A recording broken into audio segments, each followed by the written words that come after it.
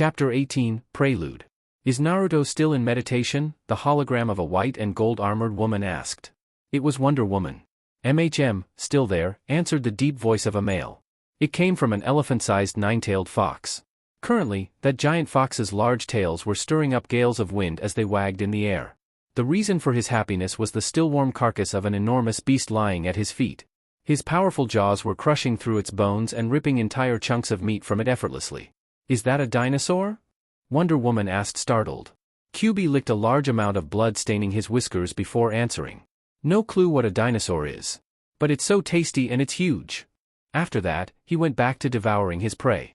Though the beast's body was 4 times larger than his, QB needed less than 2 minutes for the rest of the dinosaur-like creature to disappear into his stomach.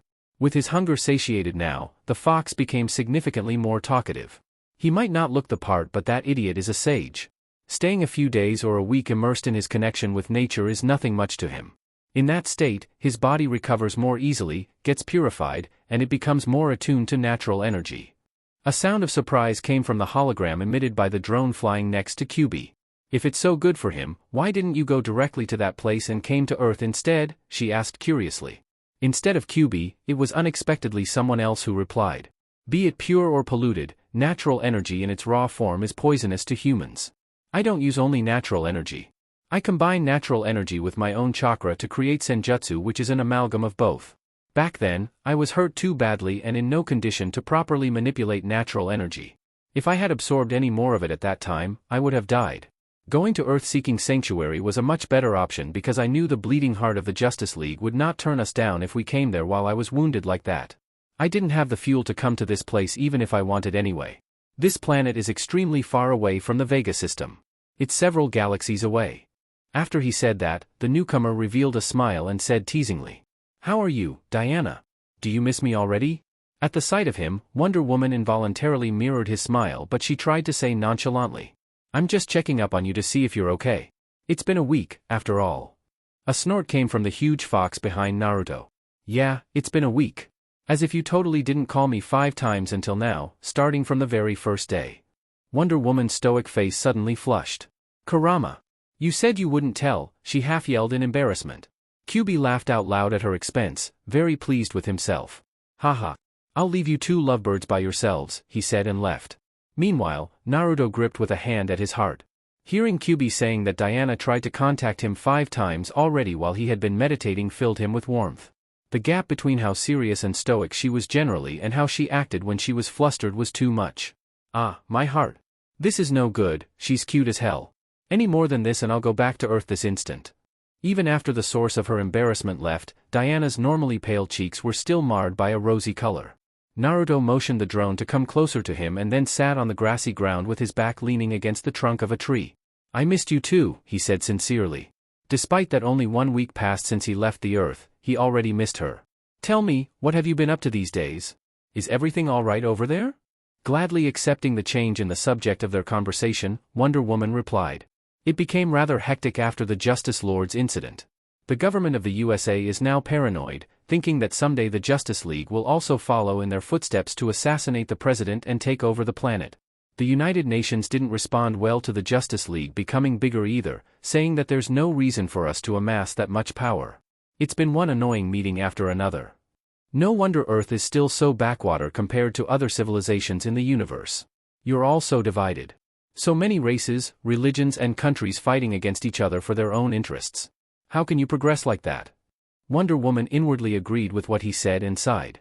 The Justice League needed to become stronger. Earth has had too many close calls. From what I heard, a few years ago Darkseid almost took over the Earth and beat up Superman very badly, almost killing him. It was only thanks to the ruler of New Genesis, the Highfather, that Earth was spared. Then, there was Imperium and its race too, about a year ago. They almost destroyed the planet. We defeated them by the skin of our teeth. But the funny thing is that the talk about Justice League becoming larger has not been brought up until after you came around. Eh? Why me? You gave us one more wake-up call. We were reminded once more that only 7 people are not enough to protect the Earth from invaders. That we need more strength, more manpower. Naruto scratched his cheek, rather embarrassed about what he was about to say. Don't mean to brag, but there aren't that many beings as powerful as I am. You can't really compare me to the average alien invaders out there. When your skin is thick enough to brag like that, why are you scratching your cheek? She said teasingly. Hey! The two of them laughed together. Still, things are coming together well. We've already gotten more than 30 new members over the past week. The two girls you've saved, Starfire and Supergirl, have joined the league too. Superman also roped in Aquaman and convinced him to support it financially. We have another billionaire supporting us, Maxwell Lord, and 2 other members of the Justice League who are very wealthy as well. So financial resources are not an issue, and we get new members every day, metahumans from all over the world. We are international already. We got members not only from the USA but from Europe, India, and Africa too. Naruto was not that familiar with the Earth's geography since, before he and Wonder Woman became lovers, he never cared about the Earth enough to study that. Nonetheless, he listened to Wonder Woman talk about what she had been up to with interest. Actually, we found something interesting. Japan has created a system different from other countries. They have agencies of heroes that manage and control the metahumans willing to serve. By the way, Japan is a country in the Asian continent, with over 100 million people. That sounds interesting. How does that work? Naruto asked, genuinely curious. The hero agencies are regulated by the law and they pay taxes to the government too. In exchange, they can hire and manage all metahumans that are willing to serve. They still wear costumes and masks to protect their identity from the villain's retaliation, but they no longer need to have a civilian job too. Their work is considered legal now, not just a vigilante's act. They can work full-time as heroes and get paid for it. The government even created a public high school for teaching metahuman kids how to be a professional hero. Everything is super organized. When I found out about their system, I also realized why we've never been to Japan to help out with arresting any rogue metahumans or to assist in case of natural disasters, because they're handling it perfectly by themselves. They don't need the Justice League over there.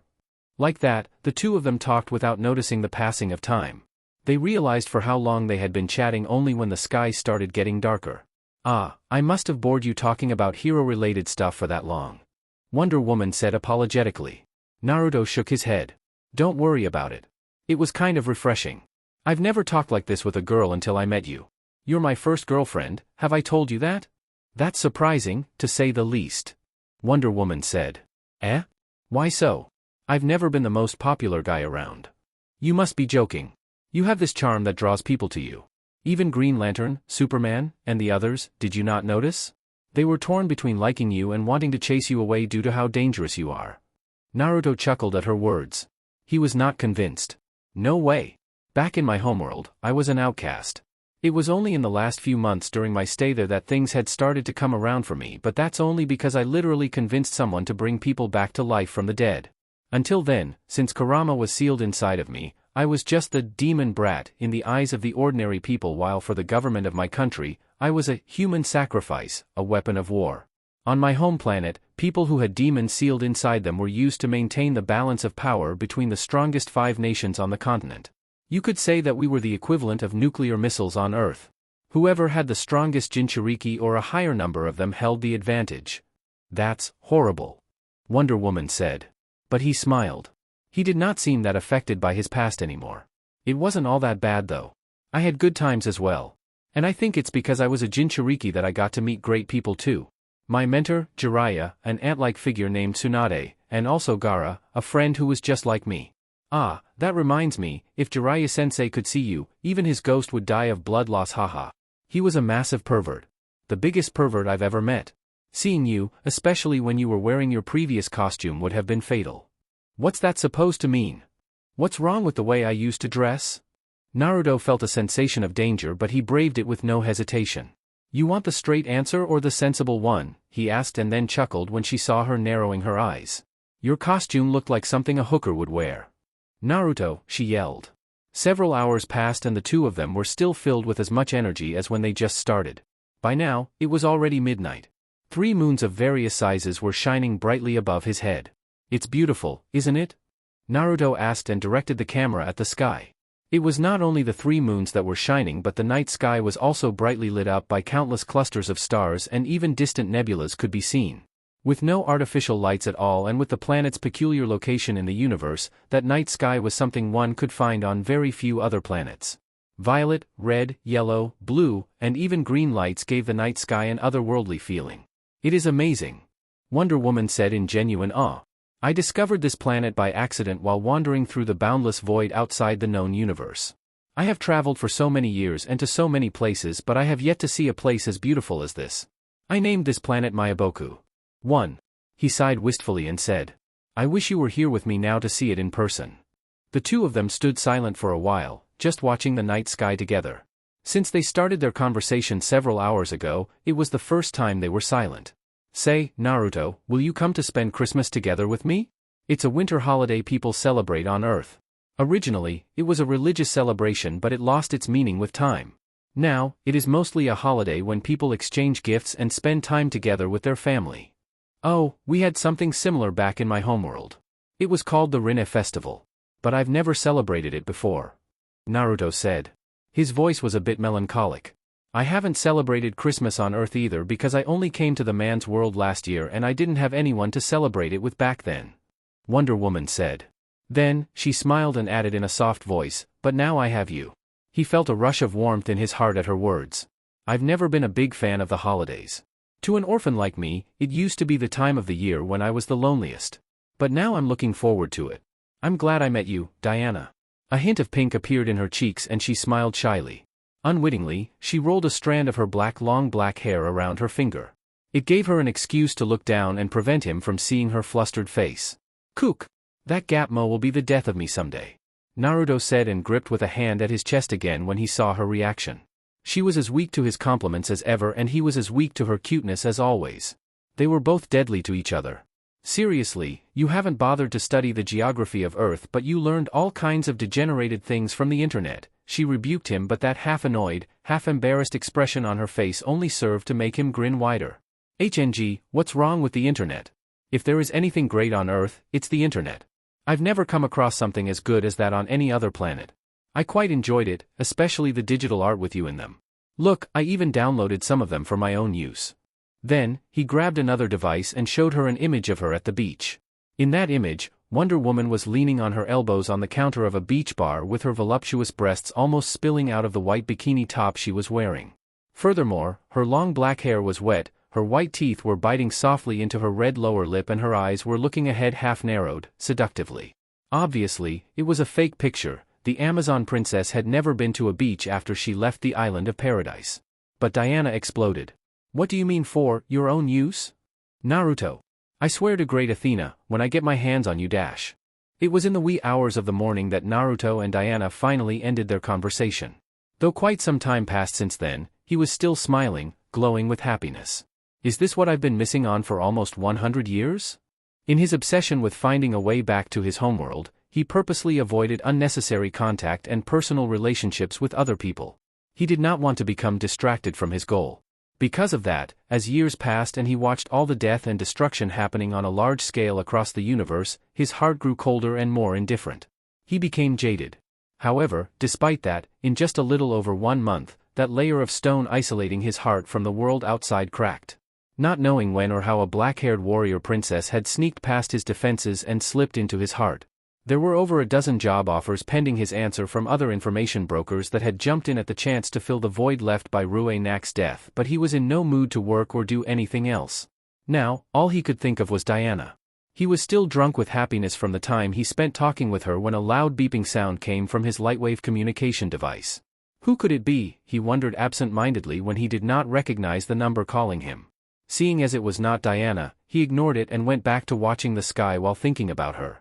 But several minutes passed and the beeping would not stop. Fine, god damn it, hope their house was burning or something cause I'll be pissed if they bother me for no reason, he muttered to himself in annoyance. Making a clawing motion with his hand, his white Fox ANBU mask materialized over his face. When he hit the accept button, it was a muscular man dressed in a red suit and wearing a winged silver helmet on his head that appeared. What the hell? Though they had never met in person until then, as a well-informed intergalactic mercenary, Naruto knew that man's identity. It was none other than Orion, one of the strongest and most valiant among the new gods of New Genesis. He was a rather famous character in the universe for his repeated clashes with the ruler of Apocalypse, Darkseid. Someone like that calling him on his personal lightwave device was not something that he had seen it coming. I am Orion of New Genesis, the god introduced himself. I know who you are. What does a god need from a mortal like me? Naruto asked. Though his words seemed polite, the tone he spoke them with was far from that. He had no reverence for anyone who called themselves gods. Not after witnessing the terror of the void, the power of the universe. In front of something like that, even gods were little more than insects. Whether Orion noticed his disrespectful tone or not would remain a mystery because he answered Naruto's question without pause, right away. I need you to kill my father. Chapter 19, A New Bounty. Whether Orion noticed his disrespectful tone or not would remain a mystery because he answered to Naruto's question without pause, right away. I need you to kill my father. From daydreaming happily about the girl he was in love with to being told to assassinate someone's father, it was too much of a jump. I beg your pardon? Momentarily, he thought that he heard wrong. You want me to kill Highfather? I don't kill everyone, bub. Look here and read what it says.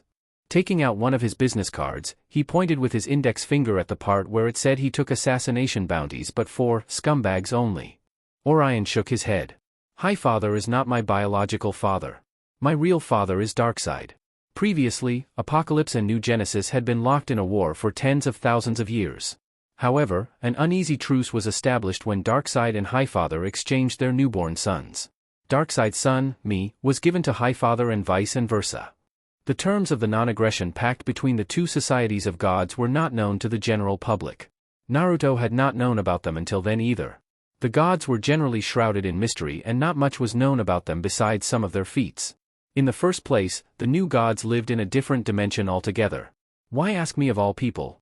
Better yet, why not do it yourself? Orion said bitterly. I've tried to kill Darkseid my entire life. But I couldn't.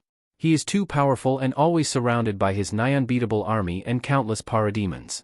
And now with the truce between Apocalypse and New Genesis, invading Apocalypse by myself could spark the start of a new great war. I'll never do something like that. I won't spit on Highfather's efforts to maintain the peace. But, although immortal, you have enough power to even destroy a planet, without the use of technology. That is a feat I could never replicate. You could destroy Apocalypse and Darkseid together. Naruto sighed. I'm afraid I'll have to refuse this bounty. Orion immediately became angry. Why? He shouted. Billions of innocent people were massacred by Darkseid and his army in his crusades. You have the power to end it all. Why aren't you doing anything? In contrast, Naruto was as calm as the water of a still lake. He could not just willy-nilly destroy a planet. He nearly paid with his life for amassing that much power before. His power was restricted by the environment. He grew stronger the more power he siphoned from the world. But it could also work against him like it did on the Psion's planet. There are limits to my power. There are certain conditions to be fulfilled in order for me to obtain that kind of strength. If those conditions are fulfilled, then yes, killing Darkseid, or you, or anyone really, would be like killing chickens. Otherwise, I can't defeat a god like Darkseid, to say nothing of his army and those mutated beasts you call parademons. If he were to fight anyone on Mayaboku, on his untainted and pristine planet, he could stomp even on gods like they were bugs. On a planet like Apocalypse, however, a wasteland of fire and smoke, he would be nowhere near that level. But even if I was strong enough to do it, I would still not accept your bounty. Though Orion's head was covered by the winged silver helmet he was wearing, Naruto could discern that his face was contorted in anger. The new god had some very pronounced anger management issues. Supposedly you're a god. Don't you know how the universe works? Do you need me, a mortal, to spell it for you? Seeing Orion not replying, Naruto continued. Light and darkness, good and evil, life and death, creation and destruction. The universe cannot exist without a balance of both. No matter how much you fight against evil, you can never eradicate it. I annihilated the Psion race almost 2 months ago. Do you think that my deed was all that great? Bitter laughter came from him. What do you mean by that? Orion asked, this time calmer than before. Naruto's obscure words had sobered him up. I liberated the Vega system from the Psion's tyranny. That is indeed a great deed if you look at it alone. But less than 2 months passed since the Psions were killed. Wait a few more months or years and you will see, a new power of darkness will rise to take their place. Obviously, it won't be in the same place. But mark my words, in the following months or years, a new intergalactic power will appear, an intergalactic power hell-bent on conquering and destruction. He raised his head and looked at the sky. The first signs of the morning started to appear on the horizon as pale orange rays of light shoot away the darkness of the night. It's almost poetic. I was like the daybreak when I brought light upon the Vega system. But while morning comes here, on the other side of the planet, evening falls. Just like that, while the Vega system was liberated, in another part of the universe, darkness will rise. This is the law of the universe. There is always a balance between light and darkness. Once the balance tips in favor of either of the two, it will be destroyed. Looking back at his device, he told Orion. Do you understand now? Even if you somehow manage to kill Darkseid, it would amount to nothing. Another one will rise to take his place. This is the truth of this world. This is the truth that I've come to know. No matter how powerful you are, no matter if you are a god or an all-powerful being, you could never extinguish evil. Then why did you annihilate the Psions if you knew another force would take their place? Why do all that if it's meaningless? Orion countered. But it wasn't meaningless for me. The Psions wanted to capture me and make me their toy. For the universe at large, the Psions' destruction is nothing, but for me it was crucial. I don't have to live my life looking over my shoulder in fear of their plots. The Psions were a powerful race, one of the most technologically advanced races in the universe. Having such a threat looming over my head at all times would undoubtedly spell my death eventually if I didn't do something about it. But Darkseid and I have no friction. He never acted against me. Why should I take on such a dangerous job for no reason? As I said, even if Darkseid died, another god of evil will rise in his place. There must always be a god of evil, and don't tell me I should do it for the reward. What reward could be worth it for me to go fight against the god of evil and his intergalactic army, by myself? That's suicide. You want me to do what you, Highfather, and your army of gods could not do even after dozens of thousands of years. Do you hear yourself? Orion became silent for a few moments. When put that way, he realized how ridiculous it sounded for him to ask one man and a demon fox to do what he and an army of gods could not do even after thousands and thousands of years. He let out a deep sigh. He understood why would that be seen as a suicidal mission. Though they could not close the deal, he did not end the call right away and, instead, he asked a question regarding the words that the blonde had told him before. If what you say about evil being indestructible is true, what is the point of fighting? What is the point of it all? With such a bleak look on life, how does one muster the will and strength to continue on living? Somehow, from offering an assassination bounty, they ended up discussing the meaning of life. You fight to achieve your goals. You may never be able to eradicate the darkness, but that doesn't mean you cannot live in the light. You may never be able to protect every single being in the universe, but you can always devote yourself to protecting the ones you love and care about.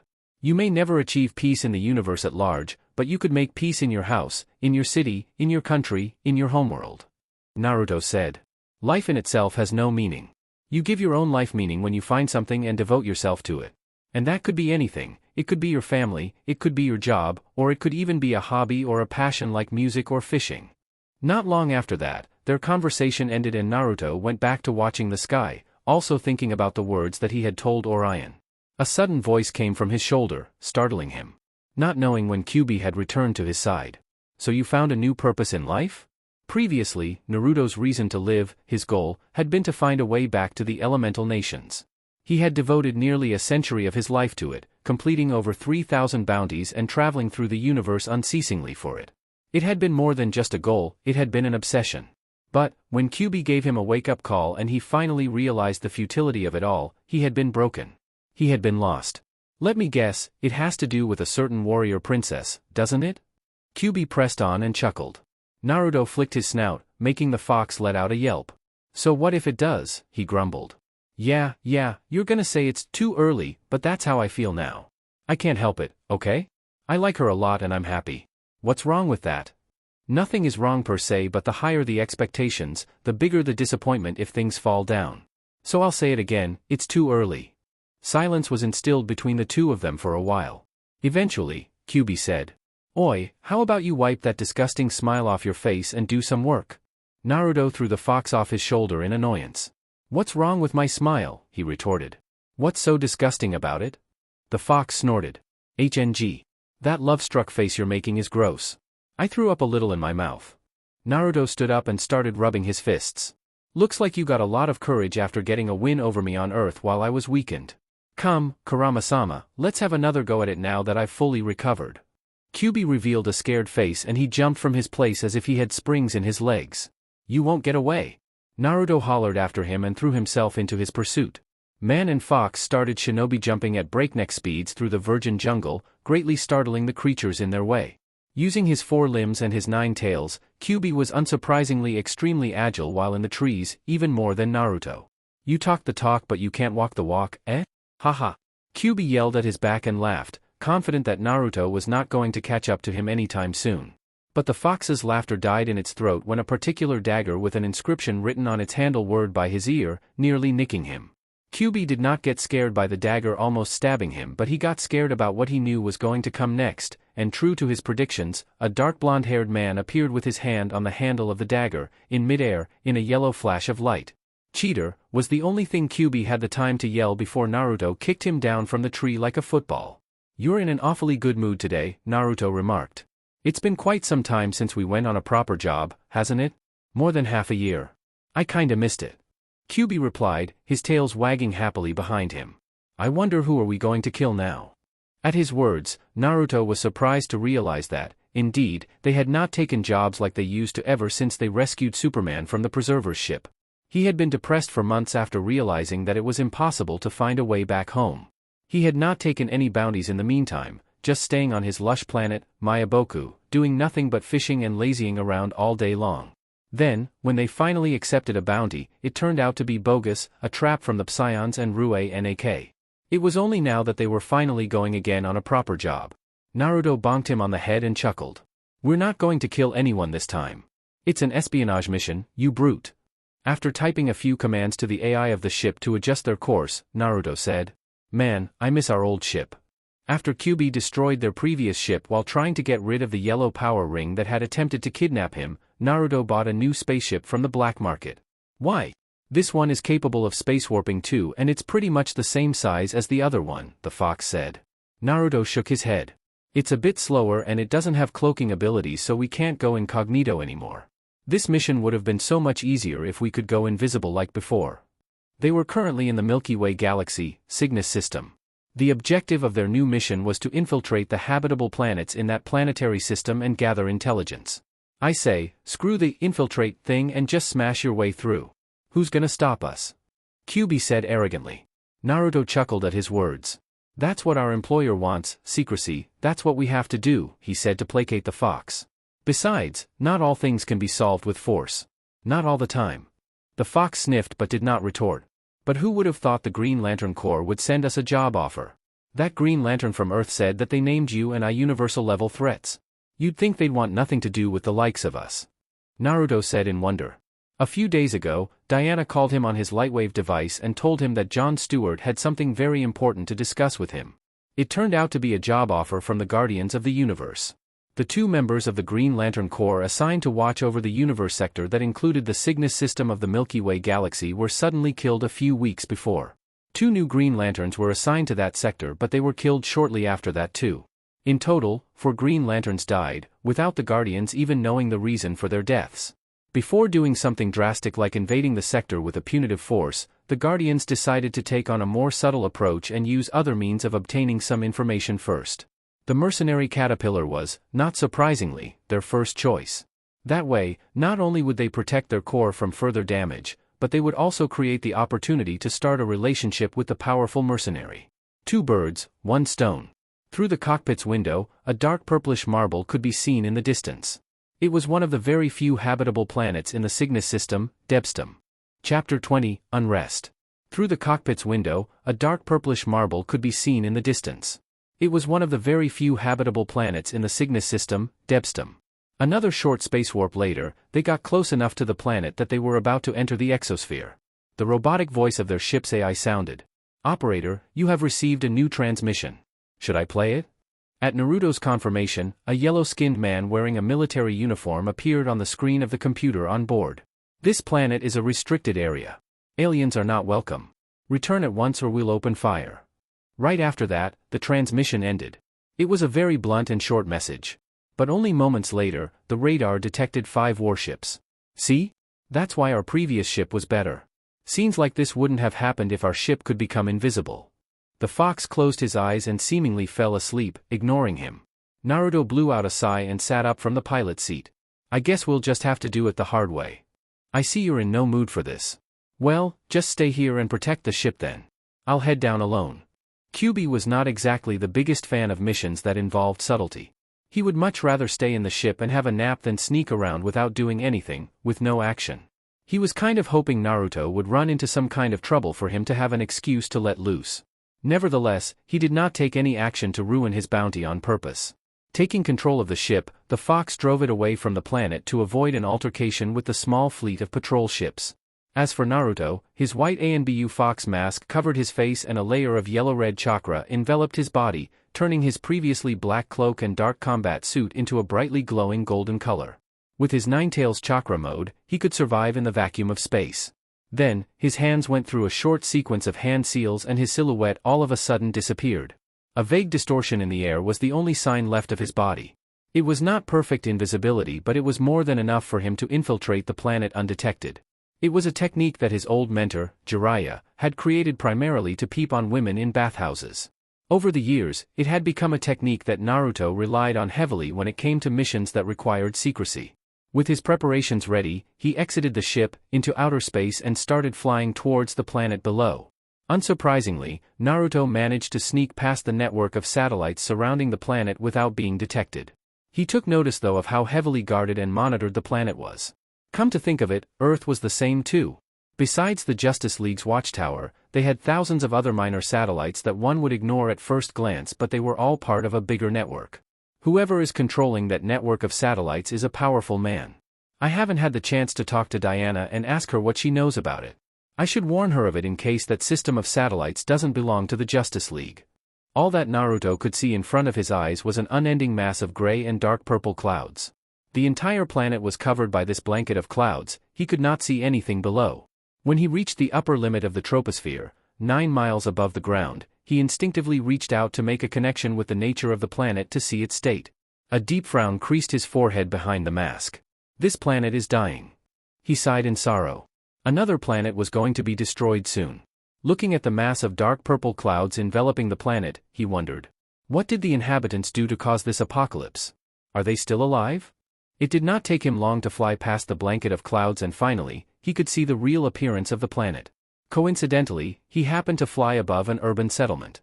Or better said, what was left of it. Going by the architecture of the buildings, the infrastructure he could see at a superficial glance and the vehicles sprawled on the ground, he deduced that it was a fairly advanced civilization, above Earth. At least it used to be. Now, the great city was in ruins. When he got closer to the ground he could also see more corpses than he could count. The hell happened here? Landing next to a dead body, he put his hand on it and closed his eyes as he cast a diagnosis jutsu, one of the most used techniques by the medic nins in his homeworld. To cast the technique itself was not difficult, even a genin could do it, but to interpret the results correctly was another matter. One had to possess knowledge of the human body to accurately diagnose an illness if there was one at all. That is to say, Naruto did not possess in-depth knowledge about the human body and its inner workings. He was not a medic, he had not received any education in that direction. However, even someone like him could understand what happened. Poison? Void, some madman must have released a virus and massacred the entire city. Reminds me of that intergalactic war in the Quasar Galaxy 70 years ago. The dead inhabitants of the city did not look like they were warmongering type, they looked like tall but thin humanoids with yellow skin and red eyes, but Naruto had learned a long time ago to not judge a book by its cover. Putting his hands in a cross-shaped seal, 100 shadow clones appeared next to him in a rather large plume of smoke. Spread across the planet and investigate. If you find something worth reporting, you can start dispelling in 1 hour from now. Otherwise, keep investigating. Scatter. With a yelled, "Yes boss," and a body flicker movement, the 100 clones vanished at the same time. As for the original body, he took flight and left the city, going towards a random direction too. He flew for almost 1,000 miles and he encountered more than 50 cities, big and small, in his path, but they were all in the same condition as the first city that he had stumbled upon. They were in ruins, with the entire population dead. Was everyone on the planet murdered with a biological weapon? Someone must have created this pandemic. Still, he could not be sure of it until he received the intel from the shadow clones that he had sent across the planet. Furthermore, he had to find the remains of the Green Lanterns as well, or at least find what had caused their deaths. Although he could make hundreds of shadow clones, it was not exactly an easy task to finish this mission in a short time. It was similar to looking for a needle in a haystack. After flying for a few hours, Naruto and his shadow clones had covered the bigger part of 3 out of the 5 continents of the planet. Not the wilderness or the villages/small towns, but the large urban agglomerations. Now, he was on the outskirts of a small forest, sitting with his back leaning against the trunk of a tree. He was resting. Taking out his lightwave communication device, he decided to take advantage of the resting period and call his girlfriend. Hello, a sleepy voice answered. My bad, I called you at the wrong time, Naruto said quickly and was about to terminate the call. NNG, don't worry. It's not night yet. I just fell asleep too early today. It's just 7 o'clock in the evening. Diana said and rubbed at her tired eyes. Taking a second look at her, Naruto realized that she was not in her sleeping clothes but still in her white and gold armor. Rough day, he asked. You don't know half of it, she said. Did a natural disaster happen or something like that? I thought with the Justice League having almost 100 members by now it would become easier for you to handle any situation that might arise. No, at first glance, things are great. Much better than ever actually. But something is worrying me about the general population.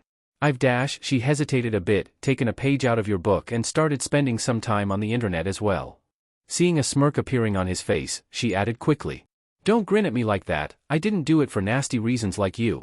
Naruto laughed at her reaction. No, I'm serious. I wanted to get more in touch with normal people and see what they think and how they look at things. To understand them better. On the internet, under the protection of anonymity, people are much more sincere than in reality. I've noticed a trend over the past 2 months. Something, or someone, is inciting the general opinion against the metahumans. I can't say I'm surprised, Naruto replied. Imagine you're a weak and helpless person, just trying to go to work and provide for your family, for your kids, and then one day your entire workplace disappears because Superman fought against someone and demolished 3 buildings in the process. Or imagine you made a loan to buy yourself an expensive car and paid for it with your sweat and blood and, the next day, some crazy metahuman blows it up in a fit of anger. How would you feel? To see the result of years of work and effort disappear in the blink of an eye, just like that? Wonder Woman was momentarily silent. I understand your point. I saw many other people saying similar things on the forums. But look at the alternative, if we didn't stand up to stop the criminals, who would do it? What would happen? What's more important, some material possessions or people's lives? She took off the golden wing ornaments framing the sides of her face and buried her face in her palms tiredly. There's no real solution to this situation. As long as conflict exists, material damage is inevitable. It feels like every day, people appreciate less and less what we do to keep them safe. No matter what we do, it's never good enough. Others say that we should just kill the criminals and put them down like rabid dogs, for good, while Are you opposed to that? Naruto suddenly asked. Diana shook her head slowly. No. I understand that some people can't be redeemed. But nobody will ever be willing to cross that line among the Justice League. In the first place, who gives us the right to decide who gets to live and who gets to die? Once we do something like this, the government and the United Nations will finally have a pretext to openly move against us. Once that happened, it could even escalate into a civil war if worse came to worst. Civil war? Naruto scoffed. What could they do against the Justice League? You're so much more powerful than them that you can't call that a war. It would be a one-sided beatdown. I don't know about that. Batman discovered signs of a secret organization affiliated with the government of the USA recruiting metahumans for a suicide squad, presumably preparing to move against us if the opportunity appeared. As I said, things are becoming more hectic and complicated with every passing day. And this anti-metahuman movement gets new supporters at an alarming pace. Superman and I are having it the worst. Many people blame him for what he did a few years ago while being mind-controlled by Darkseid. As for me, did you do something too? Not long after I left Themyscira, one of my Amazon sisters, Arisia, started an epidemic. She used a virus that only affected men, trying to annihilate the male population. While we managed to defeat her quickly, before the epidemic could become a pandemic, there were still many men who died, especially among the elderly. People are afraid that I'm a lunatic bound to snap one day as she did. 2. Sorry for complaining like that. I just have no one else I could talk to about these things. And I work so hard. 15 to 20 hours a day, every day, fighting crime, saving people from burning houses, preventing accidents, arresting terrorists, and patrolling the cities. It's not just me. The entire Justice League is like that. We work so hard to keep everyone safe. And at the end of the day, we get home just to hear people throw curses at us and TV show anchors mocking our names or costumes and criticizing everything we do. She quickly wiped a tear that was about to fall from the corner of her eye. I'm sorry. Don't be. I'm here for you not just when we're joking and flirting around, but when you're sad and need to talk about your problems too. Naruto said kindly. After I'm done with this job I promise I'll come to visit you, okay? It will do you good to have a break from all that hero-related stuff and just relax for a day or two. She perked up at his words and her eyes brightened. Where are you now, by the way? What's your current mission? She asked. Didn't Green Lantern tell you? You should know by now how he is. It's Green Lantern core business, therefore, it's classified, duh. Diana said, mimicking Jon Stewart's voice. The two of them chuckled together. I'm investigating the death of 4 members of the Green Lantern Corps. They appear to have died in the Cygnus system, Milky Way galaxy. They want me to dash. Naruto, what is that? Behind you. Wonder Woman suddenly yelled, greatly startling him. Hurriedly, he jumped up and flipped his body in the air. It was just in time to slip past a very thick vine-like tentacle that had tried to sneakily wrap around his neck. He had been so focused on his conversation with Wonder Woman that he had completely forgotten about his surroundings. Fuck, that's gross. Naruto cursed. Gotta hang up, Diana, talk to you later. Promise, he said and tried to end the call, but a mass of vine-like tentacles soundlessly fell from the crown of the tree above, right onto the back of his head. He fell on his knees and became immobile, the lightwave communication device falling from his hands. Only Wonder Woman's horrified voice could be heard as she called out to him desperately. Naruto! Wake up! Naruto! A disgusting mass of tentacles covered Naruto's face and torso completely, only leaving him some space to breathe and nothing else. Chapter 21, A Perfect World.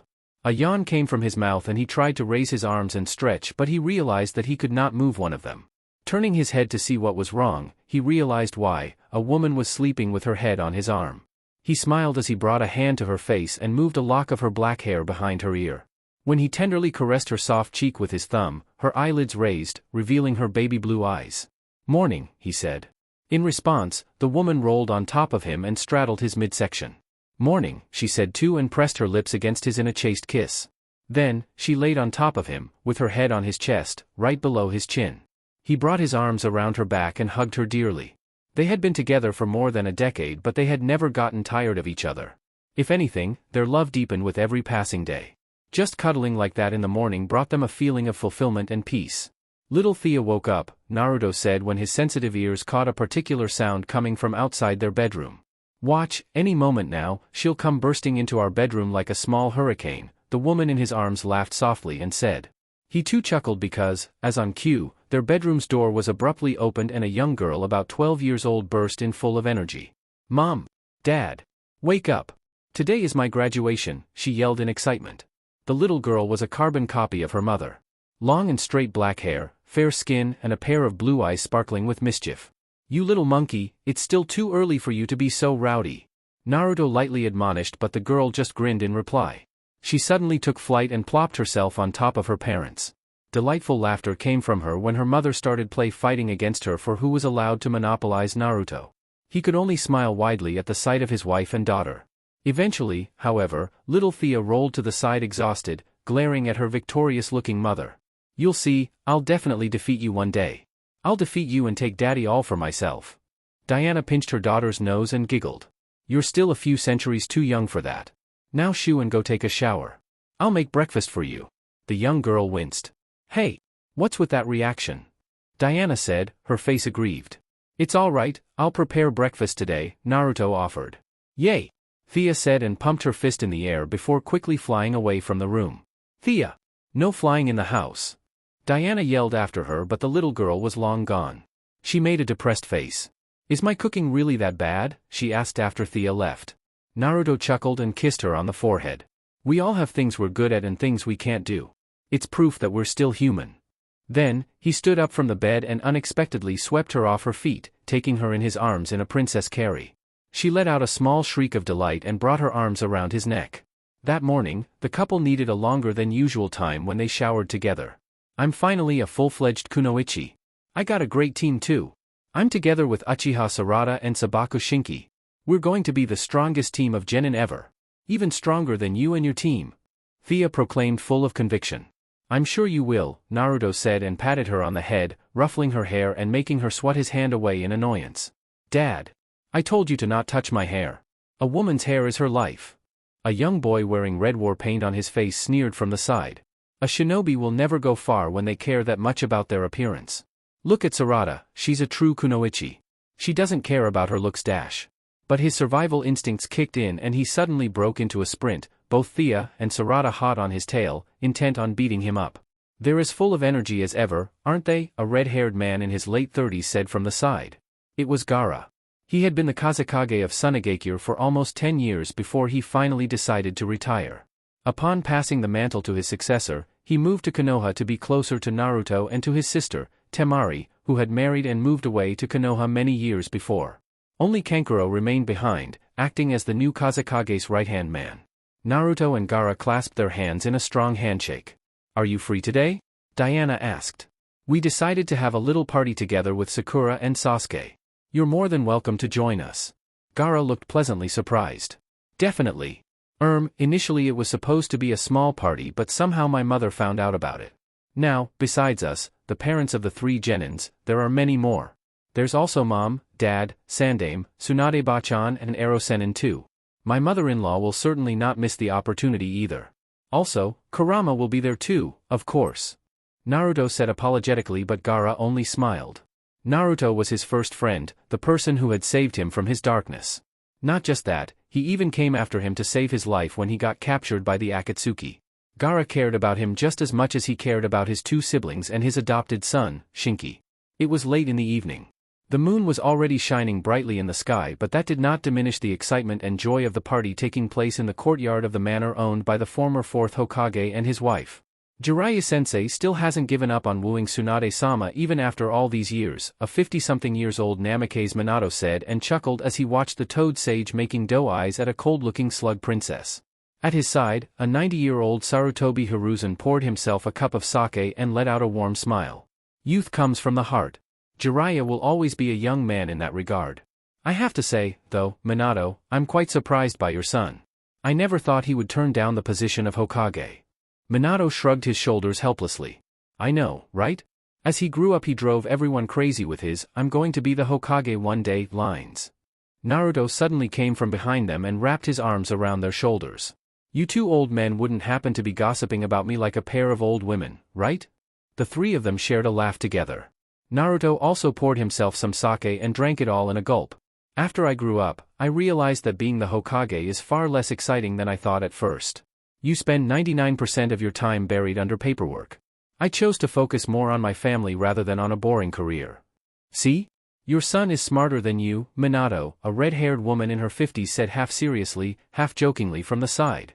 Despite her age, her hair was still very long and crimson red and, although time had left some marks on her face, it could be seen that she had been a very beautiful woman in the past. She was Naruto's mother, Kushina Uzumaki.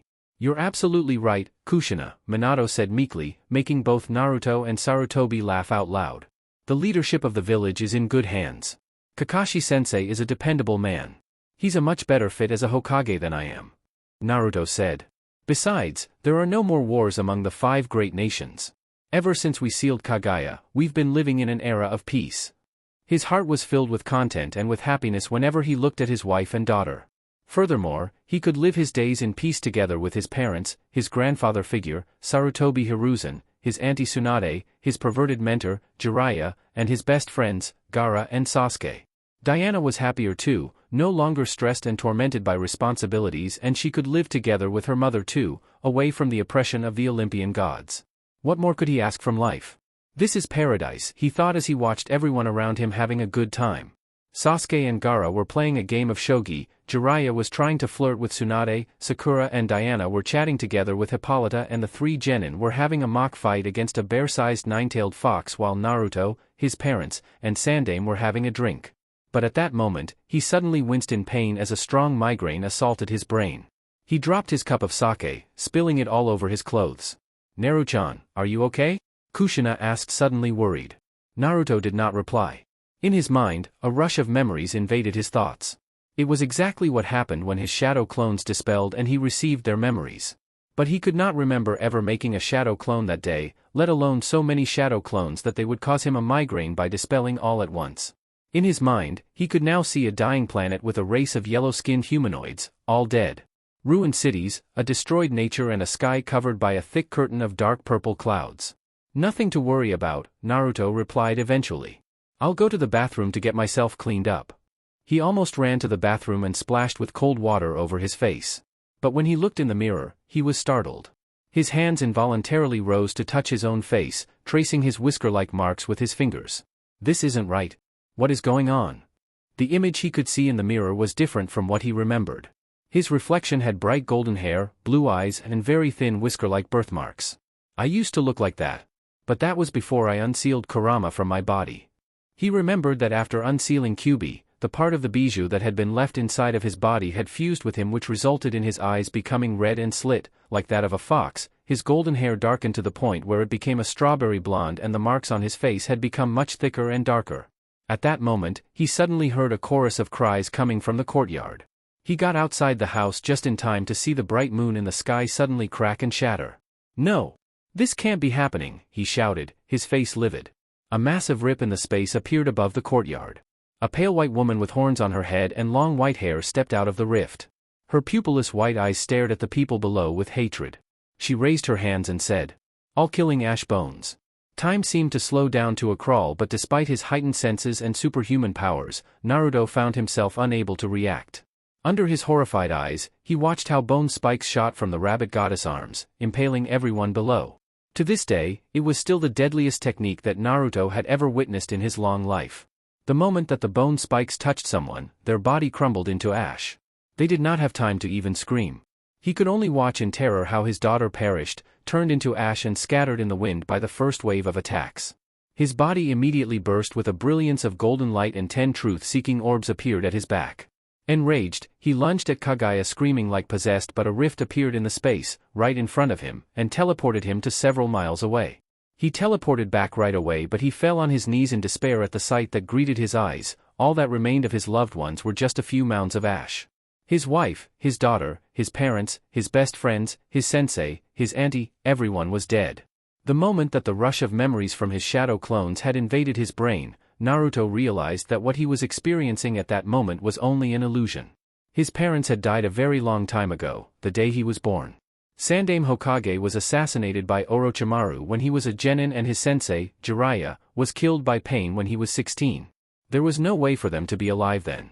However, even despite knowing that in the depths of his heart, the pain he felt at that moment was not an illusion. Watching everyone he had ever loved die once more messed him up.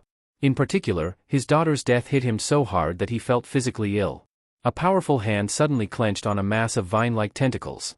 Something like a shriek of pain came from the plant when it was abruptly yanked from the host that it had preyed upon. Its tentacles struggled to wrap around the arm that had grabbed it, trying to get back and possess his body, but with a squeeze of his fingers, the tentacle plant was squashed into a paste of green blood. Naruto was still on his knees, his body shivering all over. His face was livid and his eyes were haunted. Everything had been just an illusion. But what he had felt in that illusion had been real. His love for Diana and his daughter, Thea, his feelings for his parents, and the despair at watching everyone else die, they were like a molten hot rod piercing through his heart. As he stood on all fours, on his knees, the nails on his fingers started to grow and turned into claws, digging into the soil beneath. His strawberry blonde hair turned blood red and a haze of red and yellow chakra started seeping out of his body. But he reined his chakra back in. He was silent. There were no explosions of chakra, no crazy displays of power. But under his cold fury, all living beings in the vicinity became mute. Even the wind came to a standstill. Chapter 22, Massacre. It was an enormous hall. He could barely make out its outer walls, but he could not see the ceiling. There were no windows and there were no lights either. Though he could not see his hand in front of his face, he could hear the collective breathing of a large group of living beings. Through his sage senses, he could feel there were thousands of them gathered in the hall. An orange-red flame bloomed in the palm of his hand. When his surroundings were revealed, he paled. Thousands of yellow-skinned humanoid beings were hanging from the ceiling in translucent fleshy cocoons. Tentacle-like plants, just like the one that had got the drop on him a few hours before, were wrapped around each of those Debstum inhabitants' neck, torso, or face. It was a giant hive. It's just like back then. He was reminded of how the God Tree had captured the entirety of the elemental nations, every living being, and encased them in cocoons, putting them into an eternal slumber. Just like the tentacle plants were doing to their victims. Each one of them was experiencing something no different than the infinite Tsukuyomi that Madara had cast back in his homeworld. Sounds of teeth gnashing came from him and his face became livid. A rage that his hands started shaking came over him. Veins were pulsating on his temples and his breathing came out in gasps. He was hyperventilating. It was at that time that the sound of people talking reached his ears. His wildly beating heart slowed down and he got a hold of his violent emotions. But his red, slit eyes shone with ferocity. Whoever did this. I'll rip them to shreds. I'll dash. He could not continue that thought. Just thinking about it made him see red in front of his eyes. How are the tests going? A massive humanoid being asked. He was bald, his skin was a dirty yellow color and his eyes were completely red. His skin-tight purple costume showed off his incredibly muscular physique. We have successfully modified the genetic data of the Black Mercy, a man similar in stature and appearance to him answered. They looked like they were related. The difference came mostly in the outfit he was wearing, a blue and dark pink costume with a bright yellow symbol on his chest. It was none other than the Yellow Lantern Corps symbol. Previously, Black Mercy would have offered its victims a painless death, giving them the perfect life they've always dreamed of. However, I changed it. My yellow power ring gave me new insights that I had never thought about before. I made it so that after tasting the sweetness of their version of paradise, their greatest fears would come to life. The emotional trauma would increase the speed at which the Black Mercy feeds on their psychic energy, eventually draining all the vitality from their body. The victims would die an agonizing death, worse than any physical torture could ever bring them. The two muscular yellow-skinned humanoids were none other than Mongol and his son who carried the same name as him, Mongol the Younger. A cruel smile appeared on Mongol's face. Good. Good, he said, repeating himself. They took Warworld from me. That lowly slave, Draga, that Kryptonian and the Justice League, I will pay them back for that humiliation tenfold. How sweet it will be to see them all bent on their knees in front of me, begging me to kill them. He broke into laughter. Similarly, Mongol the Younger laughed along with him. What about our other project? Mongol asked. My sister is dealing with it. Our fleet is almost ready. We are missing some personnel though. We have killed too many in the last pandemic. But they're just rubble. We could always get more slaves from another planet.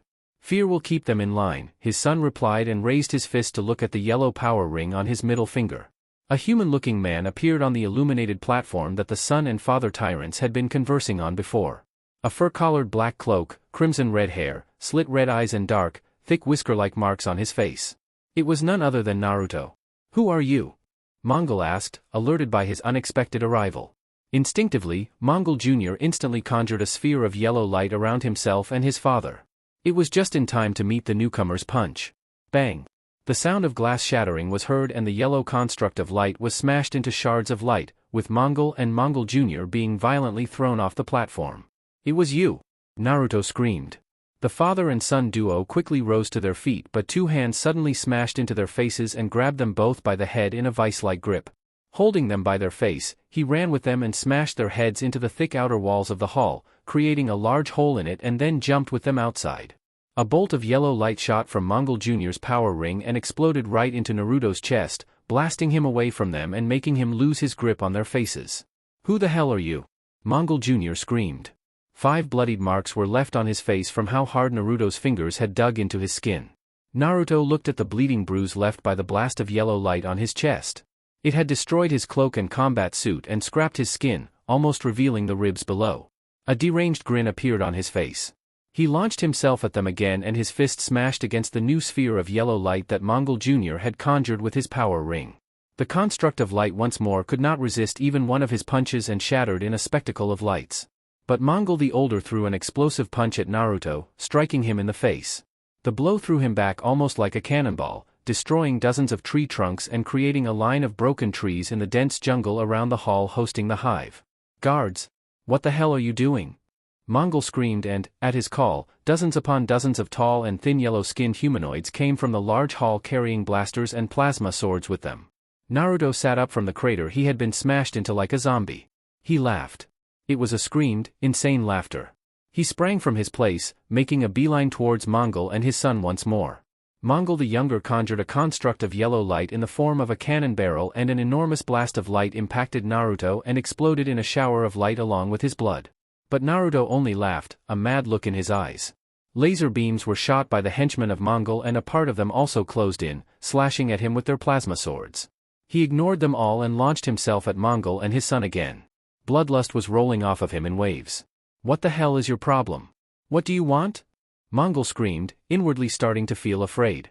Despite having a yellow lantern in his son and an army at his side, an impending feeling of death seemed to loom over him. It filled him with trepidation. Naruto suddenly disappeared, greatly alarming the two Mongol and the army of henchmen around them. Mongol suddenly felt his breath leaving his lungs and his feet leaving the ground. Mongol Jr. could only watch as their enemy's lariat almost beheaded his father and hurled him into the distance spinning like a top. A huge hatchet of yellow light came from his power ring and slashed at Naruto's back, opening up a wound gushing with blood. Fucking animal. Mongol Jr. screamed and raised his hatchet of yellow light to hack down once more. Naruto teleported right in front of his face, grabbed him in a painful chokehold with a hand and slammed him into the ground. The ground shattered and an immense crater was formed. He raised his other arm and a long dagger appeared in it before he stabbed into Mongol Jr.'s hand, the hand holding the yellow power ring. A howl of pain came from Mongol Jr., but only moments later, Naruto also screamed, with laughter. The plasma sword of one of the henchmen had impaled him through the chest, from the back. Blood spurted from his mouth as one of his lungs was perforated and burnt off by the heat sword. It was as if he did not even register the pain. Or more, like he took pleasure in it. A backhanded slap at his back made the henchman that had stabbed him through with his plasma sword burst into a shower of gore and blood. The rest of the henchmen holding swords immediately drew away in terror, but death reaped their lives before they knew it as a forest of stone spikes abruptly burst from the ground below their feet. Dozens of henchmen were slaughtered in the blink of an eye, their death throes cries a macabre symphony of death. The grievous wounds that he had received began to heal like a miracle, even the burnt and cauterized hole in his chest closed up. If it were not for his ruined combat suit, one would not believe he had been mortally wounded just a few moments before. The deranged smile slowly receded from his face. The glimmer of insanity in his red eyes subsided. His rage was nowhere near abated though. His hand wrapped in a transparent blade of wind, he slashed at Mongol Jr.'s arm, severing it from the elbow along with his yellow power ring. A scream of despair and pain came from the yellow lantern. His massive body convulsed violently and he punched and kicked with his remaining limbs in desperation, but the previously seemingly vulnerable body of Naruto was now like steel, Mongol Jr.'s powerful hits not even causing a bruise. Naruto's vice-like grip on his neck was unshakable. He started to drag the massive body of Mongol Jr. after him, towards the place where Mongol the father lay after the lariat to the neck had almost taken his life. Mongol the father tried to stand to his feet but he could not muster any strength. To his horror, he realized that he could not feel his body from the neck below. Naruto's lariat had paralyzed him. A sound of slow footsteps reached his ears, every stomp on the ground sounding like the limbs of a watch measuring the remaining time from his life. Why are you doing this? How have I wronged you? I've never even seen you in my life. Mongol screamed when Naruto came into his sight, dragging his son by the neck. Naruto threw Mongol Jr. to the ground roughly. The yellow lantern scrambled to get up as quickly as he could but a blade of lightning pierced through his thigh, pinning him to the ground. Tell me, why are you doing this? Why are you killing us? Mongol Jr. also screamed in desperation. Normally, it was he who brought despair to others. He was chosen as a yellow lantern for a reason. Mongol Jr. had obtained his yellow power ring by killing its previous owner. But now, he was the one tasting what fear and despair felt like. Naruto spoke to Mongol the father who was paralyzed on the ground. You gave me everything. And then you took it away. My parents, my mentor, my wife, my daughter, my family. I watched them all die in front of my eyes. I'm going to do the same for you. Two shadow clones appeared next to him and they went to the paralyzed Mongol. They grabbed him roughly by the head and their fingers pried his eyes wide open, making it impossible for him to close his eyes or look away. It's insurance. To make sure you'll watch every single moment of how I'm going to torture your son to death. It was carnage. Dozens of yellow-skinned soldiers were impaled on gigantic spikes of stone, their blood making a river below. Mongol and Mongol Jr. were unrecognizable. Dismembered, their eyes gouged out and chunks of flesh ripped out of their bodies or incinerated. Even then, the massacre was not over. Hours later, several hundred corpses littered Mongol's military base. Every single one of his henchmen was killed. The only people left alive were the ones being held by the hive of Black Mercy organisms. Naruto lay on a boulder with his elbows on his knees and his face buried in his palms. Until the illusion of Black Mercy, he had never seen his loved ones actually die. He had not seen his mother and father die, he had not witnessed Sandaime Hokage's assassination and he had not seen his mentor's death at the hands of Pain either. The first time that he saw someone apparently die was when he thought that Hinata was killed and he went berserk to the point that Kyuubi took over him and broke the seal. The second time was when Neji sacrificed himself to protect Hinata during the war. But Naruto had not been particularly close to either Neji or Hinata. They had been just friends, just two of the large group of people that he viewed as friends. Ero Sennin. Bachan. Jiji. Only now, when it was all over and his rage had died down, grief surfaced. Heavy and bitter tears started rolling down his scarred cheeks as he said their names. Kaa-chan. Tusan. Thea. Diana. He knew it had been only an illusion. However, while only a few hours passed in reality, He had lived for more than 10 years inside the dream given to him by the Black Mercy. His feelings for everyone there had been real.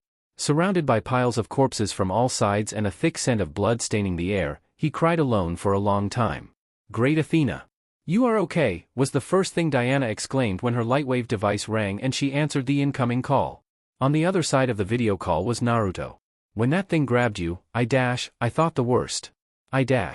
She stopped to recollect herself and get a hold of her growing anxiety. But she realized that Naruto was eerily silent. Furthermore, he was wearing his white fox mask as well, something that he never did while talking to her. "It's good to see you, Diana," Naruto said eventually, his voice choked with untold emotions. He could feel that Wonder Woman wanted to ask what was wrong with him, but he did not trust himself to not break if he talked about it with her then. So he said to quickly change the subject. "Where are you? Can you reach out to Green Lantern?"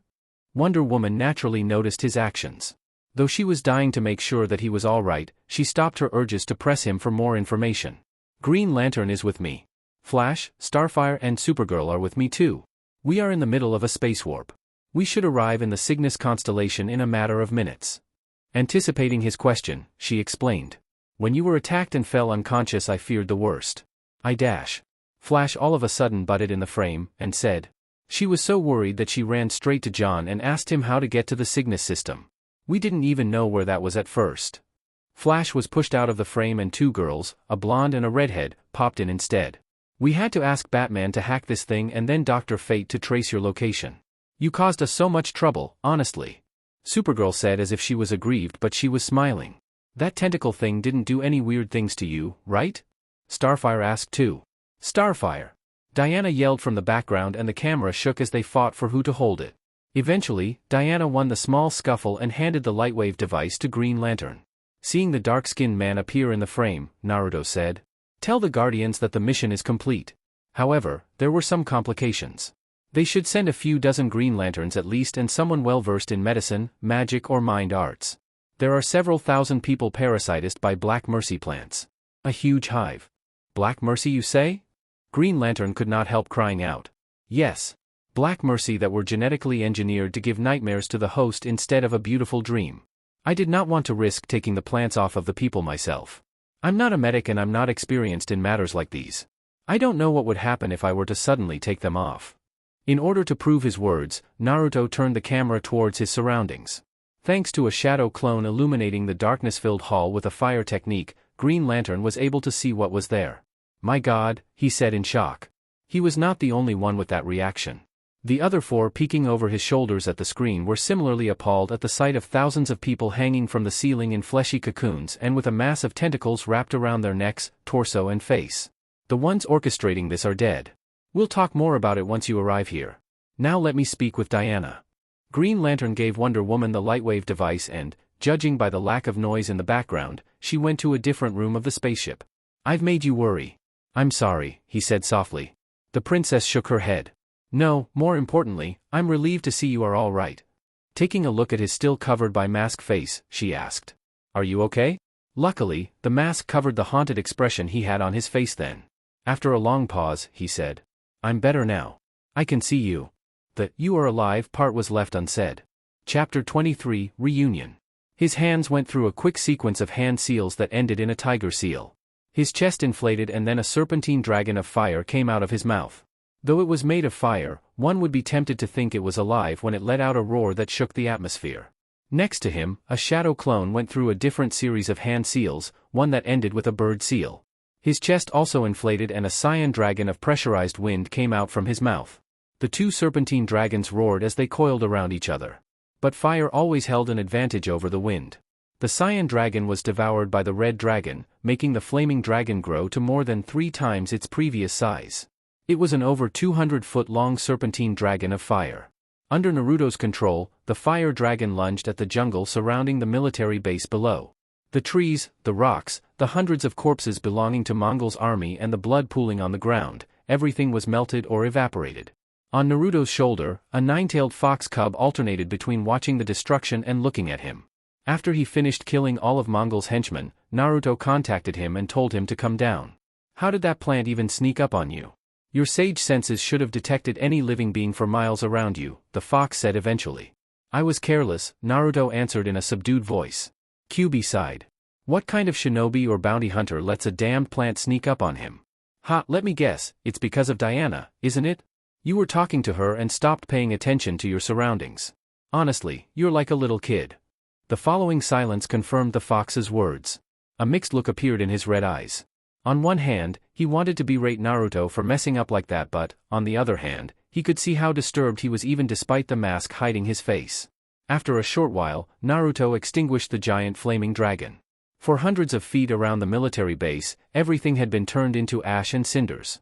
There was no trace of corpses or blood or the previous battle at all. Due to the immense heat from before, the already cloudy sky had become covered by black clouds and a torrential downpour followed. Naruto took the fox from his shoulder into his arms and hugged him to his chest. Through his negative emotion sensing, QB could feel the tumult of negative feelings in his heart at that moment. So he did not try to get out of his embrace. A screen of chakra was conjured from Naruto's hands, shielding the fox in his arms from the rain pouring from above. But he did not create one for himself too. He let the cold and dirty rain batter his bloodied body. On that dying planet, even the rain was polluted. After passing through the blanket of purple clouds covering the entirety of the planet, the 5 members of the Justice League were finally able to see the world below. They were above a strange-looking jungle, one that was in the process of withering. An unhealthy purple hue was shining on the leaves, trunks, and branches of the trees. Following the coordinates given to them by Naruto, they arrived at the large military base in that jungle. The wide ring of ash surrounding the base made it look very eye-catching from above. The javelin landed not far from the place where Naruto stood with QB in his arms. What in the world happened here? Jon Stewart was the first to speak after he came out from the javelin. "Ah man, it rains with cats and dogs out there. I think you can handle the situation by yourself, right? You don't need me to come out too, do you?" Flash said in a hopeful voice, but he was suddenly pushed from behind with a force he had not expected. Taken by surprise, he was thrown out of the spaceship and he fell flat on his face on the ground. Loud giggles came from behind. "Kara, that wasn't nice at all." Starfire reprimanded, though her face looked like she was struggling not to laugh. "I didn't mean to push him that hard," Supergirl said half apologetically, but she was not fooling anyone with the large grin on her face. The 2 girls came out of the javelin too, but they were flying to avoid getting in contact with the mud. At that moment Flash also sat up from the ground with wet ash and mud all over his suit. The only saving grace was that he was wearing a transparent breathing mask which shielded his face from being dirted too. Apart from Green Lantern, the rest of them were all wearing breathing masks as a precaution against the toxic environment. Supergirl and Starfire started to laugh out loud at the sight of Flash looking like a pig that had rolled in the mud. But their copious giggles turned into shrieks when Flash's 2 arms transformed into 2 whirlwinds and the 2 girls were splattered with mud and ash from head to toe, just like him. "Flash! You'll pay for this," the girls yelled. In the next moment, a full-on mud fight broke out between the 3 of them. "Will you 3 stop acting like brats?" Green Lantern shouted in irritation. "Flash, you're supposed to be older and more mature than that. They're the ones that started it," the speedster retorted, but he knew that Green Lantern was quite angry at that moment and did not push the limit of his patience. "And you too. We didn't come here on vacation. We have a mission to accomplish. You don't get to joke around and play in the field," he shouted at the 2 teenage girls. Starfire made herself small and looked down. "I'm sorry," she said meekly. In contrast, Supergirl crossed her arms in front of her chest and grumbled. "Sheesh, lighten up a little, it's not the end of the world." While the 4 of them were bickering back and forth like that, Wonder Woman came out of the spaceship too and flew to the boulder where Naruto and QB were sitting. She stopped in front of him with a worried look on her face when she took in his appearance. Usually, he wore a black combat suit and a fur-collared cloak on top, coupled with his ANBU-style white fox mask. He would give off the impression of a mysterious and seasoned mercenary. But, in the present, he was far from that. He was bare-chested, covered in mud and coagulated blood that the rain had not managed to wash off. He looked like he had been through a war. "I'd hug you but Naruto started to say, but Wonder Woman suddenly closed the distance and took him in her arms. "Your suit will get dirty," he finished in a small voice. Wonder Woman's new costume consisted of a pure white cloak, white skirts, and a white top with a golden owl symbol on its chest, along with the golden armored parts such as the greaves, the pauldrons, the tiara and the earwings ornaments. But at his words, her response was to hug him tighter instead of letting go. "It doesn't matter. I missed you, Naruto." No longer hesitating, he brought his arms around her and hugged her back too. The white fox mask dispersed in a shower of lights and he buried his face in the side of her neck, in her hair. Wonder Woman did not possess any supernatural abilities to see the secrets lurking in other people's hearts, but how could she not know what he was feeling at that moment? He was hugging her as if he was afraid she would disappear if he let go. She rubbed the back of his head soothingly, just like her mother used to do to her when she was younger. He melted at her gentle caress. I missed you too, Diana. In truth, about 1 month passed since Naruto left the Earth, but for the two of them, it felt like much longer. On the side, Starfire and Supergirl were about to approach them too, but Green Lantern raised a hand and shook his head. Don't butt in, let them have their moment. He looks like he needs it. After a long time, Naruto reluctantly broke the hug. Diana involuntarily smiled at the needy look on his face and brought a hand to his face, pinching one of his scarred cheeks. Naruto leaned into her touch and raised his hand, putting it on top of hers. Then, he turned his head and lightly kissed her hand. The fox glared at them with an annoyed look on his face and a low growl came out of his throat. He did not like being ignored. Naruto and Diana both looked at him at the same time and they chuckled. She bent down and took the tiny fox cub in her arms. It's good to see you too, Kurama, she said with a giggle. QB let out a condescending sniff but did not put up a front for too long once the princess started to scratch a particularly pleasant spot on his back. He became putty in her hands. It was at that moment that the other 4 members of the Justice League chose to close in and start a conversation. Good to see you're all right, man. But dang, they sure did a number on you, didn't they? Flash said as he looked at Naruto's ruined clothes and at all the coagulated blood on his body. Ah, this isn't my blood. Mostly. But what the hell happened to you all? Naruto said when he saw Flash, Starfire and Supergirl covered in mud from head to toe. It's his fault, / it's their fault. The speedster and the 2 girls yelled at the same time and pointed at the other accusatorily. Naruto and Wonder Woman chuckled. How have you been, Coriandar? Are the Earthlings treating you well? The redhead grinned happily and flew at Naruto with her arms wide open, grabbing him in a bear hug. Naruto patted her head while looking at Wonder Woman awkwardly. The princess just smiled at his discomfort. I'm happy to see you are fine. When I heard that a tentacle monster attacked you I thought dash. Naruto flicked her forehead making her yelp in slight pain. Get your head out of the gutter. Naruto scolded before giving Supergirl a mean, pointed look. You're the one that thought her weird things, aren't you? I don't know what you're talking about, Supergirl said with a large grin on her face. She came to Naruto with her arms wide too. Don't I get a hug too? No hugs for nasty perverts, Naruto said. Hey! I resent that. Out of everyone present there, Green Lantern was the only one who still did not have a speck of mud, ash or blood on him. Coated in the green light coming from his power ring, his uniform was in pristine condition. The other Green Lanterns should arrive in about 20 minutes. Tell me what happened in the meantime. Jon Stewart said. After Naruto told him the information he had acquired and what had transpired, a complex look appeared on Green Lantern's face. We've come in contact with Mongol before. He used to rule Warworld, a weaponized planet. He captured strong beings from all over the galaxy and forced them to fight in an arena, to the death. Superman was captured and forced to fight like that too. We were the ones who dethroned him. I thought that his former subordinates would execute or imprison him. I didn't think he'd be plotting something like this in the dark. Naruto shrugged his shoulders. That's what happens when you don't pull the weeds from their roots. No matter how many times you cut them, as long as they are still alive, they will grow back. And you'll start the whole thing all over again. Oh well. You guys do you. I'm not gonna lecture you on how to run things. By the way, I extracted some information from Mongol and his son before they died. You mean to say you tortured them for information, Green Lantern said bluntly. Don't sweat the small stuff, Naruto said and waved a hand. Apparently, the reason for this planet's ruined nature and environment is that they've been working on transforming Debstum into a new warworld. But they fucked up when they messed around with the planet's core. What about the 4 Green Lanterns that died in this sector? Jon Stewart asked. Mongol's son murdered them. He was a yellow lantern. Probably quite strong for your standards. The way that Green Lantern squinted at his words was almost comical. You'll probably want to notify your superiors that Mongol also has a daughter. She has an entire fleet under her command. If what Mongol said before dying is true, she's planning on starting an invasion soon. As for where, I have no idea. That's for you to find out and deal with it. When they heard the contents of Naruto and Green Lantern's conversation, the previously bubbly Supergirl and Starfire toned down their upbeat attitude and Flash became more serious too. As Green Lantern had told them before, that was not a place where they could play around.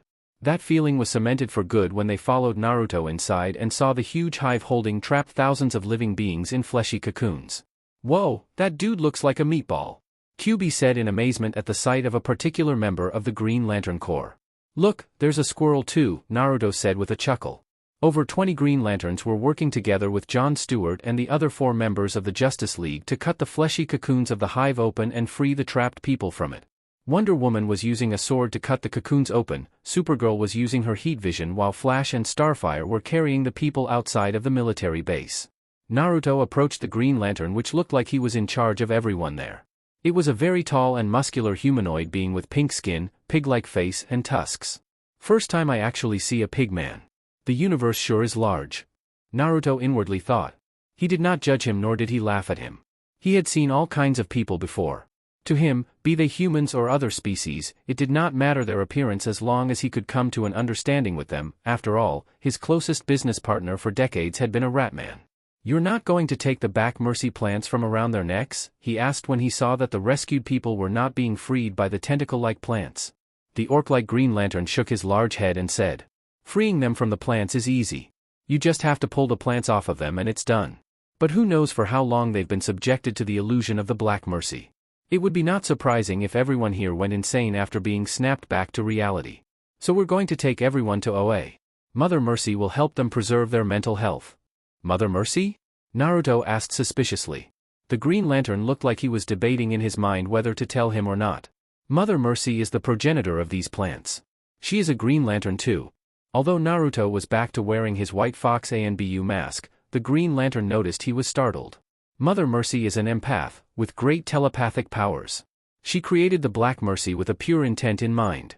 She wanted to offer the terminally ill people a moment of happiness before their death. The original plants would give the terminally ill people the experience of living a perfect life before their death, letting them experience happiness. Then, the people would die painlessly, with a smile on their face.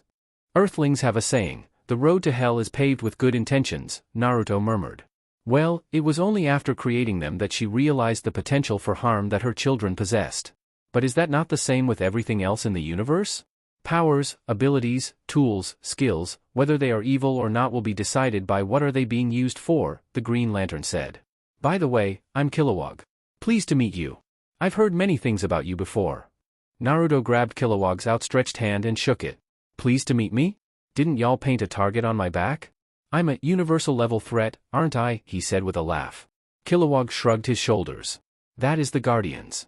Personally, I admire your work. Especially what you did in the Vega system. I never agreed with the Guardians' decision to ban us from acting in the Vega system and letting the Psions do whatever atrocities they pleased. And I'm not the only one, other Green Lanterns were opposed to it as well. But, in the end, we are all loyal to the core. We do what the Guardians tell us to do. However, I give respect where respect is due. You are a man worthy of respect, Caterpillar. And you helped us with this matter too. You have avenged our 4 comrades' deaths as well." Wow. I didn't see that coming," Naruto said, his voice betraying how surprised he was. He had not expected a Green Lantern of all beings to pay him homage like that. 1 hour later, the squad of Green Lanterns made a huge bubble of green light and took flight with the rescued people in tow, leaving the planet. Naruto had not just watched while everyone worked. Although there were thousands of people trapped, with the help of his shadow clones in addition to the group of Green Lanterns, it took a very short time to free everyone from the hive. Covered in mud from head to toe, the torrential rain had not stopped even after 2 hours. Flash, Starfire and Supergirl plopped themselves at the entrance of the Javelin tiredly. As for Green Lantern, he was already inside the ship, starting up the engines of the spaceship. "How about that little vacation now?" Naruto asked Wonder Woman. Her face brightened when heard his words. "You mean it? But of course.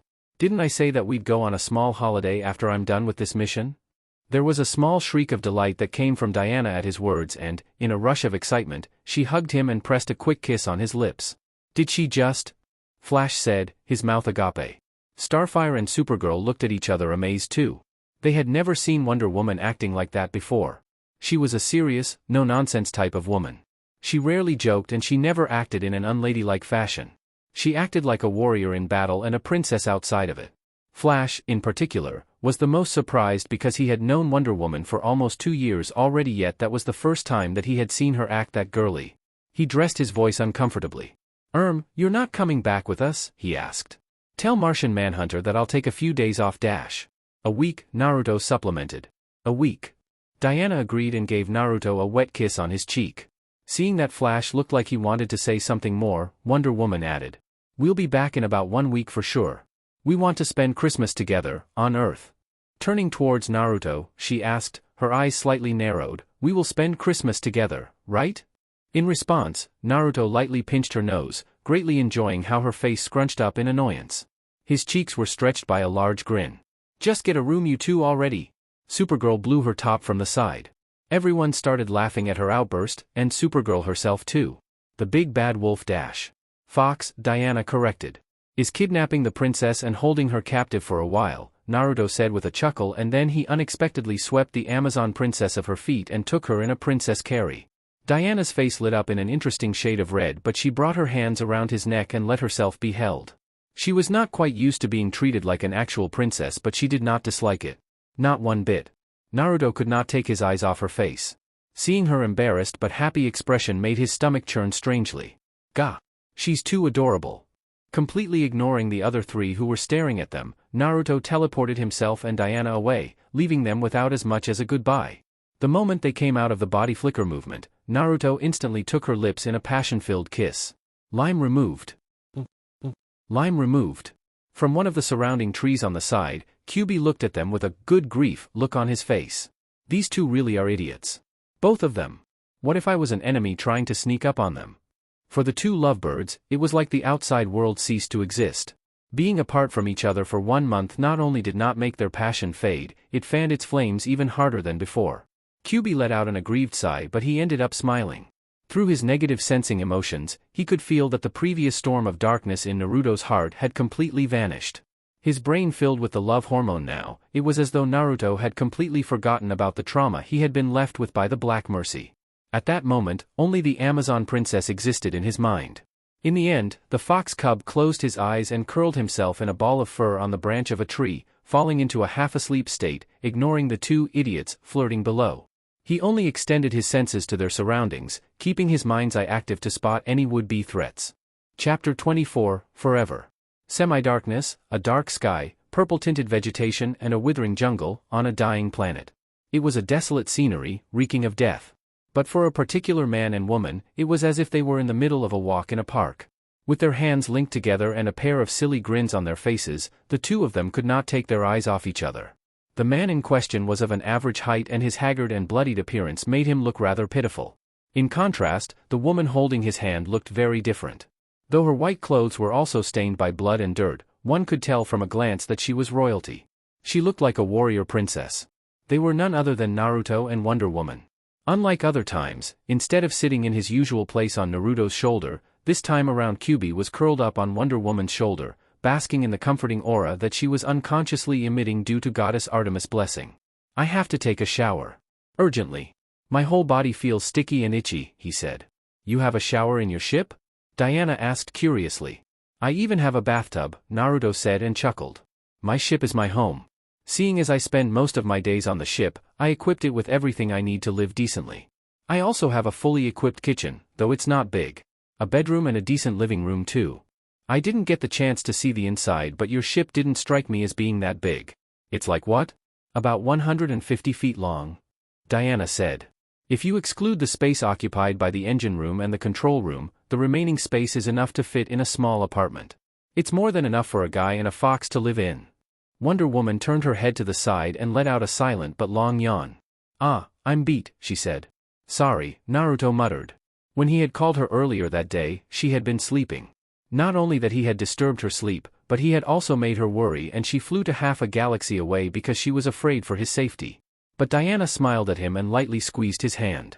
It was nothing. As long as you are all right, that's all that matters. She stopped her walk and came in front of him. You are all right, yes? She remembered that when she got out of the javelin, Naruto took her in his arms and he did not want to let her go for a long time. Naruto started, but he did not continue speaking. Because of his happiness at seeing Diana and having her in her arms, he had momentarily been distracted from what he had been through, but now that a bit of time passed, he was reminded of it. Let's not talk about depressing stuff now, he said and gave her a smile. She brought her hand up to his face and gently caressed her scarred cheeks. I don't want to push you. But just so you know, whenever you feel like wanting to talk about it, I'll always be here for you. He closed his eyes and leaned into her caress. Thank you, he said and took her hand into his. The rest of the walk was quiet, the two of them only exchanging looks and smiles. Naruto? Wonder Woman called him out in a hesitating voice. Yes? Perhaps you can borrow me some of your clothes for the night?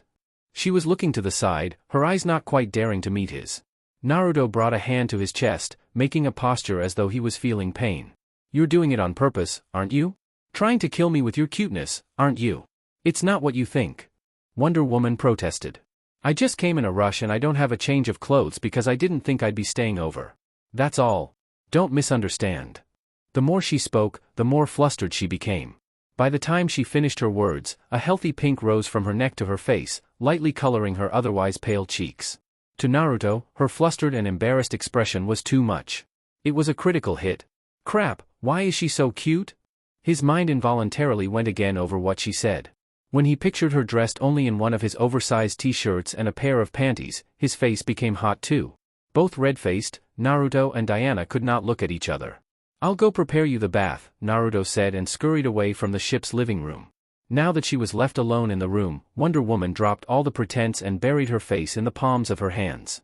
But when she put her hands down, a determined expression appeared on her face. I won't let him always get the better of me. When Naruto returned from the bathroom, just like her, he looked like he had also regained his composure in the meantime. I ran the water, you're good to go. Thank you, she said and, as she passed by him, she stopped to give him a kiss on the cheek. He was still grinning in satisfaction a few seconds later when Diana looked back and said over her shoulder. You can join me, you know? Lime removed. Lime removed. In the end, they showered separately. But there was just one bed in the spaceship. Because of that, 3 hours after he went to bed, Naruto could still not fall asleep, his bloodshot eyes staring a hole into the ceiling of the ship. The reason for that? A gorgeous Amazon was sleeping draped all over him. For a repressed virgin like him, it was too much stimulation. He was so turned on that it was physically painful. I only have myself to blame for not doing it when she threw herself at me. Nevertheless, he did not really regret his decision. It's still better to take things slow. Although Naruto often liked to play fight with Kyuubi and annoy him, he held the fox's advice in very high regard. He's lived for much longer than me. Makes sense he knows more things than I do. He did not think that what he felt for Wonder Woman was just lust. Far from that, especially after spending over 10 years married to her in the illusion of the Black Mercy. He loved her so much that it was scaring him. But he understood that realistically, Wonder Woman could not be as invested as he was after just 1 month of relationship. Because of that, he listened to Kyuubi's advice, to take things slower. I want to date her. I want to get to know her better. Just chatting through a video call is nowhere near enough to truly know someone. He did not want to jump over all those steps, straight to sex. He did not want their relationship to be based on just physical attraction. I want to be together with her forever. At that thought, he unconsciously tightened his hold on the woman sleeping on his chest. She stirred slightly in her sleep but she did not wake up. One of her legs intertwined with his and she pressed her head deep into his chest, hugging his waist with both of her hands. Wearing only one of his t-shirts and a pair of sweatpants and sticking so closely to him made him nostalgic. He closed his eyes and a smile appeared on his face. Just like before. It was just like in the time when they were married and sleeping together in the same bed, in his dream. At peace, unknowingly, at some point, he fell asleep. A rather abrupt movement shook Wonder Woman awake from her sleep. But she was so tired and the warmth radiating from the body underneath her was so cozy that she fell back asleep in a matter of seconds. No, please not her. Not Thea. Please. Despite being asleep, her sensitive hearing picked up exactly what he said. She woke up instantly.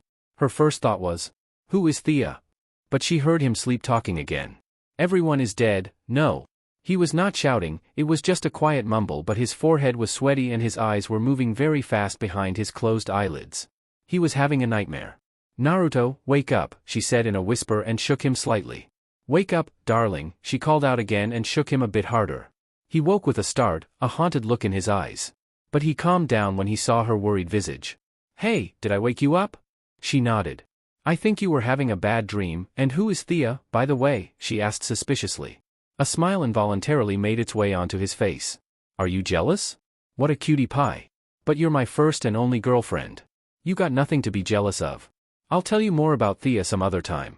Let's just sleep now, okay? He said and kissed the top of her head. After that, he turned around on his side, with his back to her and tried to sleep. But Diana laid back next to him and hugged him from behind, making him the little spoon. It was such an unexpected gesture from her that he did not know how to react at first. Still, after the ordeal he had gone through that day, he was drained. It did not take long for him to fall back asleep in Wonder Woman's embrace. "Good morning, princess," Naruto said, filled with energy, and turned on the lights in the bedroom. In contrast, Wonder Woman covered herself with the blanket and buried her face in the pillow. "Go away. Let me sleep," she whined. But she suddenly threw away her blanket and sat up. "You cooked pancakes?" Her sleepiness vanished in an instant. Looking at her eager face and at how her messy hair was standing in all directions, he burst into laughter. "Yep. I didn't know what you liked to eat for breakfast, so I made you some pancakes with chocolate." He put the tray in her lap and poured her a glass of milk too. At first, Diana just eagerly focused on eating, but she started to become embarrassed the longer he kept staring at her. "Do you want some too?" she asked, hoping that maybe if he ate something too he would stop looking at her with so much intensity. "I ate my fill. I made these just for you," he shook his head and said. "Who was Thea, by the way?" The smile on Naruto's face disappeared. "We haven't known each other for long. What if she freaks out?" he thought. They had been together for a short while. He was afraid that it was a little too early for him to be mentioning kids and marriage. He was troubled that it would scare her off. "I'll tell her. If we're going to spend the next few weeks together, I can't guarantee this subject won't pop up again. Might as well get it out of the way from the start." He sat on the edge of the bed, right next to her, and leaned with his back against the wall. "Remember that tendril you saw wrapping around my neck during our video call? That was a black mercy. I got to experience it firsthand." Wonder Woman put down the pancake and looked at him intensely. There was a worried look on her face. "In that dream, my parents, my mentor, my auntie, my friends, they were all alive." He looked at the metallic gray ceiling, lost in thought. "Before I had this dream, I thought that I had gotten over the loss of my homeworld, family, and friends. It's been almost 100 years since then. You'd think that one's wounds would heal by then, right? But this illusion gave me more than I've ever had, and then it took everything away." "Was Thea one of your friends from when you were young?" Wonder Woman asked. Naruto took one of her hands in his and said, "Thea was my daughter. She was my little princess. The cutest thing in the world. She was just as beautiful as you. But she had my energetic personality." He grinned to himself in melancholy. "You mean to say we were together?" Diana asked, and Naruto moved his eyes from the ceiling to her. His smile widened when he saw her shy expression, looking down at her lap. Aware of his gaze on her, her face quickly became red, in a matter of seconds. By now, he was smiling from one ear to another. It took all his self-control to not grab her in his embrace and smother the life out of her with his hug. "But of course. The Black Mercy showed me my version of paradise. In my dream, we've been married for more than a decade. We named our daughter Thea because we came to an agreement: if our baby was a boy, I would get to choose his name. If it was a girl, you would choose her name. And you named her Athena." Thea was short for Athena.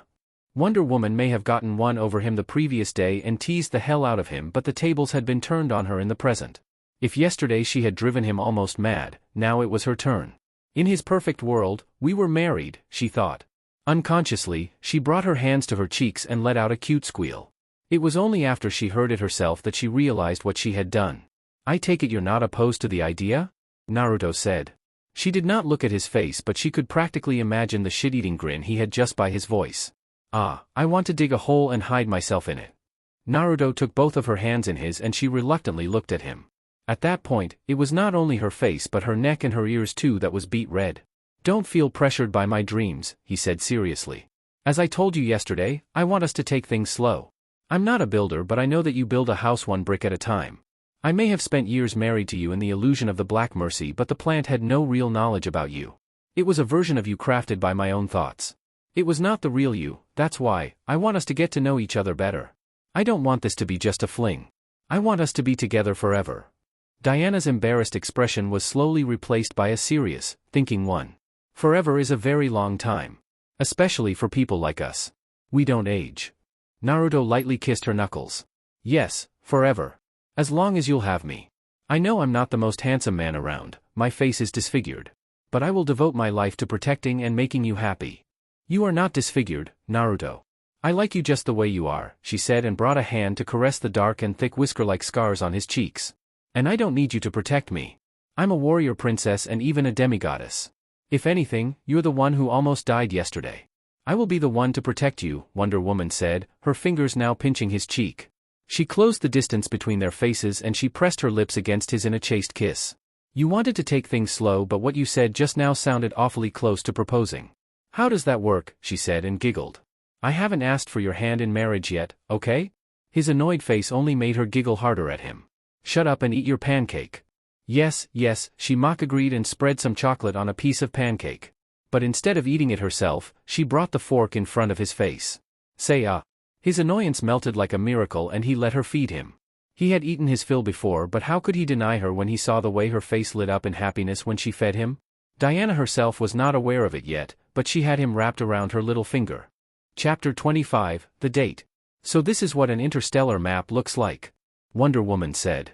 On the large screen of the supercomputer in the control room, there were countless clusters of stars crammed in together. She did not know where to look. "It's a rough map of the 28 galaxies of the known universe. There are countless galaxies out there, but the Green Lantern Corps operates only in two large galaxies, Milky Way and Andromeda, and the dwarf galaxies in their proximity. So when you hear your Green Lantern teammate talking about the 3,600 sectors of the known universe, that's what he's referring to, Milky Way, Andromeda, and their satellites," Naruto explained. When he zoomed in on the map of the spiral of the Milky Way galaxy on which the Sol system was located, she said startled. "Wait, all those tiny dots were solar systems? I thought they were planets." "Of course not, dummy," he snickered and chided her, but in an endearing manner. "They're planetary systems or, as you would call them, solar systems. Milky Way alone has hundreds of billions of stars, and for every star, there are at least 2 to 3 planets. Can you imagine what it would be like to have a map with all the planets? How are the Green Lanterns capable of protecting such an immense area? There are only 7,200 of them," she asked. She had been blessed by the goddess Athena with wisdom, but she had not exactly taken any astronomy classes on Paradise Island. In regards to cosmic awareness, she was not much different than other people. There may be trillions of stars in these 28 galaxies, but there are extremely few systems with planets that can sustain life. Most of the sentient species in the universe require similar conditions to live as the Earthlings: a not too high gravity, oxygen, water, and a gentle climate. Of course, there are plenty of exceptions too, but generally, that is the case. There aren't that many inhabited planets. Most planetary systems don't have even one planet that could support life in them. But it's true that the Green Lanterns are stretched too thin for them to have any real impact in preserving the peace. Otherwise, intergalactic wars like the one between the Thanagarians and the Gordonians would not exist. The most that the Lanterns can do is to just oversee their home planets, like Jon Stewart does, and band together against threats that could potentially harm the well-being of entire galaxies. Against someone like Darkseid, for example. Wonder Woman was listening to his words with rapt attention, practically drinking the information. She had been outside of Earth on several occasions before, so she was not a complete greenhorn, but she still lacked essential knowledge about the universe at large. "Look at you, teaching others about the universe. I almost can't believe you were the dead last in the academy," Kyubi said teasingly from the side. Naruto chuckled and rubbed the back of his head. "True, I was never good with theory and all that stuff. But you seem to know what you're talking about," Wonder Woman pointed out. "Well, how else could I search for my homeworld without learning the shape of this world? I was forced by the situation to learn. But it took me a long time to learn how to handle technology and interstellar travel." He zoomed out the map back to normal and asked her, "Well then, where would you like to go?" The lost look on her face made both Naruto and Kyubi laugh. Maybe the question you asked her was wrong," Kyubi said, and then asked Wonder Woman, "What would you like to do? We can go anywhere and do anything. We can visit ancient civilizations, we can go gambling, or we can have life-threatening trips through deadly environments too if you want something spicier." Naruto grabbed the fox by one of his large ears and said in annoyance, "Oi, you tryin' to steal my date or something?" Wonder Woman giggled at them. "I'm not exactly sure what I want to do. I mean, I usually fight crime. My work with the Justice League takes up all my time," she said, and Naruto and Kyubi, who had been on the verge of starting a brawl, both stopped and turned to look at her. "You don't have any hobbies?" Kyubi asked. "For example, this idiot loves fishing, eating ramen, and he used to care for plants too when he was younger. He's great at gambling too." She crossed her arms awkwardly, aware of how unusual her answer had been. She was no different than a workaholic. She had spoken like someone who was obsessed with their job and had no social life at all. A tick mark appeared on Naruto's forehead at Kyubi calling him an idiot, but he let it slide because at that moment he was more worried about what Diana had said. "What did you do on Themyscira when you weren't training or praying to your gods?" Kyubi pressed on. Naruto patted the fox on the head to stop him from bothering a very uncomfortable-looking Wonder Woman. Then, he took her hand in his and said kindly, "Don't stress yourself over it, Diana. We have one whole week to find out what you like to do. We'll definitely find a hobby for you. And I know the perfect place for it." Half a day later, Wonder Woman had a look of awe at the sight that could be seen through the cockpit's window. There was an enormous man-made structure in the form of a hexagonal star, dozens of miles wide. Hundreds of spaceships of all sizes were flying towards the star-shaped structure, but despite the high influx of visitors, there were so many spaceports to receive them that there were no queues at all. "What is this place, Naruto?" He smirked at her curiosity and said, "You said you don't know what you'd like to do, so I thought this is the best place to find out. Genesis Stadium." "A stadium? How can a stadium be so immense? What kind of events does it hold?" "It's holding matches for the most popular sport in this galaxy. But even if you don't like sports, there are many other things to do. This is basically a space city with millions of people living in it. There are parks, restaurants, shopping malls, hotels, clubs, cinema theaters, casinos, an amusement park, and there is even a small forest." Wonder Woman involuntarily smiled at his contagious enthusiasm. "You put a lot of thought into it." He scratched the back of his head and grinned. "But of course. This is going to be our first date. I'm going to take you everywhere and we'll try out everything until you find something you like." "Believe it," he said with conviction, missing the grin that suddenly appeared on QB's face when he heard his old verbal tic resurfacing. It was very rare to hear it nowadays. It only popped up when Naruto was particularly enthusiastic about something. Once they got closer to the immense construct, Naruto grabbed the controls of the ship and steered it manually to land on one of the many dry docks of the space city. Something like a cylinder was extended from the main building of the spaceport to the door of their ship, no different than how it was done on Earth with aeroplanes sometimes, to allow the three of them to enter the city of Genesis Stadium directly, without needing to put on spacesuits.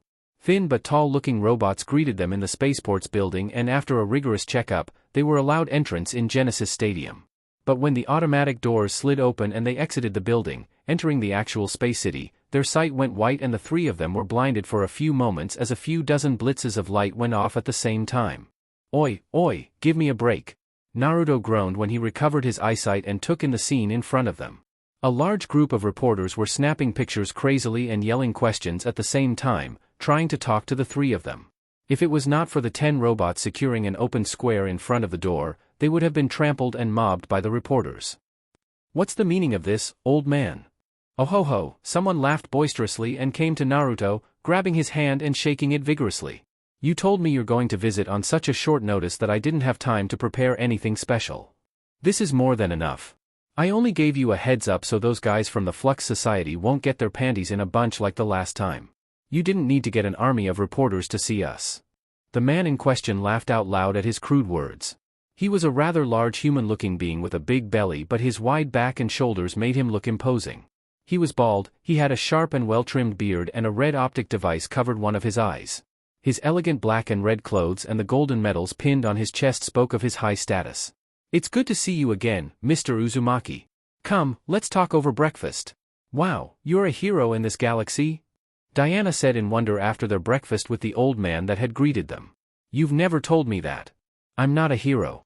I'm a mercenary." "Mercenary," he said half annoyed. "I got paid handsomely for my services. I didn't do it out of the goodness of my heart." A simple mercenary wouldn't be treated as an honored guest by one of the richest and most powerful men in the galaxy, QB said snidely and laughed. Naruto sighed in defeat. The old man who had invited them to have breakfast together was none other than Duke Maddox, the leader of Technoid, the most powerful economic and military organization in the Xelian galaxy. "Oh come on, stop being so grumpy," Diana said and took his hand in hers. Tell me, how did you get so famous here? What did you do?" One of the generals of Duke Maddox betrayed Technoid and almost started another galactic war 4 years ago. "I was hired to assassinate that man before things went to hell completely. I saved Technoid's image and the Duke's prestige." Wonder Woman looked at him in doubt. It sounded a little too underwhelming. It was not enough for someone to be hailed as a hero. He forgot to say that he also reversed the Ice Age on a planet that Technoid had almost destroyed several years before. And he did it for free. QB added. "It's not as awesome as he makes it out to be," Naruto said, and he made sure to glare at the smirking fox. Technoid scientists had been trying to harness a new form of energy. An accident happened and the natural energy cycle of the planet was thrown into chaos, which, in turn, triggered an ice age. I only had to regulate the cycle of the natural energy of the planet. It took me a few good months, but it wasn't all that difficult. I just happen to be a master at manipulating natural energy because I am a sage. That is all." At his words, Diana mirrored QB's grin. Ah, our cute little mercenary is embarrassed. She kissed him on the cheek and giggled. You shouldn't be. There's nothing to be ashamed of. If anything, you should be proud. Then, she went ahead and pulled him after her. Come, you promised you'd show me all kinds of interesting things. Naruto gave up on pretending he was annoyed and let himself get dragged by the enthusiastic woman holding his hand. Seeing her innocent smile and her curious eyes as she looked in amazement at their surrounding made him smile too. But, in Wonder Woman's defense, for an Earthling, the space city of Genesis Stadium was truly amazing, like a city out of a sci-fi movie. Futuristic-looking buildings, holograms for ads, flying cars, and suspended gardens. It was beautiful. No one on the streets here would believe me if I told them that she is several thousand years old. Her happiness and enthusiasm for seeing new things were so pure that she looked like a teenage girl instead of an old and seasoned warrior. She was so cute that Naruto could not bear it. Discreetly, he pressed on one of the buttons holding his black cloak tied around his neck. The button's outer layer parted to reveal the lens of a tiny camera. She was so precious that he was going to capture every single moment of it. My goddess, you look like you want to eat me. Are you okay? Diana said and chuckled. Huh, he said unintelligently, but then he quickly added, I'm perfectly fine. Absolutely fine. The princess went back inside the changing room to try another outfit. Kyubi, who was sitting on the bench next to Naruto, lazily opened one of his eyes and said, Stinking pervert. Can you blame me? She's already drop-dead gorgeous, but when she came out wearing only that, I thought my heart stopped for a moment. HNG, whatever. Kyubi said and closed his eyes back, trying to take a nap. He had no reproductive organs or sexual desires like other living beings because he was a chakra beast. He could not exactly understand Naruto's fascination with Diana's appearance. Unbeknownst to them, however, Wonder Woman had super hearing too. It was not to the level of a Kryptonian super hearing, but it was definitely more than enough to hear their words perfectly despite being in a different room. A hue of pink appeared in her pale cheeks and she looked at her reflection in the mirror. She cupped her breasts with her hands, lightly fondling herself. Then, her hands trailed down her slim waist and her curvy hips. A confident smile appeared on her face and a mischievous look in her eyes. If that's his reaction when I'm wearing an ordinary bra and panties, what if I put on something a little more risque? She let out a soft giggle. I can't wait to see his face. She went to the console in the changing room and interacted with it, scrolling through various clothing items. Seconds after confirming her choices, the clothes she wanted to try on were delivered to her through the opening at the side of the console. It was almost like ordering from a vending machine on Earth. The sound of heels clanking on the floor alerted Naruto and he raised his head. But when he looked up, his mouth fell open. The outfit she was wearing was way too provocative. The floral lace black bra pushed her already large breasts up and made them look even bigger, bow lace panties covered her special place, and the garter belt around her waist could not hide the sculpted abdominal muscles beneath. When his eyes trailed down and saw the way that her thigh-high stockings were digging into her meaty thighs and how her tall high heels flexed her calves, it spelt his demise. He forgot how to breathe. His face became red from the lack of oxygen and a trickle of blood fell from his nose. He brought one hand to his nose and the other hand started snapping pictures with his device at an insane speed. Earth's digital porn of you is honestly amazing, but this is the real thing. Naruto said, but his voice sounded so funny due to him pinching his nose that Wonder Woman burst into laughter. However, she did not forget to put on a show. Turning around, she bent down slowly and gave him the most erotic sight that he had ever seen in his life. The device fell from his hand and he looked at her wide-eyed. Ah? Wonder Woman said, startled, when in the next moment, his arms wrapped around her midsection from behind. You're doing it on purpose, aren't you? How much do you think I can take before I lose control? He whispered in her ear. A shiver ran down her spine and her heart palpitated at the hunger in his voice. But she was not going to back down then. What makes you think that's not exactly what I want? Luckily, each changing room was separated from the rest of the shop, but it was still a public area on which other people could spy. It was not the place for a couple to do intimate things. You're making it really hard for me to take things slow. Diana smiled smugly and turned around in his arms. Seeing how self-satisfied she looked, Naruto felt provoked deep inside to wipe that confident smirk off her face. She was trying her hardest to seduce him and he was trying his hardest to resist her advances. It was almost like an unspoken competition. She never missed a chance to tease him. But in the end, he held himself back. He broke the hug and put some distance between them. He consoled himself with the thought that it was not only him that wanted her badly. The efforts she was putting into seducing him showed him that she wanted him just as much. It filled him with confidence and happiness. Mark my words, princess, I will get you back for this, 10 times over. I promise. And I never go back on my word. She smirked at him confidently and her sensual lingerie further enhanced that feeling. Oh, trust me, I'm counting on that. A group of people of several different races were all gathered in front of 2 lanes in a bowling alley. There were over 50 people and more were gathering. The reason for that? 2 humans, a red-blonde man with 3 pairs of dark scars on his face and an athletic woman with black hair tied in a long ponytail, were in the middle of a competition like they had never seen before. The 2 of them had thrown the bowling ball over 40 times until then, but every single time, they had a strike, knocking down all 10 pins. Some people even started to film them with their devices. Naruto and Diana were both experts at wielding weapons and thrown projectiles. In their hands, a bowling ball was no different than a dagger. Even after half an hour of intense competition, they could not determine a winner. Towards the evening, Naruto and Diana were sitting at a table on the terrace outside of a bake shop, eating cake and drinking soda. Naruto was having a fruit cake. He did not like things that were too sweet. In comparison, the princess had a very sweet tooth. She was eating a chocolate cake with caramel topping. Diana leaned on the backrest of the chair and looked at the people walking on the boulevard. It was not the Earth, nor was it Themyscira either. The street was filled with people from all kinds of races, alien to her. Humanoid beings with gray skin, short people with green skin and just one eye, others with blue skin and webbed ears and so on. They all looked strange to her, but they lived in peace, not throwing glares at others. Then, there were vehicles and hoverboards flying above the street without emitting any gas or noise, and very large screens or holograms displaying ads or relaying news reports. It was like a sci-fi utopia. It's beautiful. Naruto put a hand on top of hers and lightly squeezed it. There are many other places in the universe, just as beautiful as this one. I wish I could show them to you one day. I wish we could visit them together.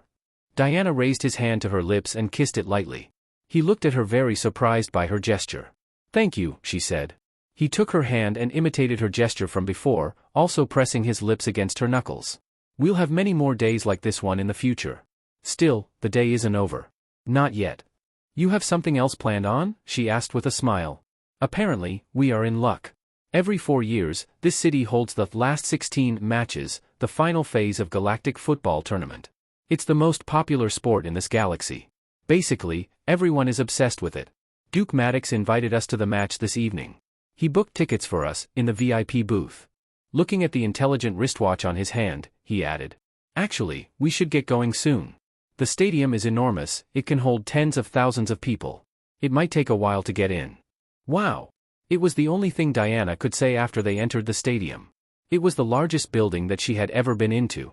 The interior was shaped like a bowl and it was thousands of feet in diameter and height. It was humongous. The green pitch floating in midair in its center did not cover even a tenth of the building's total width. Mr. Uzumaki, Mrs. Uzumaki. I'm glad you could make it. Welcome. Duke Maddox greeted them energetically and made both Naruto and Diana smile wryly at his words. They had told him that they were together, but they had not given him too many details about their relationship. The man in question assumed that they were married. Coincidentally looking at each other at the same time, Diana quickly stole a kiss from him. The old Duke chuckled to himself at their behavior. Ah, young love. I'm old enough for you to call me grandpa/grandgrandmother. Naruto and Diana unknowingly thought at the same time in amusement. Love is nice, but galactic football is even better. Behold, he said and opened his arms wide when the first team was brought on the pitch by a flying platform. They were 6 deathly pale white humanoid beings wearing black costumes.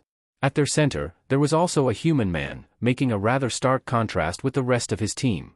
In comparison, the other team that arrived on the pitch was homogeneous, all 7 players having the appearance of muscular humanoid lizards. They were wearing white and blue costumes. I don't watch sports, I've never had time for that. But it looks like the soccer on Earth, just with fewer players. Wonder Woman said. Most of the rules are similar. But you'll see what is different soon. And true to his words, it was just a few seconds after the whistle signaled the start of the match that Wonder Woman turned to look at him wide-eyed. Soccer with metahumans? The movement and actions of the players on the pitch were way beyond a regular human's capabilities. They were jumping to dozens of feet in the air, sprinting at speeds that were hard to follow with the naked eye, and kicking the ball so hard that it looked like it was shot out of a cannon. Furthermore, the black-costumed players could teleport across the field while the humanoid lizards were extremely powerful and fast, and they could use a green-colored energy to momentarily freeze their opponents. He chuckled, satisfied at her reaction. They're using an energy called the flux. The people of this galaxy have developed an ability to use a tiny portion of the natural energy of their native planet. It's a little similar to what I do, but there are many differences too. At that, Duke Maddox turned in his seat to look at them and chuckled. A few years ago, when Mr. Uzumaki first came in this galaxy and used his powers, the Flux Society tried to arrest him. They thought he was someone who broke the law when they sensed his power. After that, the Duke turned back to watching the match with great attention. The black costume team was his favorite, the Shadows. He was rooting for them, but he was worried because their opponents, the humanoid lizards, the Xenons, were the favorite to win the entire tournament, not just that match. It's illegal to use what they call the Flux because about 2 decades ago, a great war caused a lot of death and destruction. Many planets were destroyed in the conflict because of their weapons of mass destruction which used the Flux. When the war ended, all the living beings in the galaxy signed a treaty to forbid the use of the Flux in anything else besides sports. It was to prevent a similar calamity from ever happening again. Naruto explained to Diana in a quiet voice. After that, the two of them stopped talking and paid attention to the match. Even Wonder Woman was absorbed in it despite that she had never watched a soccer game on Earth from start to finish. Galactic football was way different. The use of superpowers and the metahuman-like abilities of the players on the field made it look spectacular and exciting. In the end, to Duke Maddox's chagrin, his favorite team, the Shadows, lost the game 3-5. He was so upset that he had not made much small talk with his guests after the match ended and he left together with his entourage right away. But for Naruto and Diana, it was just as well. They did not have any strong feelings towards the teams that had played on the pitch. They had just enjoyed the spectacle. Later that night, dressed in only a pair of black shorts and a white t-shirt, Diana was standing on the hotel's balcony, admiring the city below. Duke Maddox had made sure to book them the best suite in one of the most expensive hotels in Genesis Stadium, on his money. It was the most luxurious place that she had ever been to. Naturally, the beauty of the view from the balcony was proportional to the exorbitant price. The view of a city in a technologically advanced society during the night is quite something, isn't it? She heard Naruto's voice coming from behind. She saw him with 2 mugs in his hands, and he handed her one too. Hot chocolate. I noticed you love sweet things. Thank you, she smiled and gave him a peck on his cheek. Just like her, he was also wearing casual clothes, a pair of gray sweatpants and a blue t-shirt. The two of them leaned on the railing of the balcony and watched the night view of the futuristic space city together as they sipped from their mugs. We've tried quite a few things today. Did you find something you like? She adopted a thinking posture and started to count the things they had done on her fingers. We went to a restaurant, we went shopping, we played bowling, we went to a bake shop, we went for a walk, then to a casino and tried the slot machines and we watched a metahuman soccer game too. It's called galactic football. Have some respect, he berated her jokingly and she laughed. So, what did you like the most? I loved shopping, especially your reaction, she said teasingly. He poked her in the ribs with his finger and she jumped with a squeak, almost spilling her hot chocolate. Arara, princess, what a cute squeal you have. But then, he had to suddenly parry her hand as she attempted to do the same.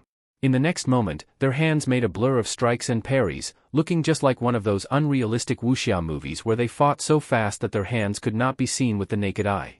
Eventually, they ended up in a deadlock, both holding the other's hands. When they looked at each other they suddenly realized how silly they were acting and they burst into laughter. Wonder Woman cleared her throat in an attempt to appear serious and continued to talk about their day from where she left off. The food at the restaurant was rather strange. I've never seen those dishes before. But the bake shop was great. You can never go wrong with cake, he said. Indeed. Chocolate cake is the secret to happiness, she agreed and they laughed together. Wonder Woman noticed that in spite of how serious she was when she was by herself, whenever she was together with him, they spent most of their time laughing and grinning dumbly at each other. She did not dislike it. Not one bit. I also like playing bowling, it was fun. But the next time we play it we have to give ourselves some handicaps because we're too good at it. You know, things like knocking down the pins blindfolded. Does Earth have bowling too? Of course it does. You think we're living in the Stone Age or what? She said with a pout. But one simple kiss on the cheek later and her pout vanished. Watching the football game was definitely a new and interesting experience and I loved our walk in the park. I love sitting and chatting with you as we watch the city during the night too. I think I love doing everything together with you. Diana trailed off and sighed wistfully. Her words made Naruto feel as if something was tugging at his stomach and he left his mug on the stone railing of the balcony. He came to her back and he wrapped his arms around her waist, embracing her from behind. He brought his head above her shoulder and kissed her on the cheek. Wonder Woman melted in his embrace and leaned back against his larger frame, enjoying the way he pampered her. It was a new experience for her. She had never been spoiled by someone like that before. Until then, she had lived her life as a warrior, as an Amazon, as the Wonder Woman. The way that Naruto showered her with attention and affection made her giddy with happiness. "This really was the best day of my life," she said, and he hugged her a little tighter. She turned around in his embrace and her arms came to his shoulders, hugging his neck and bringing his face closer to her. Their eyes closed and their heads tilted as their lips met in a tender kiss. Holding the other tightly in their arms, Naruto and Diana became drunk with passion and kissed each other romantically for a very long time. Chapter 26, Superman's Decision. "Aya, I don't want to go back." Diana whined and rolled in the bed inside Naruto's bedroom in his spaceship. If her fellows from the Justice League saw her actions at that moment, they would think someone else was impersonating her. It was difficult to believe that a several thousand-year-old warrior princess was throwing a tantrum like a bratty kid, much to Naruto's amusement. And, as it had become a habit for him over the past week, he activated the tiny camera hidden in one of the buttons of his clothes to record the entire scene. "I can't wait to look at her face once she sees the videos of herself." He was giggling to himself just at the mental image of how embarrassed she was going to be. "You know my stance on this. I don't want you to go back to Earth either," Naruto said, but then he started chuckling again when she buried her face into the pillows and let out a muffled yell. Then, she rolled on her back and looked at the ceiling with her arms and legs spread eagle on the bed. Oof! It was the sound she made as all air left her lungs when Naruto unexpectedly threw himself on top of her. Then, she started to squirm with all her strength to escape when his fingers started tickling her sides. "No tickling. Ah! Let me go," she screamed and laughed at the same time, but Naruto was merciless. "Kurama! Kurama! Help!" she yelled. "Shut up," the fox barked from the living room of the ship's personal quarters. "I swear no one can sleep anymore in this house these days. What are you, little kids?" But his words fell on deaf ears as the two of them continued to laugh and giggle while wrestling and rolling in the bed, trying to defeat the other. But when the spaceship suddenly shook, they stopped. Breathing a bit heavily, Naruto pressed his lips on hers in a quick kiss and then he jumped out of the bed. 5-3 in my favor, he said and rushed out of the bedroom. "It's 4-3. Not 5. This morning didn't count. And you said you would stop keeping the score," she yelled after him, but his only response was to laugh. She smiled as she stood up from the bed and followed him out of the bedroom. The shaking of the ship signified that they had finally exited the space warp. Now, the Earth was only 15 to 20 minutes of spaceflight away.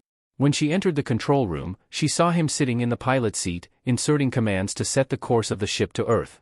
She came behind the pilot's chair and leaned with her elbows on the backrest, putting her chin on top of his head. After 1 week spent in the space city of Genesis Stadium together with Naruto, she felt very reluctant at the thought of going back to Earth and dealing with all the problems that were waiting for her. "You really don't need to go back to Earth. The Justice League has grown much stronger than before, hasn't it? You said so yourself. You have more than 100 members by now," Naruto said. Wonder Woman nuzzled her face into his spiky hair. "Your hair smells so nice today. You're finally using the shampoo I bought for you," she said, not giving him an answer right away. Previously, Naruto had had only one bottle of shower gel for hands, head, face, and the rest of the body, one for everything. Even Kyuubi used the same thing too when he took a bath. But Diana had found it inconceivable. Now, there were over 5 types of shampoo bottles and other bottles with body lotion and oils too in the ship's bathroom.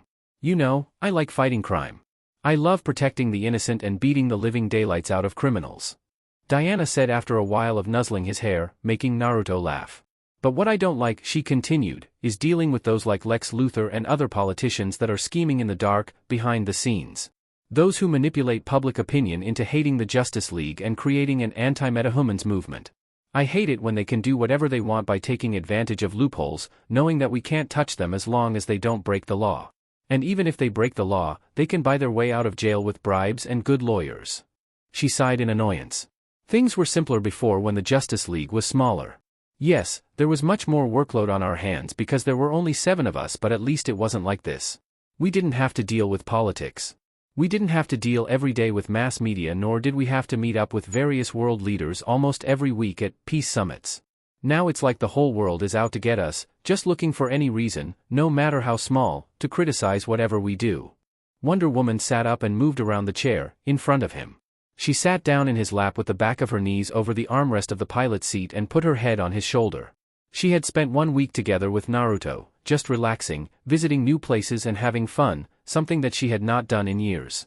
It had helped a great deal in relieving her stress and improving her mental state. However, for some unexplainable reason, the closer to Earth she got, the more irritated and tired she became. I'm serious, Diana. I mean, since we're already in the Sol system, we can go back for you to say your goodbyes and spend some time with your friends. But we don't need to stay for a long time. It's not like the Justice League needs you specifically any longer, Naruto said. It's too early to leave now.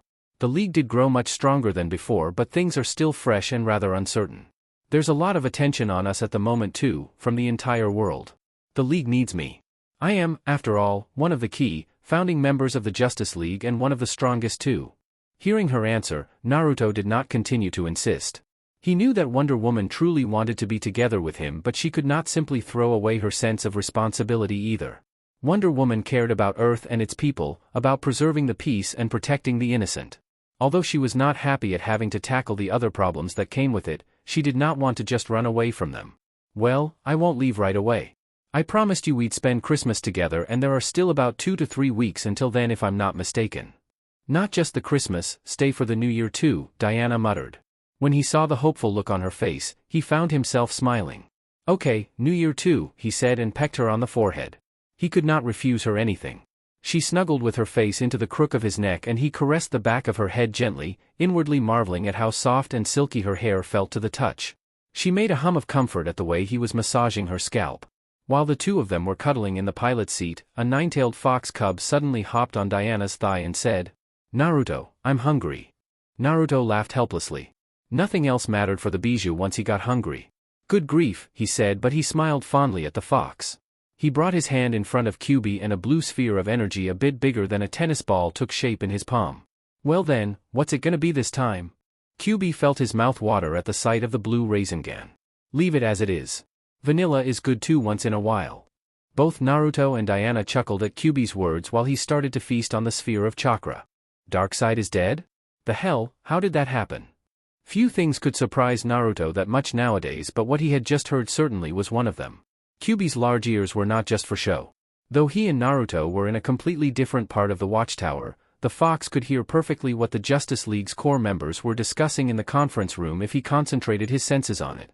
Apparently, Darkseid requested their help against some super-intelligent robot named Brainiac who had attacked Apocalypse, not knowing that in fact, Darkseid had been in cohorts with Brainiac to capture Superman. But, in the end, Darkseid backstabbed both Brainiac and the Justice League. However, he underestimated the new and much larger Justice League. He ended up dying in the explosion of an asteroid base after a big battle against the Justice League.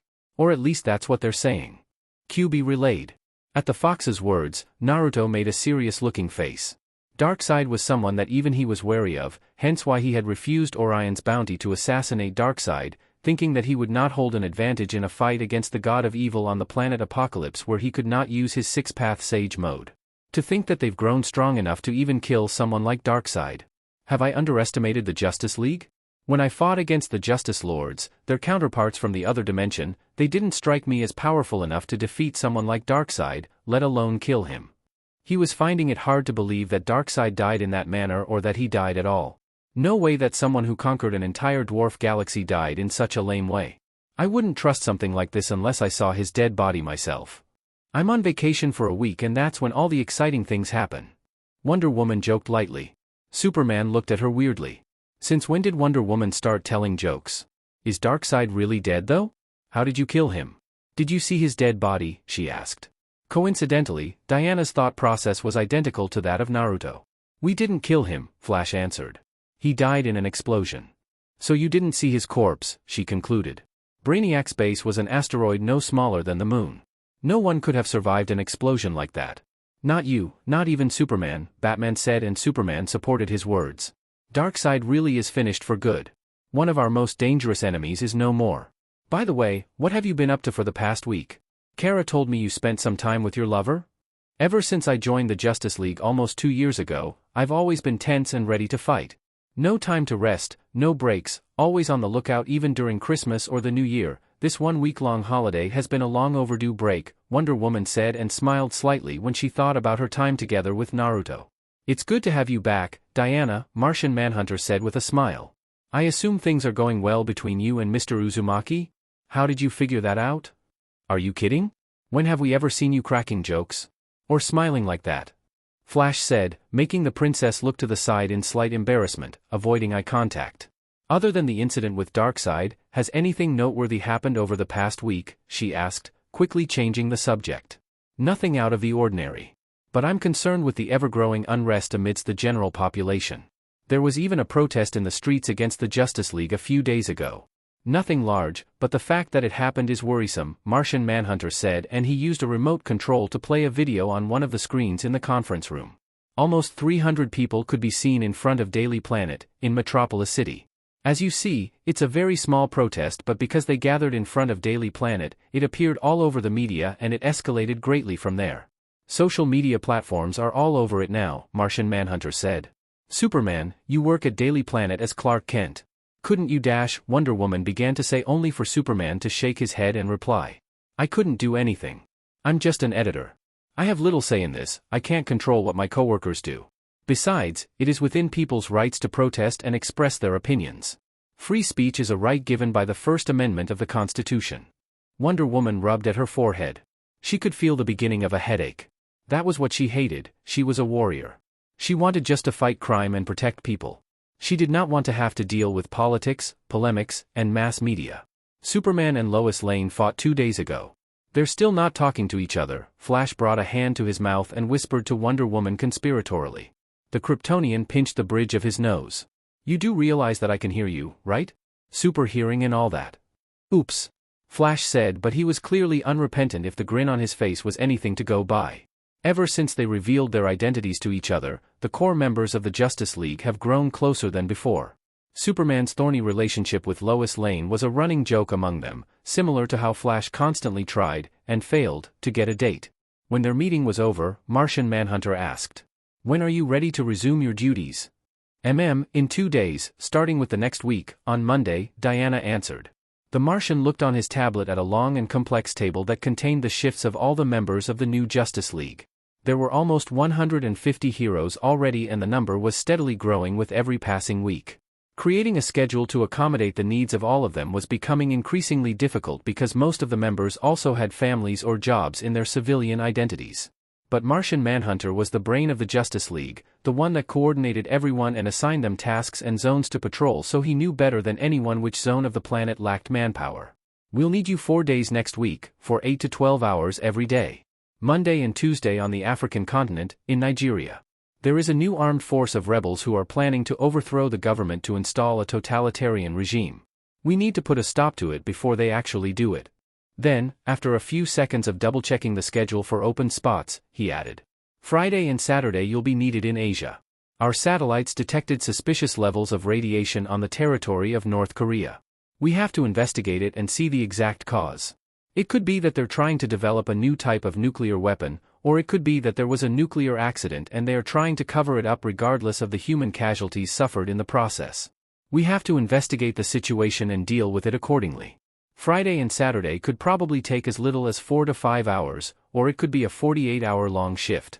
It depends on what the situation will be. Is that okay with you? Wonder Woman noted down the details of her assignments for the next week on a piece of paper. It is fine with me. I have to go now. But if anything urgent comes up, don't hesitate to call me, she said and smiled as she waved goodbye at them. Once Wonder Woman left the conference room, Flash said. She's happier than I've ever seen her before. And we've known her for years. Naruto really is treating her well, huh? She's head over heels for him.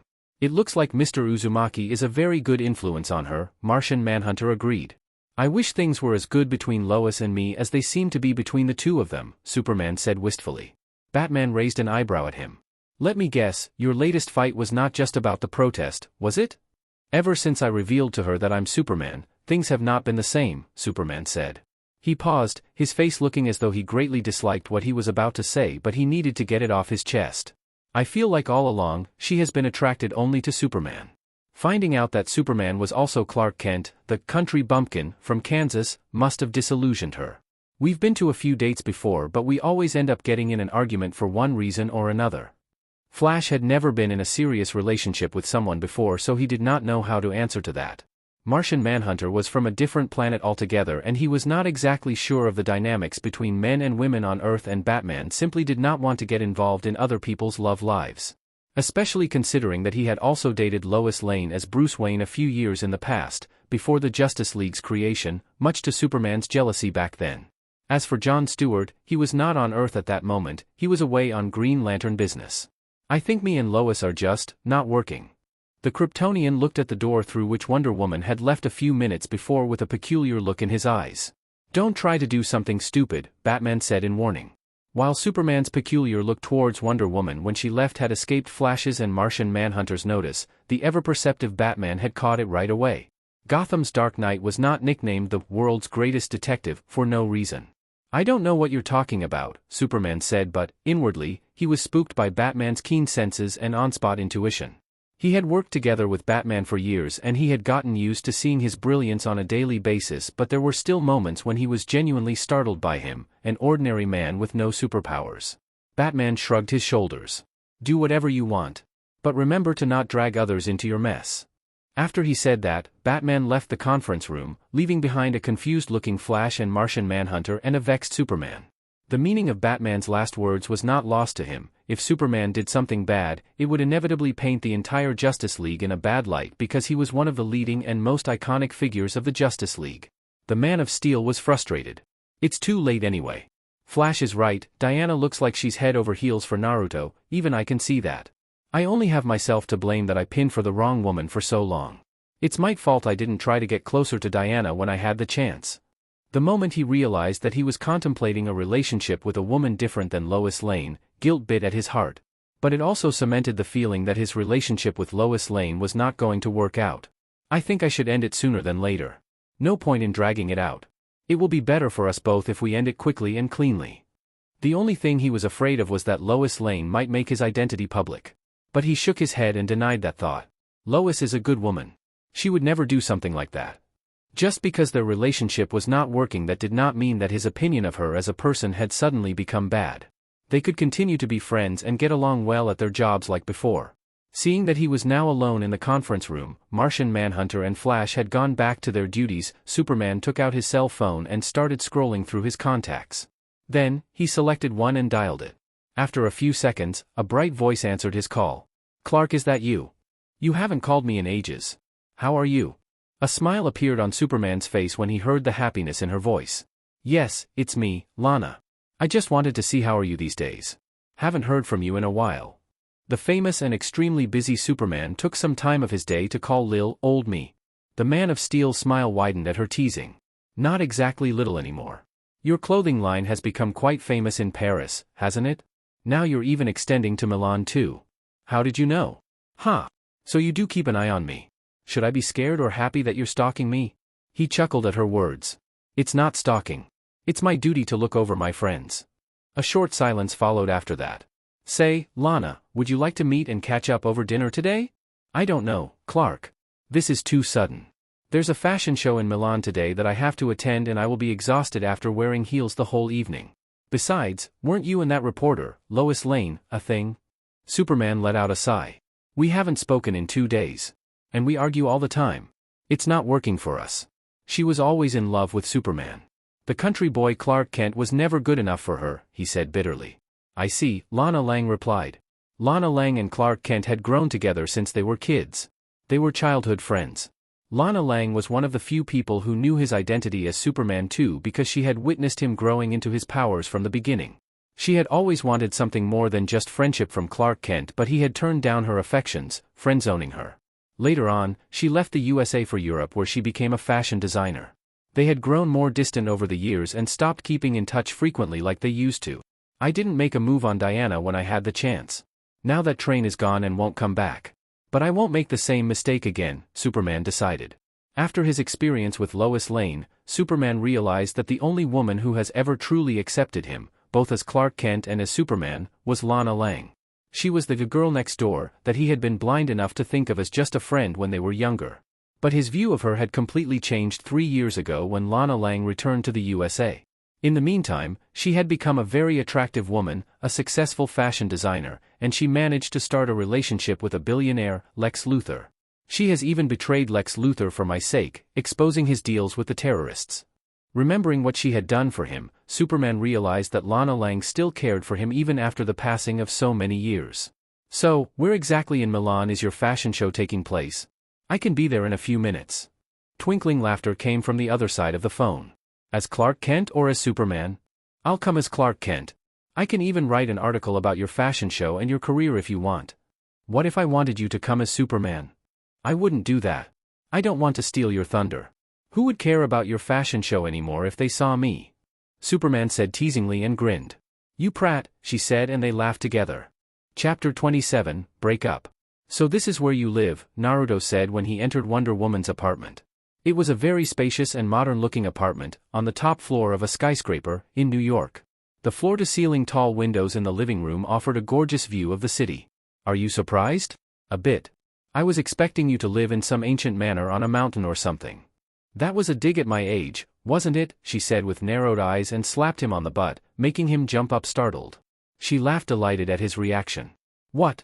You've quite enjoyed touching my butt over the past week, I think I'm entitled to do the same with yours.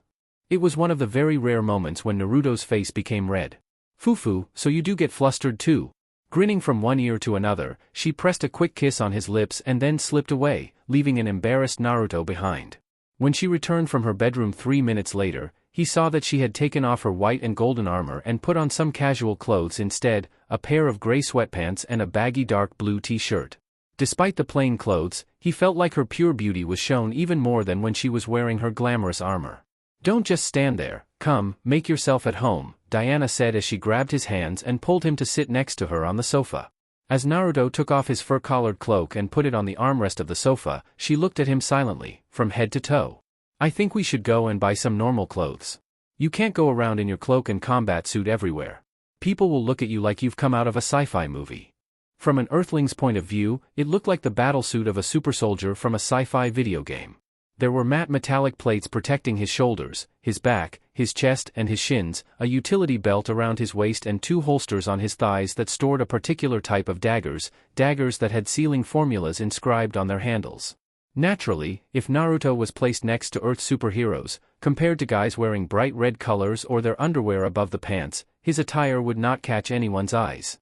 But Diana was planning on spending time with Naruto without their armor, among regular civilians. So, when do you start your hero work again? He asked. In 2 days, next week, on Monday. Want me to tag along with you? It would be fun to do some missions together, he said. Diana hesitated. I'd love that, but I don't think it would sit well with the rest of the Justice League. Don't forget, you're still the boogeyman for them. It wasn't too long ago that you and Kurama destroyed a planet. They're still scared by that. Naruto looked bummed out. Speaking of Kurama, I haven't known him for as long as you do, but I think he's been acting strangely in the past few days. After leaving the watchtower and coming down to Earth, Kyuubi asked Naruto to drop him in the center of Africa, somewhere in the middle of the continent's savannah. Now that you mentioned it, I see it too. He's been away for long periods at a time. Maybe it's because of me? Diana asked. Maybe he's trying to give us space and not feel like the third wheel? Naruto looked at her in doubt. I don't know about that. I think he just felt in the mood to bully and beat up some lions. He's always doing that to the apex predators of any planet he goes to. The last time we came to Earth, he beat up and ate a bear in the Balkan Mountains, in Europe. Something about showing everyone who's the top dog. But you may be right, he's been quite distant on Genesis Stadium too. I'll go talk to him today. Then, he stood up and grabbed his cloak from the sofa, putting it back on.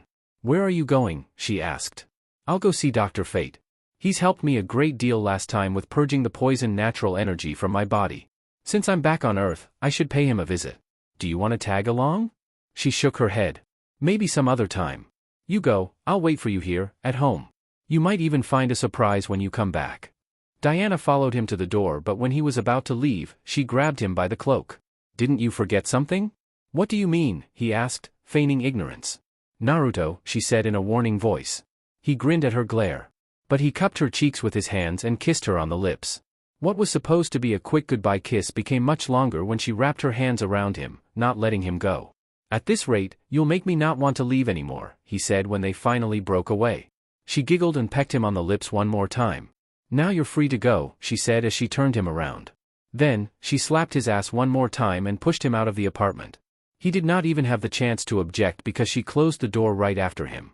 Good grief, he said in amusement. Who is she and what has she done with the prudish princess from before?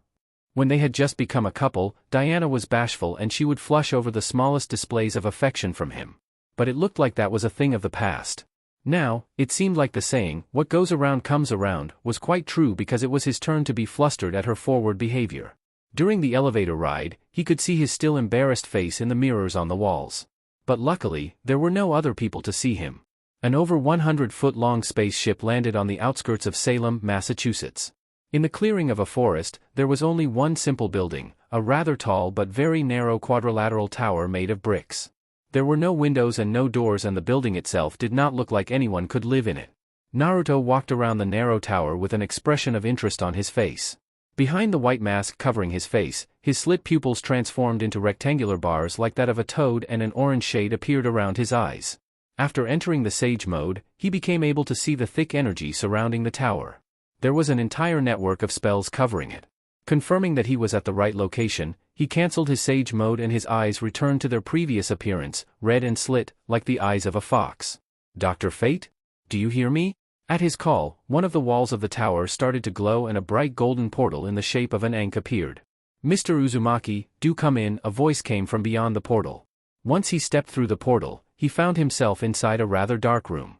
It was not to the point of not seeing his surroundings, but the lack of natural light and the dark red undertone gave the room a mystical feeling.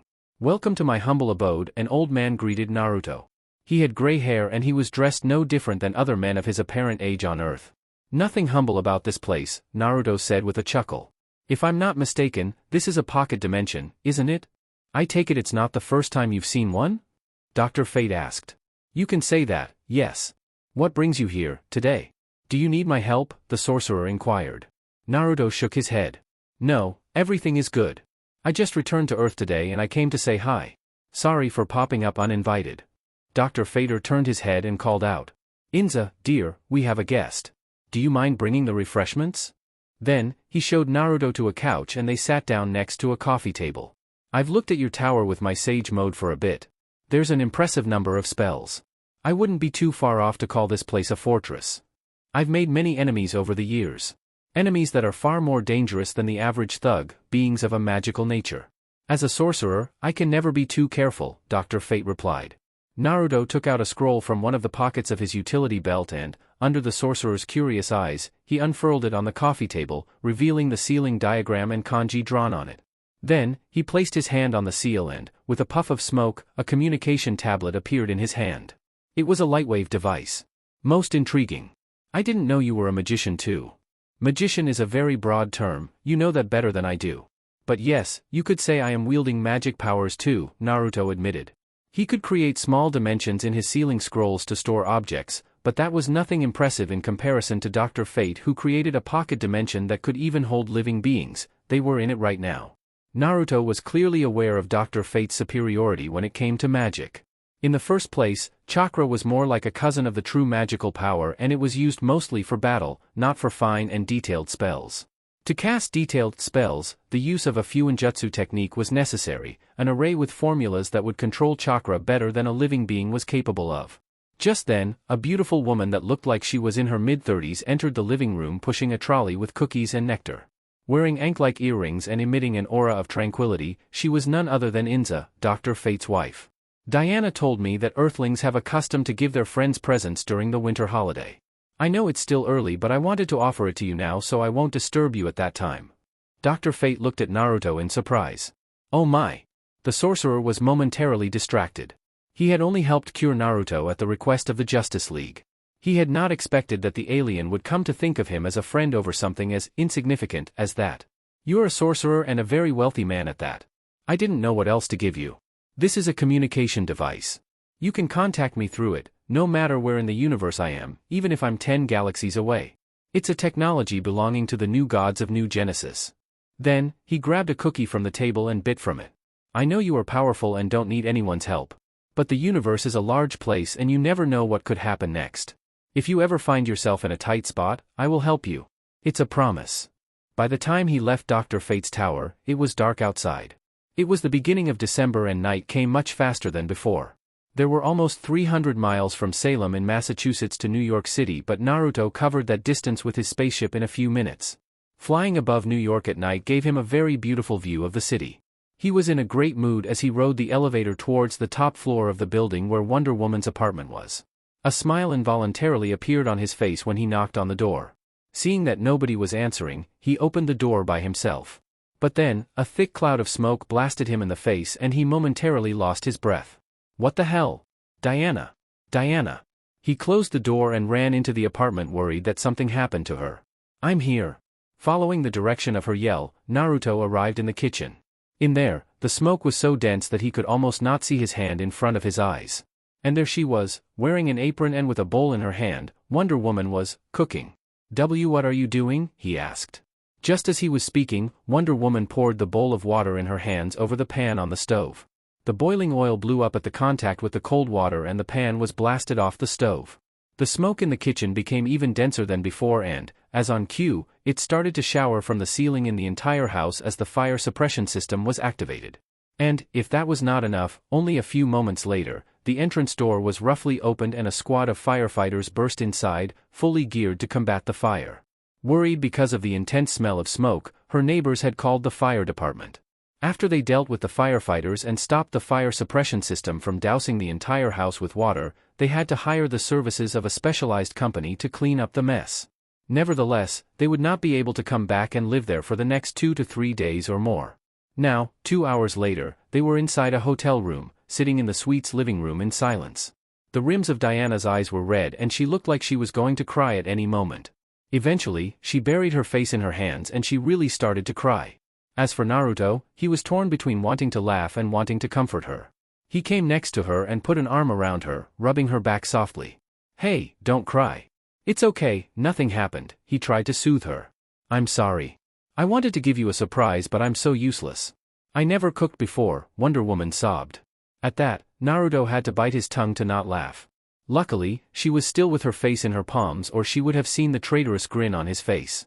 As amusing as the situation was for him, he gradually became more serious when he realized that she was actually crying for real. In the end, Diana cried herself to sleep in his arms, much to his stupefaction. He took her in his arms and carried her to the suite's bedroom. Looking at her tear-stained cheeks, he caressed her gently. He tucked a stray strand of her black hair behind her ear and kissed her forehead. After that, he left the bedroom and closed the door after him. Why did she cry so hard? What was she so upset for? Naruto thought to himself. Maybe because she ruined her apartment? But she didn't strike me as someone who cares about material possessions that much. Besides, I have enough gold to exchange into Earth's currency and buy another place if I wanted. And I'm sure she has plenty of money too. He could not help feeling confused.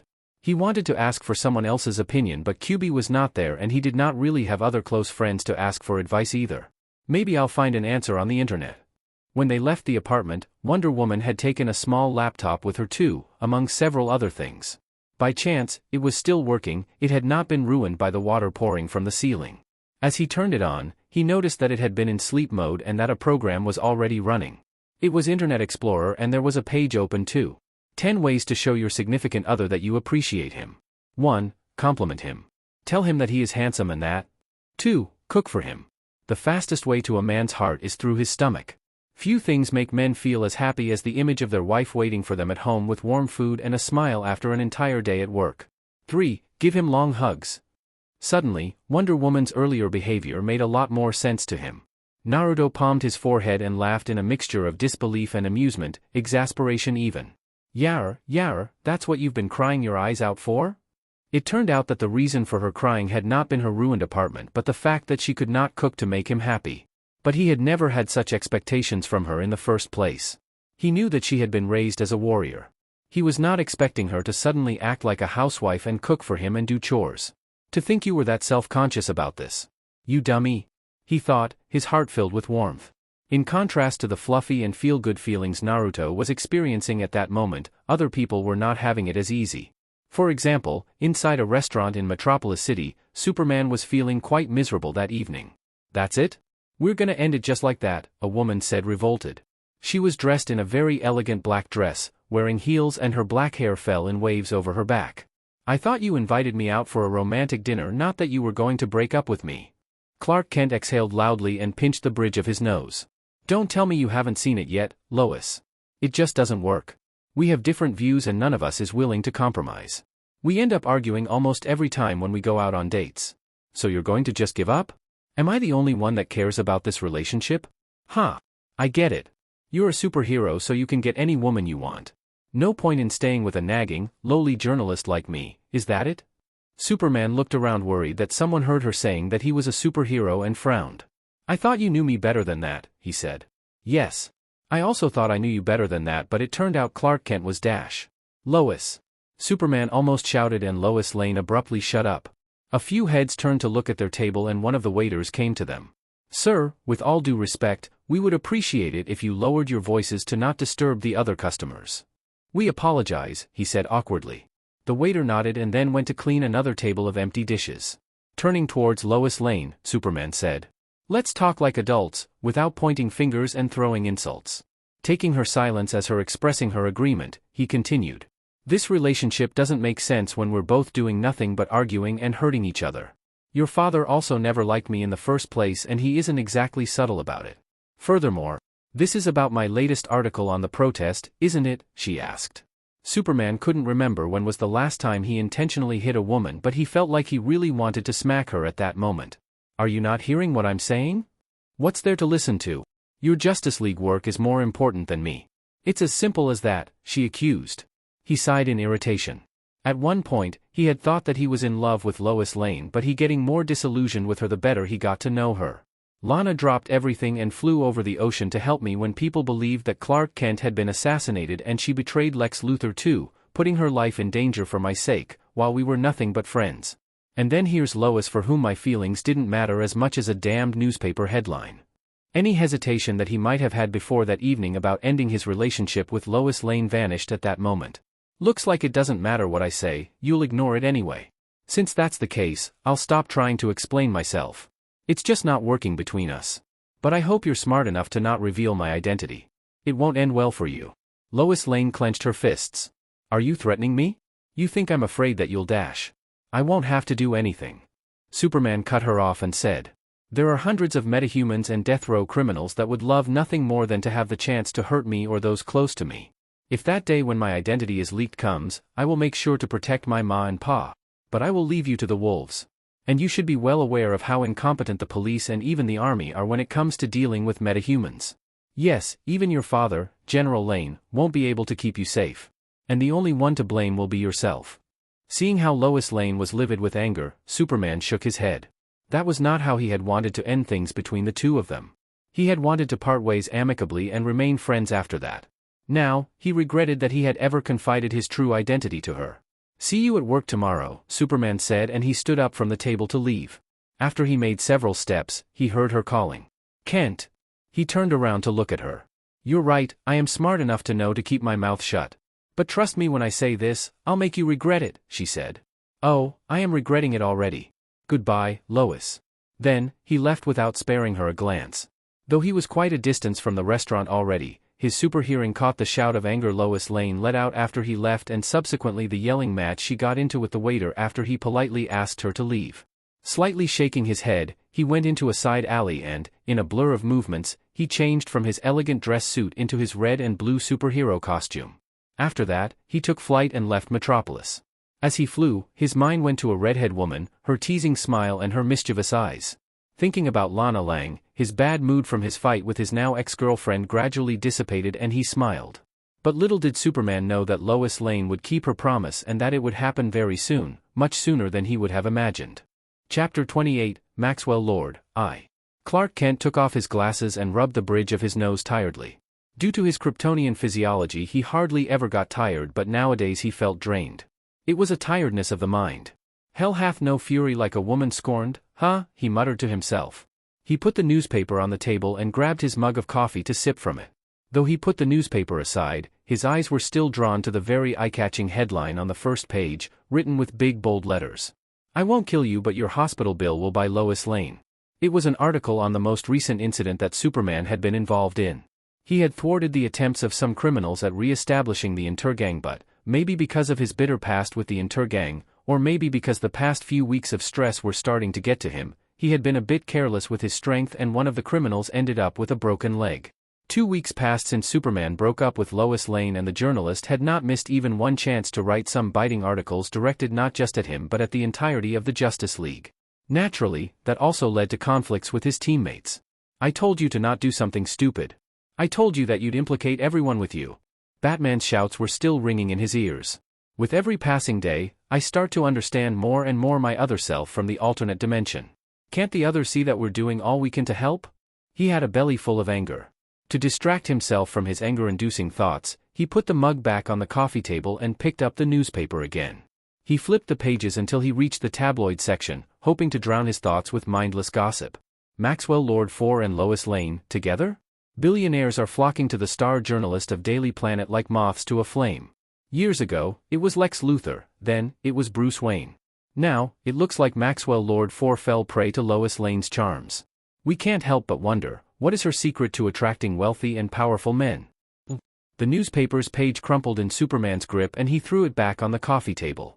He felt like the anger and frustration that he had bottled up over the past few weeks were on the point of blowing up. He was almost hoping for some clueless alien to attempt to invade the Earth so he could have an excuse to let loose. He went to the bathroom and splashed some cold water on his face. That's a dangerous way of thinking, he chastised himself. I should take a few days off from work. I'll go home, back to Kansas. He was hoping that a few days spent together with his ma and pa would help alleviate some of his stress and anger. He needed a break from all this drama and back and forth with the mass media. This movie was awesome.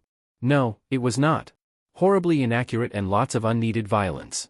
Especially the rape scene was completely unnecessary. I knew King Leonidas' wife personally.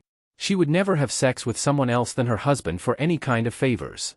Naruto and Wonder Woman were on their way out of a movie theater. They had just watched together one of the most popular movies that year, The 300. But their opinions on it could not be any more different. It wasn't exactly rape. She agreed to it, Naruto said. It was coercion. You go to someone and put a knife at his neck and ask for their purse. Of course they will agree to hand it to you, Diana shot back. He raised his hands in surrender. But that wasn't the focus of the movie. She sniffed and said, "MHM." The focus was on the glorification of the Spartans against the invaders. Naruto sighed. Over the past few weeks since they started living together, he naturally noticed how biased Wonder Woman was against men in general. A biting remark here, a condescending one there, it was not often and she never said bad things about good men. But she was full of spite against those like the rap singers and other similar people who disregarded women. Okay, I get it. You still have to admit it, that "this is Sparta" moment was incredible. Phew, I get the chills just thinking about it. Naruto said and he pulled up the sleeve of his top to show the goosebumps on his forearm. You're strong enough to destroy planets but something like that pumped you up, she said. She could not help giggling. It's different, he retorted. He was just like the rest. An ordinary man, with no superpowers, no technology, nothing. The Persian Empire was a behemoth. Compared to them, he was an ant. To have the balls to do something like that, I don't know what I would have done in his place. Though they had contrasting opinions about the movie, their discussion was engaging and they had fun as they tried to win the argument on whether the movie had been good or bad. But they stopped their back and forth when they came out of the cinema's building and saw the street packed with people. Thousands were marching together with banners and yelling chants. We demand justice. Down with the Justice League. Naruto and Diana looked at each other for a moment. The hell is going on? He asked. Obviously, he could see what was happening but he was asking what had sparked this protest. 2 hours ago, before the movie started, there was no sign of protests or anything.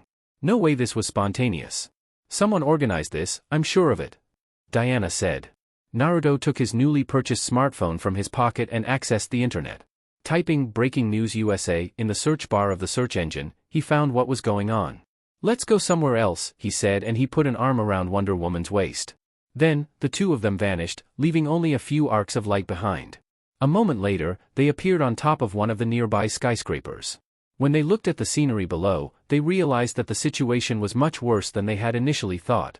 There was an ocean of people below, tens of thousands of them and more were gathering by the minute. It was 5 p.m., the peak of the rush hours in New York City, but the entire traffic in the center of the city was frozen. You have to see this, Naruto said and showed her his smartphone. He tapped on the first result of the search engine and he was redirected to YouTube. Batman throws a man off an 8-story building. It was a blurry video, apparently recorded by a security camera if the low quality was anything to go by. Tell me. Who do you work for? Batman in the video screamed with his growl-like voice and shook a middle-aged man by his collar. I don't know. I swear. At his answer, Batman dragged the struggling man by his clothes to the edge of the building's roof and pushed him until he almost fell off. The man screamed in terror. "Tell me!" Batman shouted and pushed him completely off the roof, now only holding the man by his clothes, suspended in the air. "Please! I can't tell you.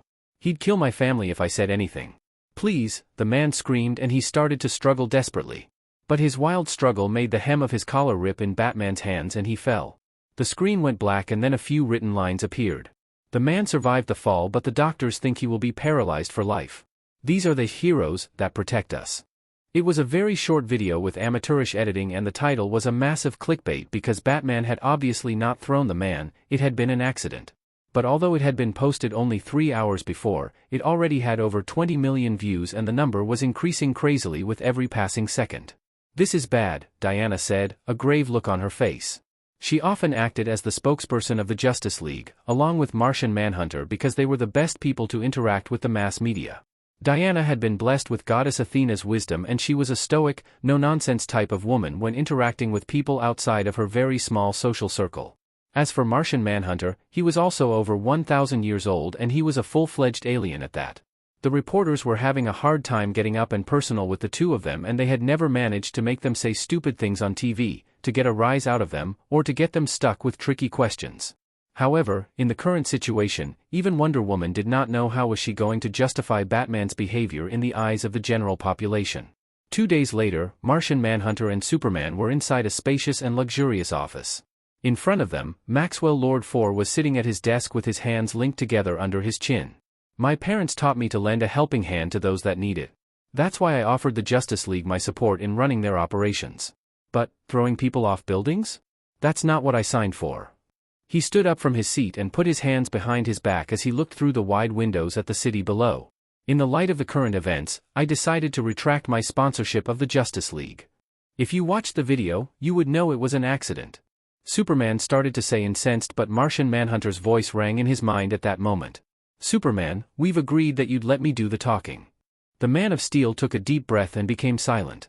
An accident it may have been, but the reality is that a man was paralyzed because Batman decided it was a good idea to dangle him 100 feet in the air from the hem of his clothes, the billionaire said.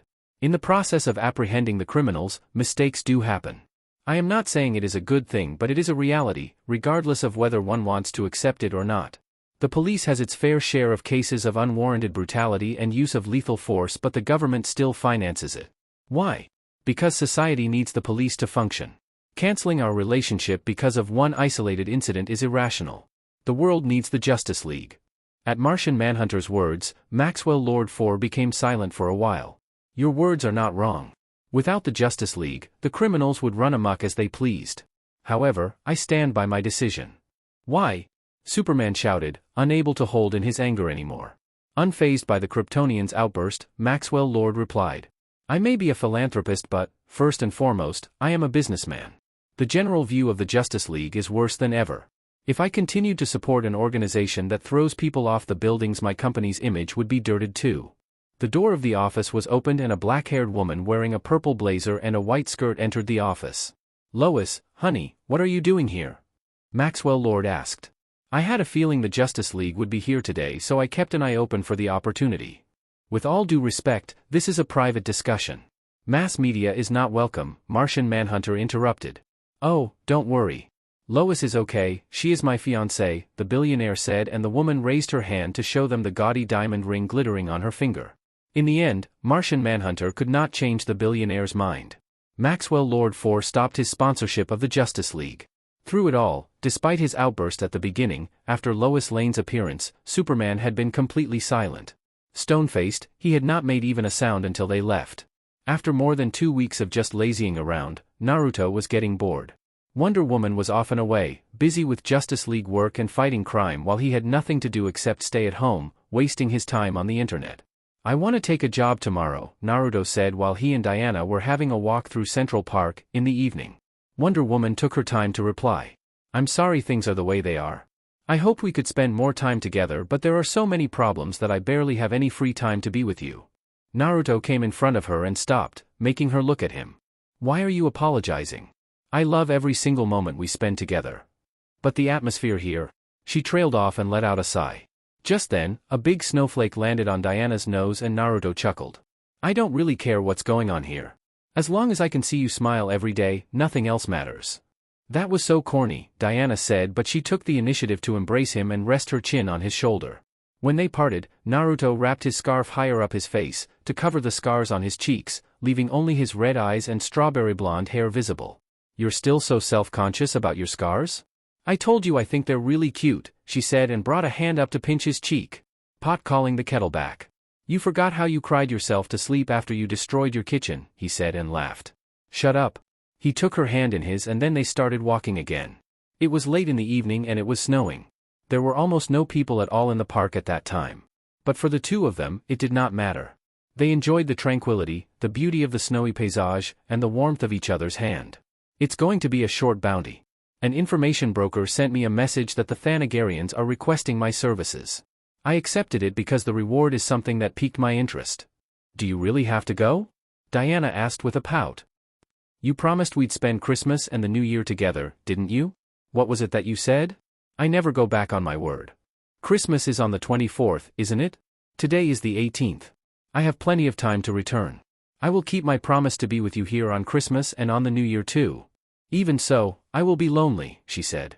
The way she was whining and pouting brought a big smile to his face. It won't be long, princess. I should be back in 2 or 3 days tops, he said and brought her hand up to kiss it. You're going to love what I'll bring you when I come back. What is it? She asked. Won't tell you now. Don't want to spoil the surprise. Don't be like that. You can't just leave me hanging, she said and pulled on his hand. But I can. Watch me.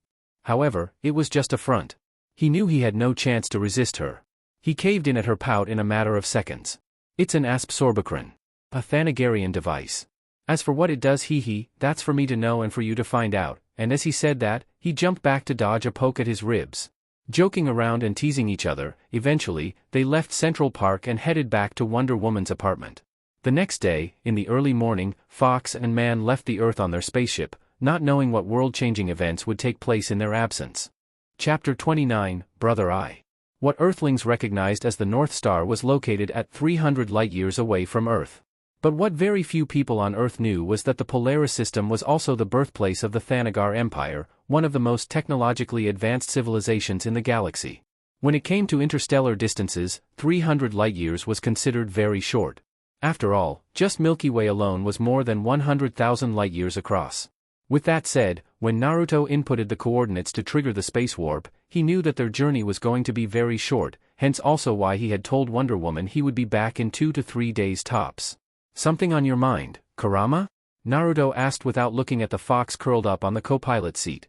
Instead, he stared at the spectacle of gray, white and black lights that could be seen through the cockpit's window, as they traveled through the wormhole. When the fox didn't reply, he said bluntly. Are you bothered by Diana? Why would I be bothered by her? QB said and opened just one of his eyes to look at him briefly before closing it again, looking as if he was sleeping.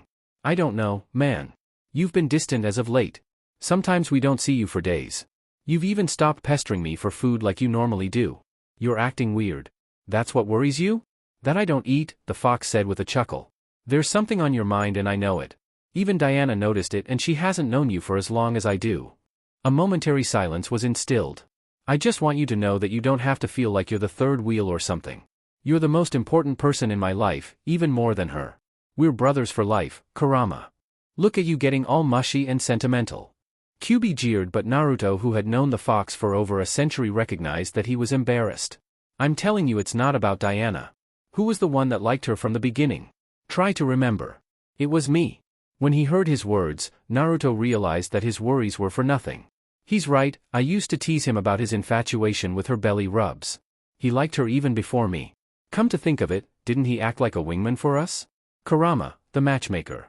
He chuckled to himself at that thought. Then what's wrong with you? QB looked like he was debating whether to tell him or not.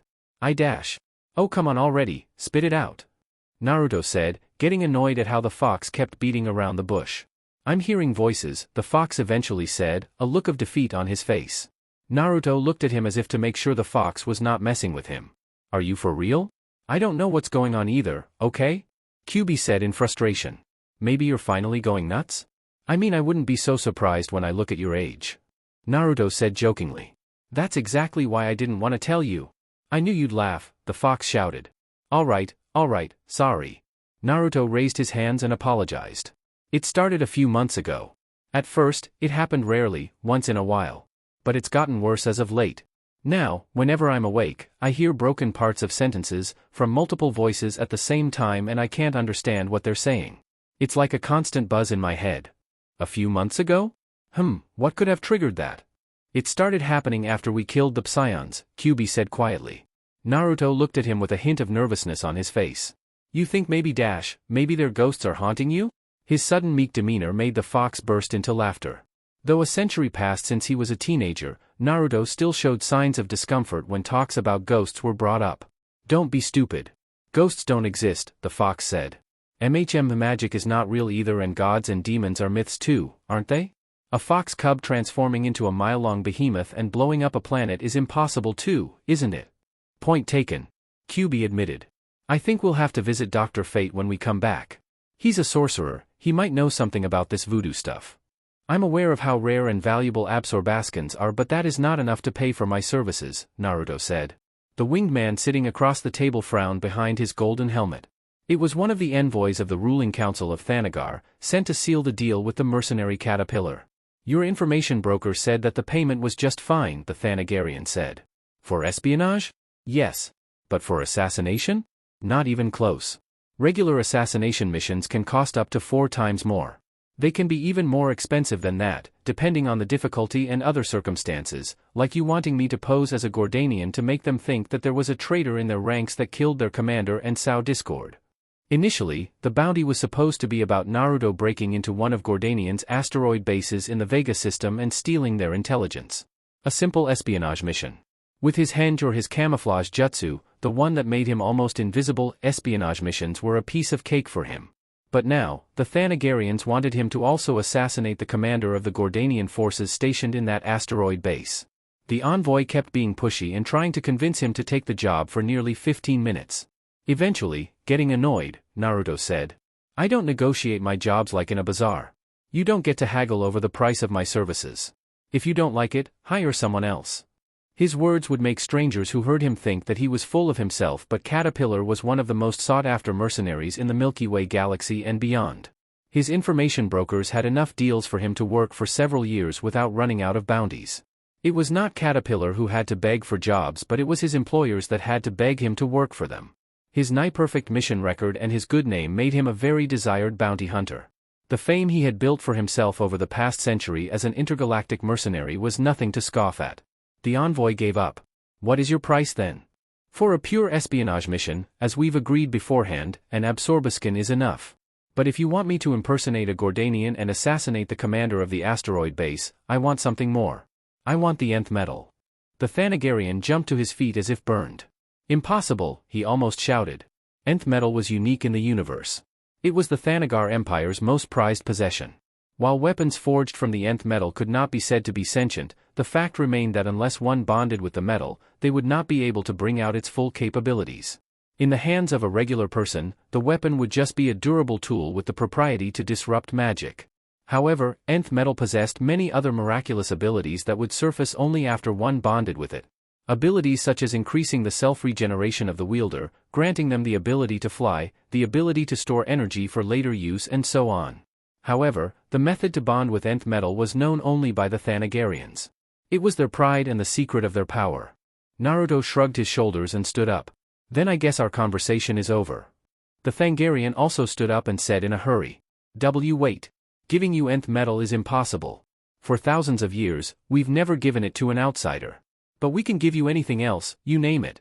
We can even give you a position as a vassal to the Empire, to rule over one of our colonies if authority is what you desire. The envoy looked at the mercenary as if to gauge his reaction, but because of the white fox mask he was wearing, he could not see his face. Nervously, he added quickly. Or maybe something of value. Advanced weaponry, ancient artifacts, the newest model of military spaceships, precious minerals, or dash. I don't care about that stuff. The nth metal is the only thing that interests me. Either that or nothing, Naruto cut him off and said. Ever since he had come to terms with the fact that he could not find a way back home, he stopped caring as much about wealth because he no longer needed to finance expeditions across the universe and in the void outside the 3,600 sectors. Nowadays, he only cared about bounties that had interesting rewards for him. In the end, the two of them could not come to terms and the deal fell apart. Damn, I wasted time and fuel for nothing, Naruto grumbled during the spacewarp on his way back to Earth. Then again, it was not exactly the first time a deal fell apart due to his employers thinking that his price was too high, so he was not disheartened about it. He was just annoyed that he had missed out on watching Wonder Woman's sleeping face that morning for no reason. But his mood brightened when the ship came out of the wormhole and a blue planet could be seen in the distance. When he got closer to the exosphere of the planet, two spaceships barred his way. The watchtower had detected him and some of the Justice League's members came to check who.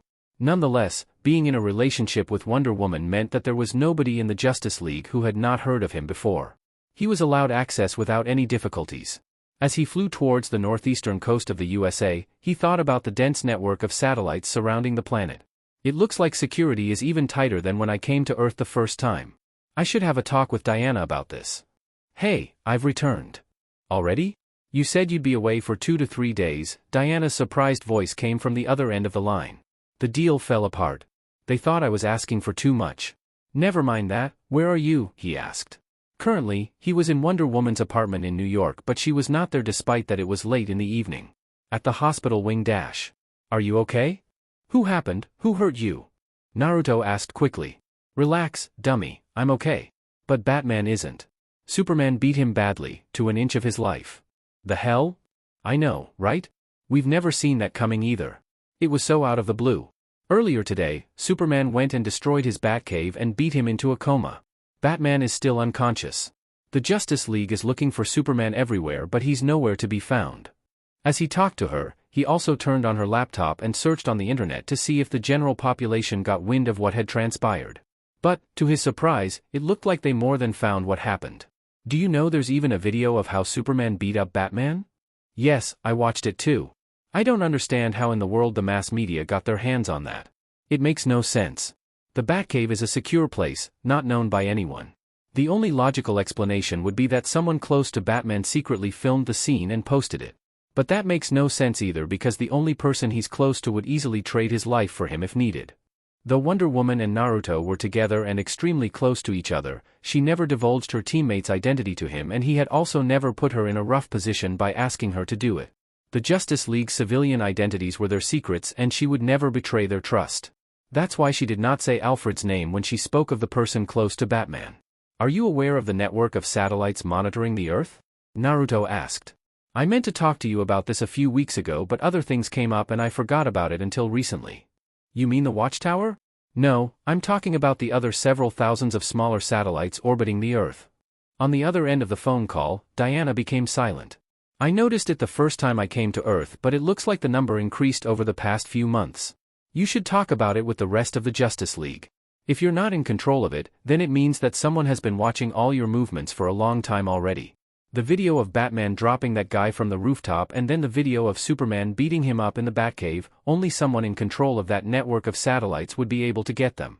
Even if an enemy is controlling that network of satellites, how would they get a hold of a video from Batman's Batcave, a secret location known to only a handful of people?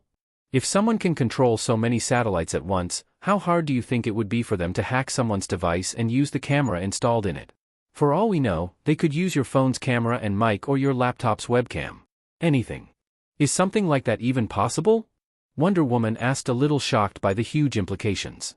A human might not be capable of doing it, but what about a machine? There are AIs out there capable of doing incredible things.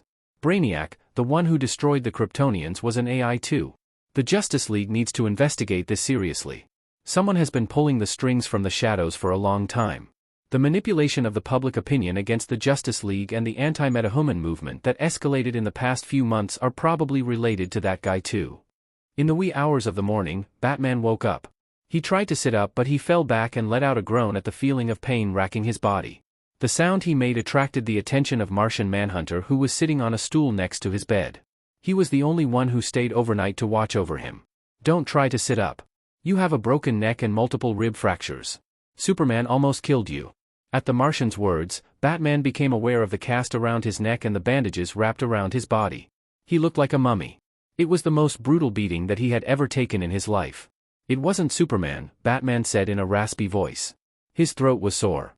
Martian Manhunter took a bottle of water from the nightstand and helped him drink from it. It wasn't him? But there's even a video of how he attacked you. It was him, but he was not in control of himself. Someone is mind-controlling him. A grave expression appeared on the Martian's face. If it's going to be a repeat of what happened when Darkseid brainwashed him, people would never forgive him again. He has to be stopped, Batman said. It was as if he was more worried about Superman's situation than the fact that his entire body was one big bruise and that he had multiple broken bones. The Justice League is looking for him, but he's nowhere to be found, Martian Manhunter said.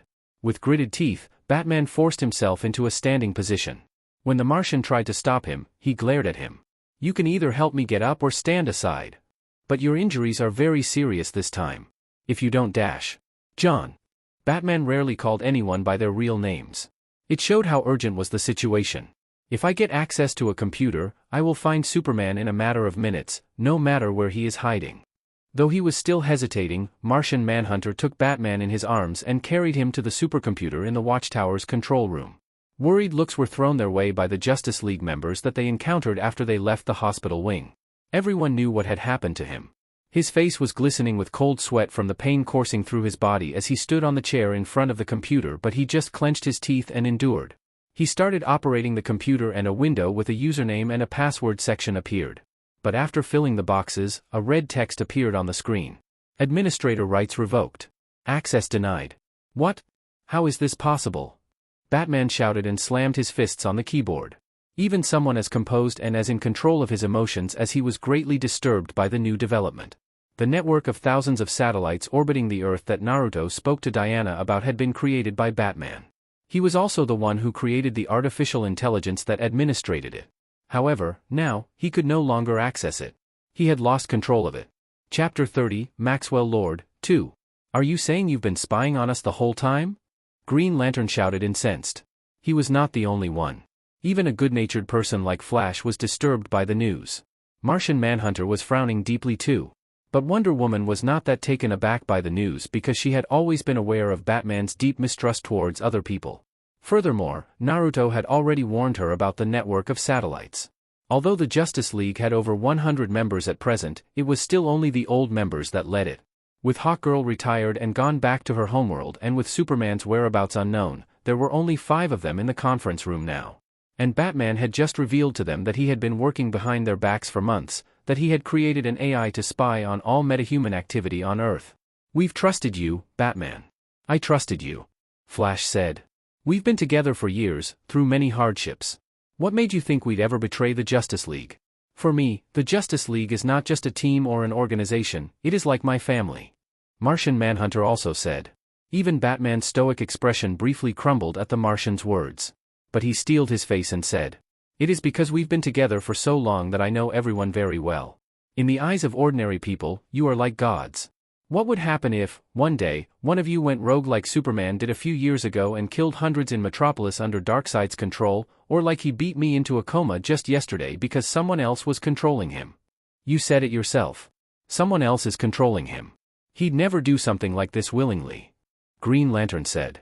Wouldn't he? Did you all forget about the Justice Lords? It took only Flash's death for them to do a 180-degree turn and take over the government. And don't tell me that we are different. Because we're not. They were just like us in the beginning. Batman shot back. The rest became momentarily silent at his words. Now, the Justice League has over 150 members. Most of them are metahumans, people with superpowers. The Justice League has grown more than powerful enough to take over the Earth in a matter of days. How do you keep in check so many superhumans when they are operating all over the world? How do you make sure they are not abusing their power? How do you prepare for the possibility that one of them could go rogue? I had to create a system to keep an eye on them. To make sure that I would be able to prevent that from happening. And look how well that worked for us, Wonder Woman eventually retorted. Someone stole your AI from you and now the mass media has direct access to exclusive videos of you dropping people off buildings and Superman going berserk. And you should know very well that this is only the tip of the iceberg. Whoever is in control of that AI now has become one of the most dangerous people in the world. Batman looked like he wanted to say something but he stopped. The mood in the conference room was extremely tense. Later that day, back to her apartment in New York, Wonder Woman was sitting at her desk with a piece of paper and a pen in her hands. Every once in a while, she noted down some of her thoughts. It all started when Lois Lane and Superman broke up, she thought, and wrote it on the paper. 1. Lois Lane and Superman broke up. Then, she started slandering him and the Justice League in the media, writing biased articles against us. 2. Lois Lane's petty revenge. If I'm not mistaken, it was also around that time that Superman became more violent. He broke someone's legs in Metropolis. Normally, he's extremely careful with his power and pulls back his punches to not hurt people. 3. Superman becomes more violent. 4. Maxwell Lord stops financing the Justice League. 5. Maxwell Lord and Lois Lane become engaged. 6. Superman almost kills Batman and goes missing. 7. Batman reveals he created an AI named Brother and a monitoring system to spy on everyone. He lost control of it too. She was trying to see what triggered Superman into acting the way he did. She rested her head on her hands and her forehead scrunched and thought, is Lois Lane the one that caused everything? She quickly denied that idea. No, she's just a journalist. A petty and vindictive woman, but that is the extent of it. She doesn't have the resources or capability to orchestrate something of this magnitude. Her eyes fell on the other name that appeared in her notes, Maxwell Lord. Is he related to this? It does look like he's the one that riled up Superman by stopping his support to the Justice League and then taking Lois Lane. But she shook her head. She did not have enough information. She could not just randomly throw the blame onto someone without any evidence. I don't have any evidence, but my gut feeling is telling me he is somehow involved in this mess. He is a billionaire, he has the resources and power to take over Batman's AI. Ah, she let out a sound as she suddenly remembered something. John also said that when Maxwell offered his support to the Justice League, he could not read his mind and see his real intentions. She let her head fall on the desk with a thud and a long sigh came out of her mouth. But correlation is not causation. Am I reading too much into it? She asked herself out loud. Goddess Athena had blessed her with wisdom, but that did not mean that Wonder Woman could magically find the answer to any dilemma. She could not draw any reliable conclusions without having enough information. After all, Maxwell Lord had not been caught doing anything illegal. Her suspicions were purely based on her instinct. She knew that he could very well be innocent and have nothing to do with it. She jumped a little when two heavy but gentle hands landed on her shoulders. She did not need to turn around and ask who it was because she recognized the person behind her from their subtle smell. A sigh of comfort came from her when those calloused hands started to softly knead the stiff muscles of her neck and shoulders. It's very late already, you need some rest. Come to bed, Naruto said as he massaged her shoulders. She groaned when he pressed on a particular sore spot of her muscles. Originally, she was going to refuse him as she was still too worried about the situation the Justice League was going through, but she quickly became putty in his hands. She turned around with her chair and raised her arms up, her eyes looking up at him pleadingly. It was not hard for him to guess what she wanted. You big baby, he said, but he took her in his arms. Her legs naturally came around his waist and her arms around his neck. He hugged her lovingly and she buried her face into the crook of his neck, nuzzling him. Before meeting Naruto, Diana had not known the joys of being pampered by someone, the feeling of being showered with love and affection. But once she had gotten a taste of it, she could not get enough of it. She latched onto him as he carried her to the bedroom. But when he put her down and was about to let go, her arms and legs would not let him leave. Good grief, when did you become so spoiled? He said teasingly, but he laid down with her in bed. She turned around on her side and pressed her back against his chest. Hug me, Naruto. She just wanted to cuddle. He spooned her and embraced her from behind. But she took the arm that was around her waist and brought it up, hugging it to her chest. Is that a flashlight in your pocket or you're just happy to hug me? She said a bit later when she felt something stiff against her bum and both of them started laughing. You know exactly what you're doing, he accused her. Pressed flush against him and with how she hugged his hand in the valley of her breasts, there was no way his body would not react to her actions. He was a healthy man too. Silence was instilled again after they stopped chuckling. Baby? Diana called out. Yes? Don't you want to do it? She bit softly into her lower lip. They had been living together for a few weeks already. Although they had agreed to take things slowly, it was becoming almost impossible for both of them to hold themselves back. Behind her serious exterior, Diana was a very passionate woman and Naruto too was the kind of person who once he gave his heart to someone, would dedicate to them 100%. I just wanted to meet your mother first. I wanted to ask her formally for your hand before we went to the next level. To do this the right way. She turned around in his arms to face him. When they looked at each other, they realized that they were both slightly red. You wanted to ask her for my hand? Marriage? She asked. She had a good idea what his answer was going to be, but her blood still started to rush just at the thought of hearing him say it. Though he could feel his face starting to burn, he did not chicken out. Yes. Because I love you. Diana's stomach twisted in a funny manner. He was showing through his actions every day how much he cared for her. Listening to her talking about her day and her worries related to her hero work, sometimes preparing breakfast for her and serving it in bed, hugging her and caressing her, kissing her, and other minor things that he was doing unconsciously but she took notice of. However, this was the first time that he had actually told her that he loved her. At that moment, the princess understood what it meant for one to have butterflies fluttering in their stomach. She hugged his wide back and rubbed her face against his chest as she mumbled something. What was that? I couldn't hear it. She raised her face and looked up at him. She thought that he deserved to hear her say it clearly too. I love you too, Naruto. Seeing how his face lit up like a Christmas tree made a warm feeling course through her body. It was not often that she got to see such an innocent and happy smile from him.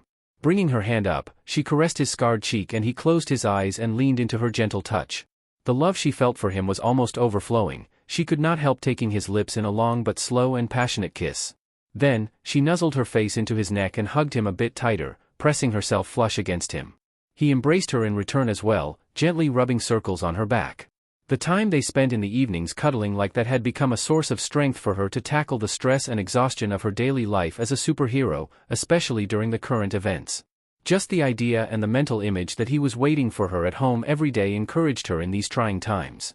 Falling asleep in each other's arms was healing both her tired body and mind. Not knowing when, he had become a constant in her life, a pillar of support. Wake up! A distant voice rang in her mind as she slept. Wonder Woman. Because of the insistent voice, she was eventually woken up. An emergency came up. We need you at the watchtower. Diana let out a sigh of frustration. What is it now, John? I have a day off today and there are plenty of other superheroes, surely you don't need me now. Especially at this hour, she spoke in her mind, replying to the Martian. Looking at the digital clock on the nightstand, she saw that it was 5 a.m. The sky was completely dark, it was snowing, and the sleeping Naruto next to her radiated such warmth that she wanted nothing more than to just lay there in bed, basking in the comfort of his arms. I'm sorry to bother you, but this is urgent. Blue Beetle was murdered. She stood up with a groan. I'll be there in 15 minutes. We received a tip from an anonymous source that gunshots were heard from Maxwell Lord's office in Coast City 4 hours ago, Martian Manhunter said. He was in the control room of the watchtower alongside Captain Atom, Wonder Woman, Green Arrow and Vixen. There may have been a total of 150 heroes enlisted in the Justice League, but they were not working all at the same time and most of the active superheroes at that hour were working in the field. There were very few of them stationed at the watchtower. The Martian operated the computer and a few photos of the crime scene appeared on the screen. What do you mean anonymous? Green Arrow asked. We don't know their identity. But we could not just ignore their intel, so a team was sent to check its veracity. And it was true. When they reached Coast City, they found Blue Beetle dead. His body was still warm, which means that the murder was very recent. Who are the suspects? Captain Atom asked. And what was Blue Beetle doing there in the middle of the night? Maxwell is no longer working with the Justice League. Unless he and Maxwell had a special relationship, him being there would be trespassing. We don't know about the connection between Blue Beetle and Maxwell Lord. It's also too early to tell who killed him. But, strangely enough, the security agents acted as if they had not heard anything at all. I've read their minds too, they really don't know anything.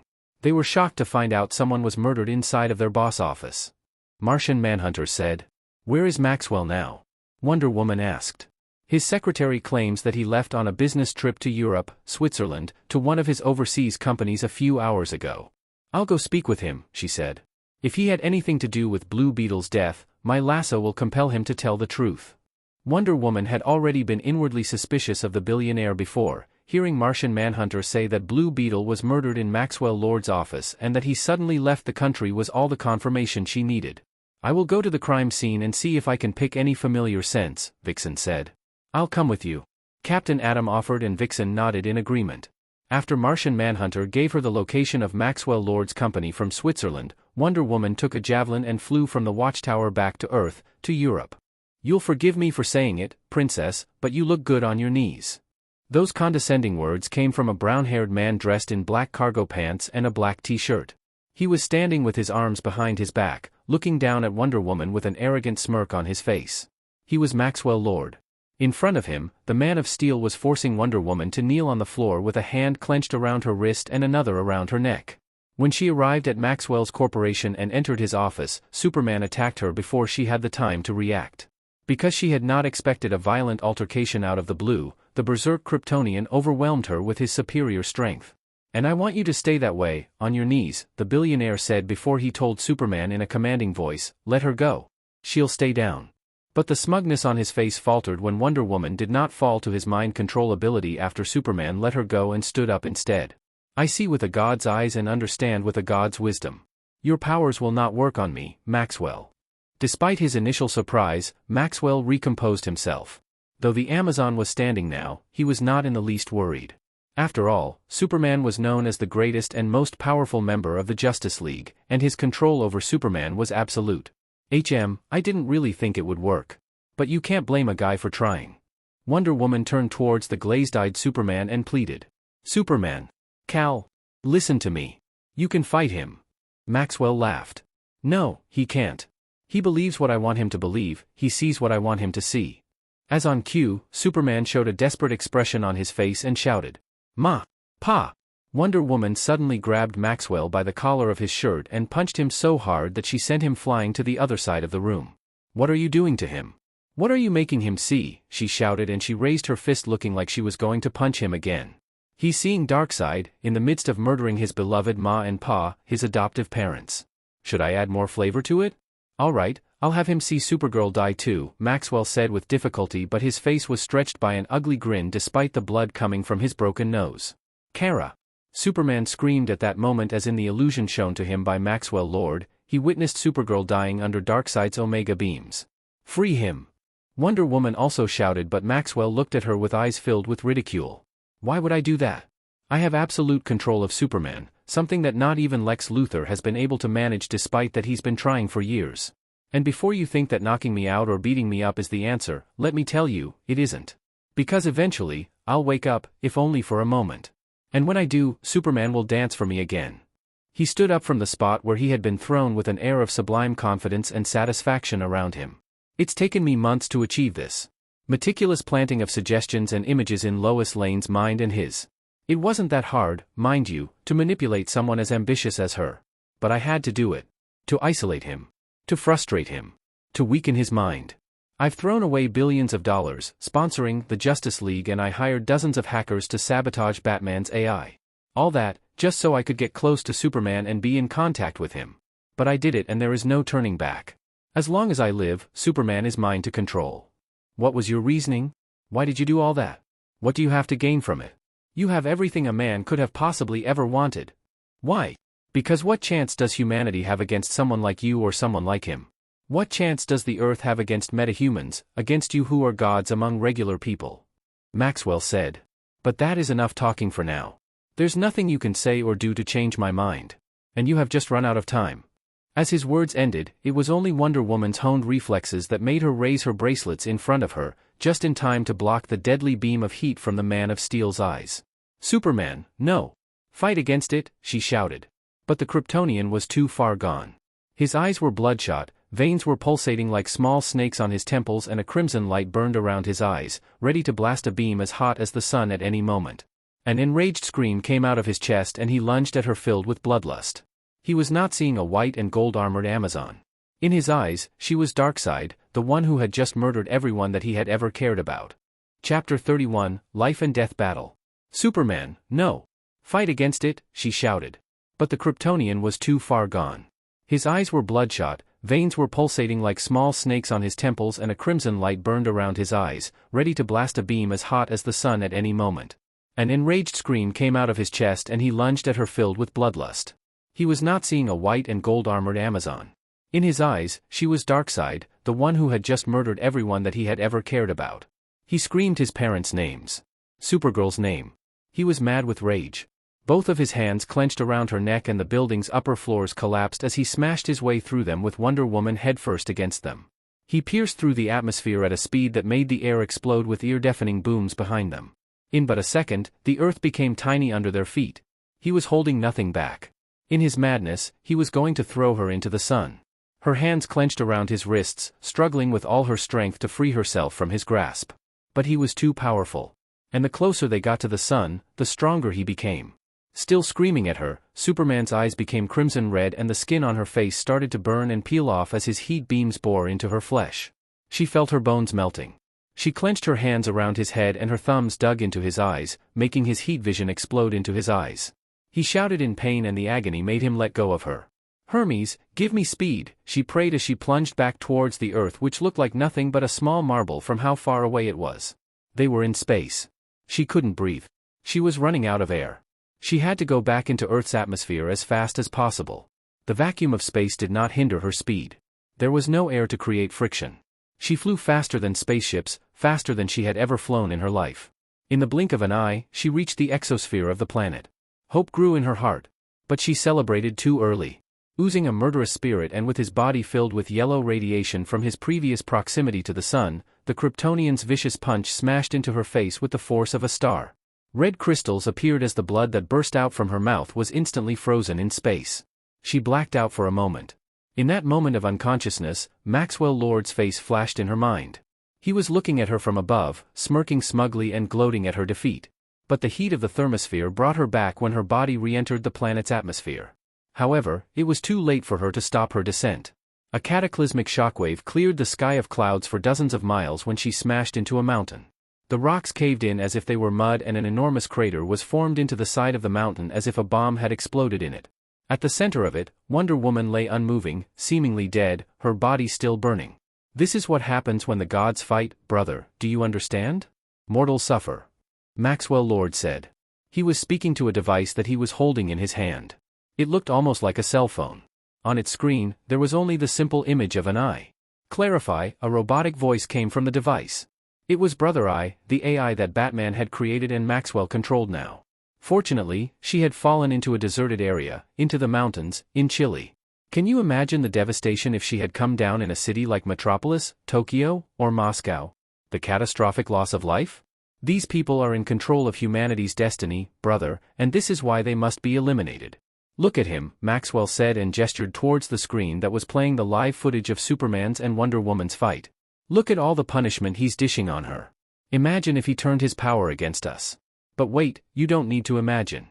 Just search for the files and stored data on what happened in Metropolis several years ago, how many people he murdered. Hundreds of them. What I've done to him took time, it took effort. But the mere fact that I could do it at all proves my point. Because it's not the first time it happened. If I can do it, someone else can, too, and that's the heart of it, brother. Superman, Wonder Woman, the rest of them, they are too powerful, too dangerous to be left alive. They will kill us all if we don't eliminate them first." With difficulty, Wonder Woman crawled up to her feet on shaky legs. And there he stood, at the edge of the crater, his face as twisted with rage as in the beginning. "What you did to my parents, what you did to Kara, I'll make sure you'll never do it to anyone else ever again," he shouted. "Superman, please, I'm not your enemy." But he was deaf to her pleading voice, too lost, too immersed in the illusion shown to him by Maxwell Lord. He was not going to stop until Darkseid was dead. His chest inflated and then he blew out a gust of frozen air. It was his ice breath. It encased her entire body in a block of ice before she could even react. "It's too late to ask for mercy now. You didn't show any mercy when you killed my ma and pa either. You're just a rabid animal that needs to be put down." As he said that, the Kryptonian smashed his fist into a cliff on the mountain and broke off a huge chunk of it. Then, he hurled it with all his strength into the crater where Wonder Woman had been frozen. But when the ice and the rock were smashed to smithereens, the Amazon princess remains were nowhere to be seen. Even in his rage-clouded mind, he understood that she had gotten away at the last moment. "There's nowhere to hide. Nowhere you can run," he said, and then he stood still, focusing on his super hearing. Somewhere away from Superman's line of sight, Wonder Woman was breathing heavily, trying to catch her breath. Her entire body was an aching bruise. She had barely survived when she had been smashed into the planet like a meteorite. "He's too strong. He has so many abilities. His speed, power, invulnerability, heat vision, super hearing." But as her line of thought reached that point, a flash of inspiration hit her. But every strength can be turned into a weakness. When he stops speaking and stands still, I know he's using his super hearing. The sound of wind being displaced by a fast-moving object reached Superman's ears, but he was just a little too late to react in time. Wonder Woman's bracelets of submission slammed into his ears at the same time. The gong-like sound that followed almost turned Wonder Woman herself deaf, to say nothing of Superman, who had been using his super hearing at that moment. He collapsed on the ground with his hands holding his ears and screaming in agony. Blood was flowing from his ears, his eardrums had burst. Despite the immense pain he was going through, he tried to stand up. But she was not going to give him the chance. As a warrior, she knew when to take advantage and press on, regardless of whether it was honorable or not. There was no such thing as a fair fight in a life-and-death battle. Her shin smashed into his temple, and the Kryptonian was thrown back to the ground. Relentlessly, he tried to stand up again, but another vicious kick to the back of his knees made him lose his footing and he half-kneeled on the ground. In the next instant, a powerful cross slugged him in the face and the Man of Steel was smashed face-first into the ground. He was powerful. Incredibly so. But she was not too far below him in strength as to make her fighting techniques useless. And when it came to hand-to-hand combat, there was nobody on Earth more skilled than her, a warrior who had honed her martial arts for thousands of years. Though the last punch almost rocked the Kryptonian hard, she knew better than anyone just how durable he was. That was nowhere near enough to put him out. Her hand wrapped around the handle of the god-slaying sword strapped to her waist. But she stopped herself. No, he's not the enemy. She had to hold back. She could not use her sword against him. She did not want to kill him. Bearing that thought in mind, she grabbed her lasso of truth instead. If I could catch him, just for a second, it would be enough for my lasso to clear his mind and stop his madness. However, that short moment of indecision on her part was enough for Superman to gather his wits and recover. When Wonder Woman threw her lasso at him, he disappeared in a burst of speed. Flying faster than the naked eye could follow, the Kryptonian rushed at her and swung his fist wildly. A shockwave exploded from the impact of his fist clashing against her forearm as she blocked his punch. Her bracelet absorbed his hit. Seeing his all-out punch blocked, Superman's eyes glowed crimson red and he fired his heat beams, but the Amazon's other arm came forward and her elbow smashed into his temple, making his heat beams miss their target when his head was rocked to the side. Taking advantage of the short moment when he wobbled back from the force of the elbow that had crashed into his temple, Wonder Woman raised her hand and threw her lasso at him. However, to her surprise, he grabbed her right wrist when she had least expected it. The Kryptonian may have been an unskilled brute in the eyes of a trained martial artist like her, but he was not stupid. Seeing how she single-mindedly tried to ensnare him with her lasso, he took advantage of it. Putting his entire strength into it, Superman abruptly twisted her arm and Wonder Woman screamed in pain when her wrist snapped. He followed up with a swing of his punch, all the way from the back, intent on finishing her off with it. But she headbutted him in the face, her golden tiara smashing right into his nose. An audible crunch was heard when the Kryptonian's nose cartilage was crushed and he stumbled back on rubber legs as his vision momentarily became white from the pain. He was not allowed a moment to rest as her high-heeled greaves smashed into his stomach, making his body bend like a parenthesis as he was hurled off the top of the mountain. Wonder Woman grabbed her broken wrist with her other hand and clenched her teeth in pain. It was a foreign sensation to her. It was the first time she had broken a bone. It was the first time that someone had hurt her that badly. I was a fool for thinking that I could hold back against someone like him. He's too powerful. She no longer hesitated. The first time she had hesitated, it had allowed Superman to recover himself and he turned the tables on her by breaking her arm. She was not going to make the same mistake twice. The bracelets of submission were a godly artifact that the Olympian god of forging, Hephaestus, had crafted for the champion of the Amazons from Zeus' shield, Aegis. They were indestructible. They had served her in her battles over the years, protecting her from attacks that could have been lethal. However, ever since she found out about her true power and heritage, the bracelets also served as a limiter for her. As her mother, Hippolyta, had instructed her, ever since that day, Diana had never taken them off, not even while bathing or sleeping. It was the only way for her to hide her identity as a demigoddess, as Zeus' daughter, the only way to stay hidden from Hera's eyes. But she could no longer afford to suppress her powers. Fighting to kill was much easier than fighting to subdue. If she wanted to subdue him without killing him, she needed more strength. Decisively, Diana took off her bracelets. The moment the bracelets fell on the ground, an exhilarating feeling washed over her and she involuntarily closed her eyes. It was as if a weight was lifted off her chest and she could finally breathe freely, for the first time in her life. A rush of energy suddenly came from the earth beneath her feet. It was Goddess Demeter's blessing. As long as her feet touched the ground, the earth would supply her with unlimited strength and stamina. The burnt flesh wound on her face from Superman's heat vision began to heal and close up at a speed visible to the naked eye, and even her snapped wrist righted itself and the injured bones of her hand were mended. She was still marveling at what happened when the enraged Kryptonian appeared in front of her, leaving sonic booms in his wake. The entire mountainside quaked from the cataclysmic shockwave of the two godlike individuals clashing against each other. But the result was far from what Superman had expected. His fist was firmly caught in Wonder Woman's hand and she did not budge even an inch from her spot. It was like an unstoppable force meeting an immovable object. But the Kryptonian screamed and it was like his rage amplified his strength sevenfold. His other hand clenched around her neck and he smashed her into the mountain and flew with her through it until they broke through the other side. A massive landslide followed and a fifth of the over 10,000-foot-tall mountain crumbled in the wake of their destruction. They smashed from one mountain into another, leveling their peaks and creating landslides and avalanches as they crashed with their bodies into them in their violent power struggle. Despite her releasing her true power as a demigoddess, the Kryptonian was not falling behind in the least. It was like his strength was infinite. But as Superman continued to smash with her into the mountains, her heavy punches rained down onto his face repeatedly. Even with his incredible durability, after the 10th punch, his face became a bloodied mess. A particularly painful hit landed on his already broken nose and the pain made him almost black out for a second. That was the moment when Wonder Woman managed to get away from his grasp. Spittle came out of her mouth as she coughed. He had almost strangled her to death. The enraged Man of Steel was like a juggernaut. No matter how hard she hit him, he was too durable. Even with her enhanced strength, when her power grew, it felt as though his strength multiplied as well. With the sun brightly shining above their heads, his supply of power was infinite. This isn't going anywhere. At this rate we'll beat each other to the death, she thought. She could increase her healing factor and draw strength from the earth, but Superman was in no way below her. He was doing the same by absorbing the energy of the sun. And although her fighting technique was unmatched, it could be said the same about his durability. In the end, it still came down to this, she thought while she drew her sword from her waist and grabbed the golden shield strapped to her back. She had not wanted to use lethal force against him, but he was leaving her no choice. Come, she shouted to provoke him, and the Kryptonian rushed at her like a wild beast. A battle cry erupted from her chest and the ground under her feet ruptured as she exploded forth. Bang! The sound that came from the white and gold armored demigoddess bashing with her shield into the godlike man traveled for dozens of miles, and the shockwave it generated flattened the forests below and massacred any living beings in it.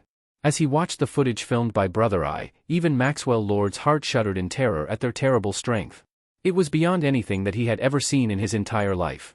Miles opposite of each other, both Superman and the Amazon Princess created another pair of craters as their bodies were slammed back by the force reflected from their clash.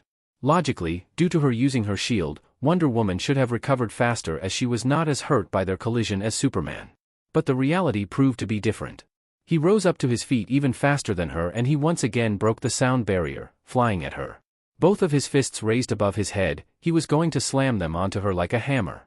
But when he got to 2 feet away from her, a wet, squelching sound was heard and his body suddenly froze in midair. A feeling of pain like he had never felt before assaulted his brain.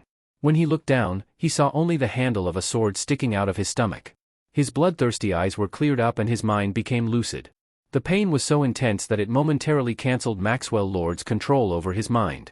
Diana, He could not find his words. He was in shock. Shocked at realizing he had been trying his utmost to kill Wonder Woman, that it was not Darkseid. Shocked at realizing that someone had been mind-controlling him from the start. Shocked at finding out that the Amazon Princess went as far as to run her sword through him to stop him. "I'm sorry, Superman," Diana said. "It was the only way to stop you." The Kryptonian stumbled backwards and almost fell, but the princess caught him and stabilized his body. Then, she guided him to sit down on the ground. Another cry of pain came from him when she pulled her sword out of his stomach. Blood started to flow from the hole in his body like a river, but she was not worried. Although it was a grievous wound that would have killed a lesser being, it was not enough to end a Kryptonian's life. As long as the yellow sun shone above his head, he would recover. "Don't leave this place if you don't want to start murdering innocents. You don't know when Maxwell's control over you will resume. Hold on just for a few minutes. I'm going to deal with him myself." The princess split the air with her sword and she flicked off all of the blood on it before sheathing it back to her waist. She also strapped her golden shield on its place on her back and then she flew away without sparing him a second glance. She was in Chile, in Southern America, while Maxwell Lord was all the way over the ocean, in Europe, in Switzerland. A commercial plane would take over 12 hours to cover that distance. Even the fastest military jets in the world would still need around 2 to 3 hours to cover that distance. She had no time to waste. After a short prayer dedicated to Hermes, her speed increased way beyond her usual flight speed when her powers were sealed. Though the building had become a ruin after Superman ran Wonder Woman through it and flew into space, Maxwell Lord had not moved away from it. It was not like he had much time to do that either. His eyes had been glued to the screen that was playing the life-and-death battle between Superman and Wonder Woman. And it was only a few minutes after the end of the fight that the rest of the building shook as the Amazon landed next to him. Though he was inwardly shocked at her speed, he had never thought anyone could fly from Southern America to Europe in a matter of minutes. His face was as composed and relaxed as ever. "Bravo," he said sarcastically and clapped his hands. "Most impressive. To think that dash." But the warrior princess was not in the mood to entertain him. Her golden lasso of truth was swung in the air and thrown at him. The billionaire was tied up and immobilized in an instant. "End this now," she said aggressively. "No. End it," she screamed and lifted him in the air by the neck. Though he was choking, Maxwell's only reaction was to laugh. "With difficulty," he said. "You and I both know that wound is not enough to put Superman out for good. Any minute now he'll arrive here and start this all over again. And he will keep coming at you until you either kill him or he kills you. He snapped out of your control when I stabbed him." "He knows your illusion was not real," she retorted. "Oh, but it seemed real for him. And it will become real again once the shock from being stabbed goes away. How do I stop it?" "Tell me," she commanded, and the billionaire was compelled by the lasso of truth to speak. "You can't. Unless you kept him tied with your lasso at all times. But you can't do that, can you? And the next time, I will send him to kill Batman, or you, or maybe kill his own parents with his own hands. Superman is mine. I'll never let him go." She threw him to the ground and then she smashed him against one of the still standing walls of the room. "Tell me how to free him of your control," she ordered. Maxwell Lord looked at her without any fear. "Kill me," he said. "That is the only way." She looked him in the eye. He did not avoid meeting her eyes either. But then, his head was abruptly twisted to the side. In the last moments of his life, Maxwell Lord only saw the wall behind his back. The Amazon princess snapped his neck. Little did Wonder Woman know that her and Superman's violent and brutal clash had been filmed and televised from start to finish. That the world was now aware of the metahuman's potential for destruction. Little did she know that millions of people had watched her as she killed Maxwell Lord by snapping his neck. Chapter 32, Aftermath. Over 100 members of the Justice League were gathered at the Watchtower. The atmosphere, however, was vastly different from usual. There was no order and everyone was in the midst of arguing with others. "You snapped someone's neck like a cold-blooded murderer," someone shouted. It was a man wearing the attire of an English medieval knight. The center of everyone's attention was a tall and athletic woman with long black hair and blue eyes. Her white and gold armor was stained with still fresh blood and her otherwise dignified and beautiful face bore the marks of a violent fight against a formidable opponent, seeing as there were bruises on her cheekbones and dried blood at the corner of her mouth. "I did what I had to. If I was presented with that situation again, my choice would be the same. It was the life of a criminal for the life of countless innocent people," the woman replied. "Who allowed you to be the judge, jury, and executioner? We are the Justice League. We don't kill. Are you out of your goddamned mind?" Superman screamed at her in anger. His blue and red suit was in tatters and his face was no less bloodied and hurt than that of Wonder Woman. Furthermore, although the sword wound in his stomach had closed up, his suit was still soaked with his own blood. "You of all people should not talk about others being out of their mind, Superman." Green Arrow shouted back at him, unexpectedly speaking up to defend Wonder Woman. What nobody knew was that when he had first started his vigilante work, Green Arrow had murdered quite a number of criminals in Star City. It was only after he had cleaned up his yard and after gaining some notoriety that he became low-key with his actions and started acting like the rest of the superheroes, sparing the criminals' lives. Fortunately, he had erased his traces very thoroughly after that, and the rest of the Justice League was not aware of his radical past deeds. "It was out of my control. But she willingly murdered someone," Superman shouted back and stepped aggressively into Green Arrow's personal space. Though he had no superpowers, Green Arrow was not intimidated in the least. "What? You're going to punch me to shut up? Or maybe kill me to keep quiet? Like you murdered hundreds of people in Metropolis a few years ago?" Superman stepped back startled. "No. I wasn't going to dash." Captain Atom intervened and said. "That doesn't change what Wonder Woman had done. She had murdered someone in cold blood, perfectly aware of herself. What's even worse, the entire world had watched her do it." Pointing an accusatory finger at her, he declared, "You will have to take responsibility for your deeds in front of the International Court of Justice." Captain Atom was an Air Force captain. Although he was a superhero, he was a part of the United States military too. He understood better than most how far-reaching were the consequences of Wonder Woman's actions. The US government was just looking for an excuse to take drastic actions against the Justice League. The United Nations wanted to suppress them too because the Justice League had grown too powerful for their liking. Until then, the Justice League had never killed anyone, so the United Nations and NATO had their hands tied up. All the members used non-lethal means of apprehending the criminals and operated somewhat within the law's constraints. But the Amazon Princess actions changed that. Now, the United Nations had a legal ground to oppress and maybe even force the Justice League to disband. Because of Captain Atom's words, the subject was diverted from Superman back to Wonder Woman. While some of the heroes tacitly agreed with what she had done, only Green Arrow had been brave enough to voice out his support to her. The rest kept their mouths shut. There were also a few like Supergirl and Starfire who adopted a neutral stance, choosing to stay on the sidelines and not get involved. But the vast majority of the members of the Justice League were very vocal in their jeers directed at Wonder Woman. It was in the midst of that chaos that a deep and demonic voice rang over the noise made by dozens of people's yells. "Shut up!" They had been so absorbed by screaming their heads off that no one had noticed a non-affiliated spaceship entering the watchtower. Now, they realized that two beings had all of a sudden snuck into their ranks. When they turned their heads and saw the giant nine-tailed demon fox and the masked man next to it, they immediately became silent. Though the original members of the Justice League were more concerned about Naruto due to their clash in Jump City, the rest of the members did not know about his true power. Instead, the rest were more scared by Kyuubi's strength. After all, they had all seen the video of a demon fox as tall as Metropolis City's skyscrapers defeating the Justice Lords from the other dimension. "Diana. Come here," the masked blonde man said calmly. In front of over 100 of her teammates and friends who were screaming at her and accusing her of being a murderer, Wonder Woman kept her calm, showing them a composed and cold face. But when she saw that Naruto and Kyuubi had come for her, her suppressed emotions were about to burst. She almost ran to him, into his arms. "We're leaving," Naruto said simply to the others and then turned around with Diana. "Hey, where do you think you're going?" Shazam shouted when he saw that Wonder Woman was going to leave just like that. He flew at a high speed, intent on blocking the door and cutting off their way, but a massive appendage, even thicker than his torso, was slammed into his body and he was swatted away like a fly.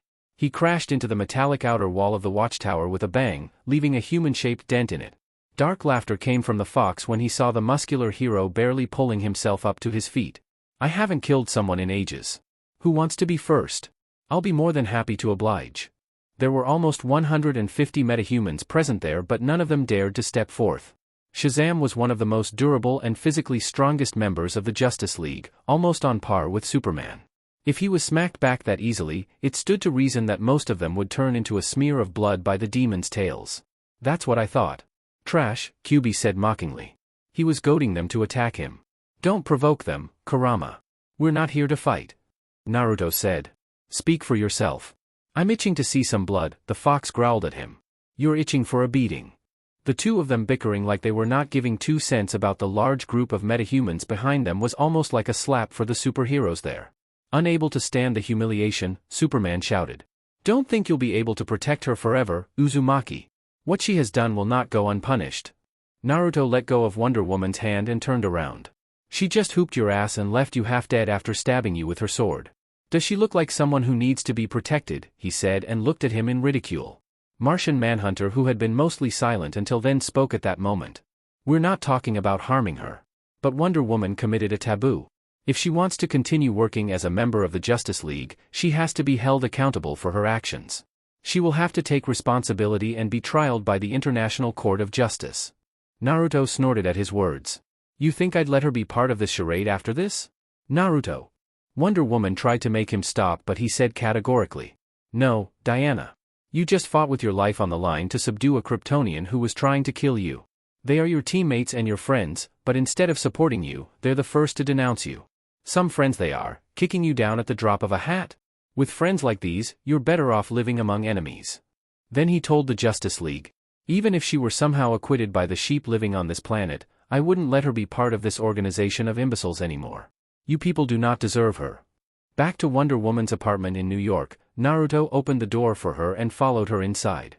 They stopped in the living room and she let herself fall on the sofa heavily. He sat down with her and started to examine her face. "He beat you up so badly. You're hurt." "You should have seen his face," she said, chuckling weakly. He did not laugh. Bringing his hand up to her face, he caressed her bruised cheek with his thumb gently, to make sure he was not causing her pain.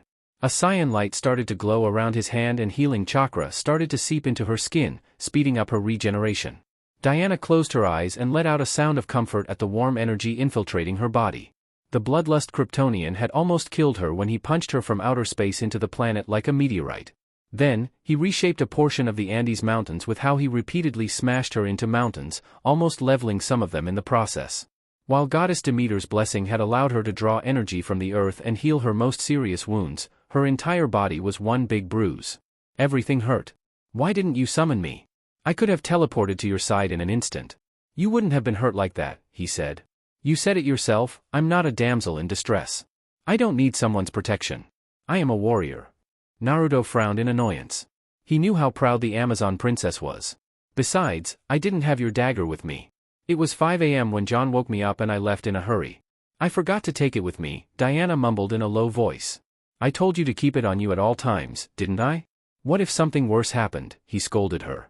When Wonder Woman looked to the side stubbornly, he dropped his shoulders and gave up. He did not want to nag her too much at that moment. But he was going to make sure they would talk about it again soon. He fiddled with the clasp holding her white cloak and untied it before taking it off. He also took off her golden tiara from her forehead and her golden wing ornaments framing her face too. After that, he untied the clasps of her golden pauldrons, revealing her bare shoulders. Standing up from the sofa, he took off her high-heeled golden greaves, leaving her barefooted. When his arms came behind her knees and around her back, she said with a stammer, "What are you doing?" She was starting to grow embarrassed when she realized that he had undressed her and now he was carrying her in his arms. "Shoo! Let me take care of you," he shushed her and headed to the bathroom with her in his arms.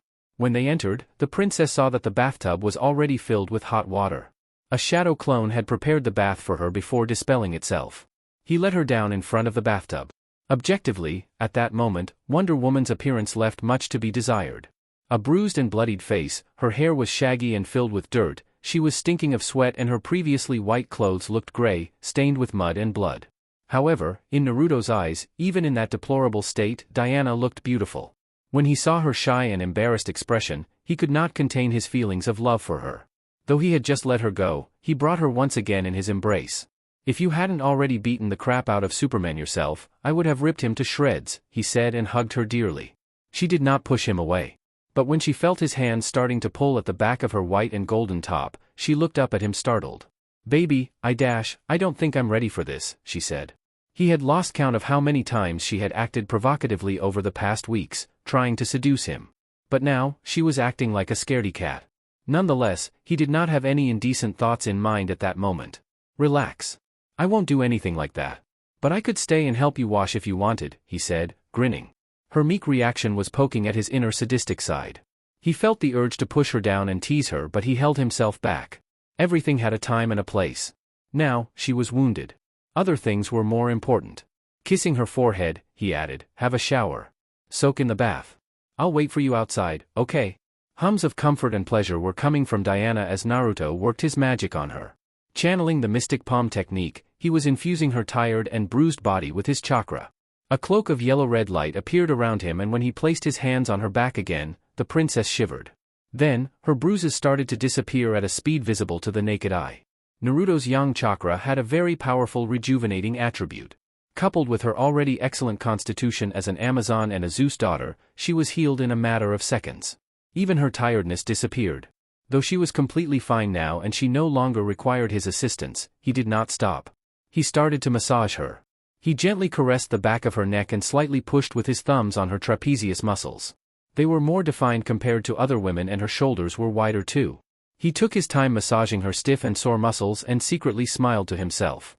When his index finger traced her spine, she made a cute sound and her back involuntarily arched. As his hands traveled further down her back he heard her breathing quickening in anticipation. But he purposely did not touch her glutes, caressing her hips instead. She started to subtly squirm when his hands touched her inner thighs, very close up to the towel covering her below the waist. "I can't massage you properly if you don't relax your muscles." She was on her stomach and could not see his face but she could hear the smile in his voice. "How can I relax when you touch me like that? Pervert. You're the one who's been perving on me all this time, how does it feel to have the tables turned on you for once?" he said and chuckled. But he stopped teasing her after that and started to really massage her legs seriously. From her strong and meaty thighs to her sculpted calves and her surprisingly dainty feet. She started to groan in comfort again when he began to massage the soles of her feet. Yes, there, she almost moaned. That's what you get for fighting crime and monsters while wearing high heels, he said. If getting a massage from you is the price, I won't stop fighting in heels anytime soon, she said, giggling, but she let out a squawk when he unexpectedly smacked her butt. Being pampered and spoiled like that, Diana momentarily forgot about the pandemonium in the outside world at that moment. Other people saw her as a stoic warrior and, more recently, a brutal and cold-blooded murderer, but when she was with him, behind closed doors, she transformed into an ordinary woman, a woman whose heart fluttered whenever the man she loved showered her with his affection. When he was done massaging and teasing her, they cuddled together in bed. It was barely noon and the world at large was on fire, with the mass media fanning the flames even harder, but they were disconnected from everything else. Now, they were watching a movie called Home Alone. Christmas was just around the corner and many television channels started streaming the traditional Christmas movies. This house is so full of people, it makes me sick. When I'm growing up and getting married, I'm living alone. Did you hear me? They chuckled at that particular line. It's chaotic, but I wish I grew up in a home like that, Naruto said wistfully.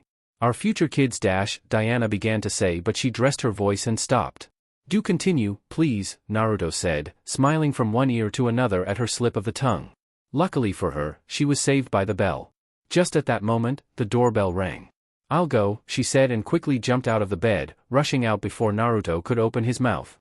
He was still chuckling to himself when Diana's startled cry reached his sensitive ears. Hermes? What are you doing here? The fluffy and feel-good mood from before vanished. An arc of yellow-red light was left in his wake as he teleported out of the bedroom. An instant later, his body appeared right in front of Diana, in the doorway. A cloak of yellow-red chakra enveloped him as he entered directly into his bijou mode, and a flaming Rasengan took shape in his hand in the blink of an eye.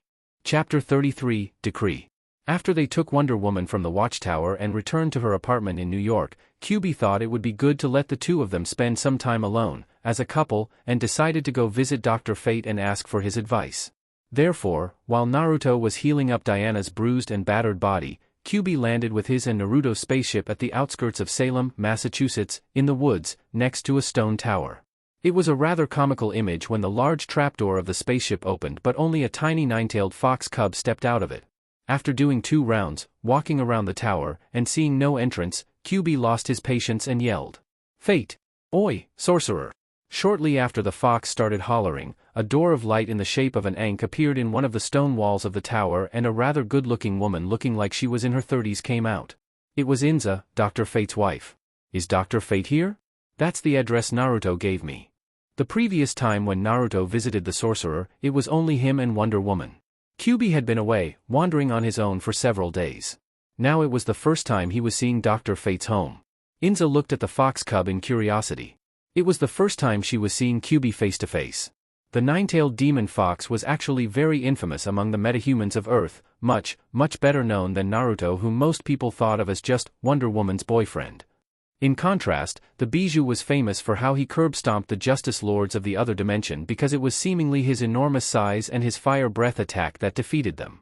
Seeing the woman looking at him silently, QB said, "I'm not going to attack him or anything like that.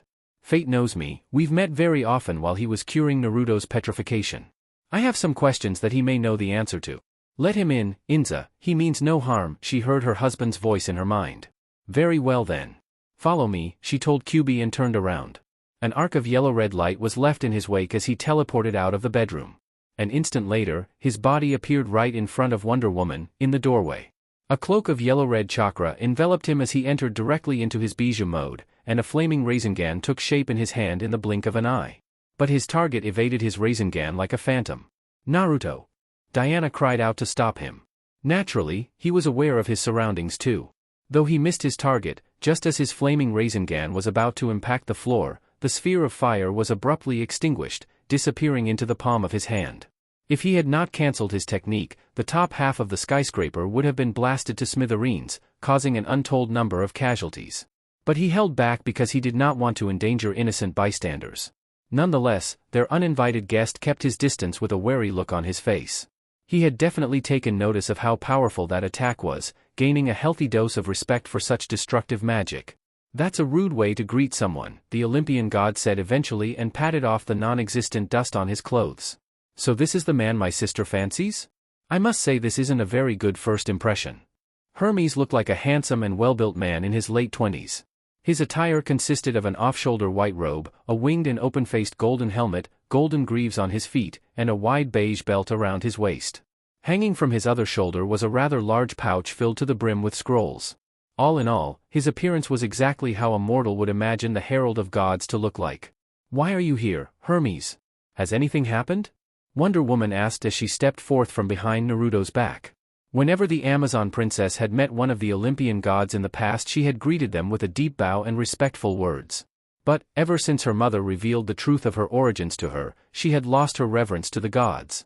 Nonetheless, Hermes was one of the gods that she still respected. "I found out after thousands of years that I have a sister. Do I need a reason to come and see her?" Hermes joked and approached them. But he stopped to 6 feet in front of them when he saw Naruto prepare another sphere of magic in his hand, this time filled with lightning. The god dropped his shoulders in helplessness. "I don't know what you heard about the gods, but we're not all trying to kill Diana, you know?" Hermes said to Naruto, and then he turned his attention to Wonder Woman. "We all felt your divinity earlier this morning. Now, the entire Olympus is aware of your existence. And Hera, she is not happy, to say the least. When I left, the skies were shaking from her screams at Zeus.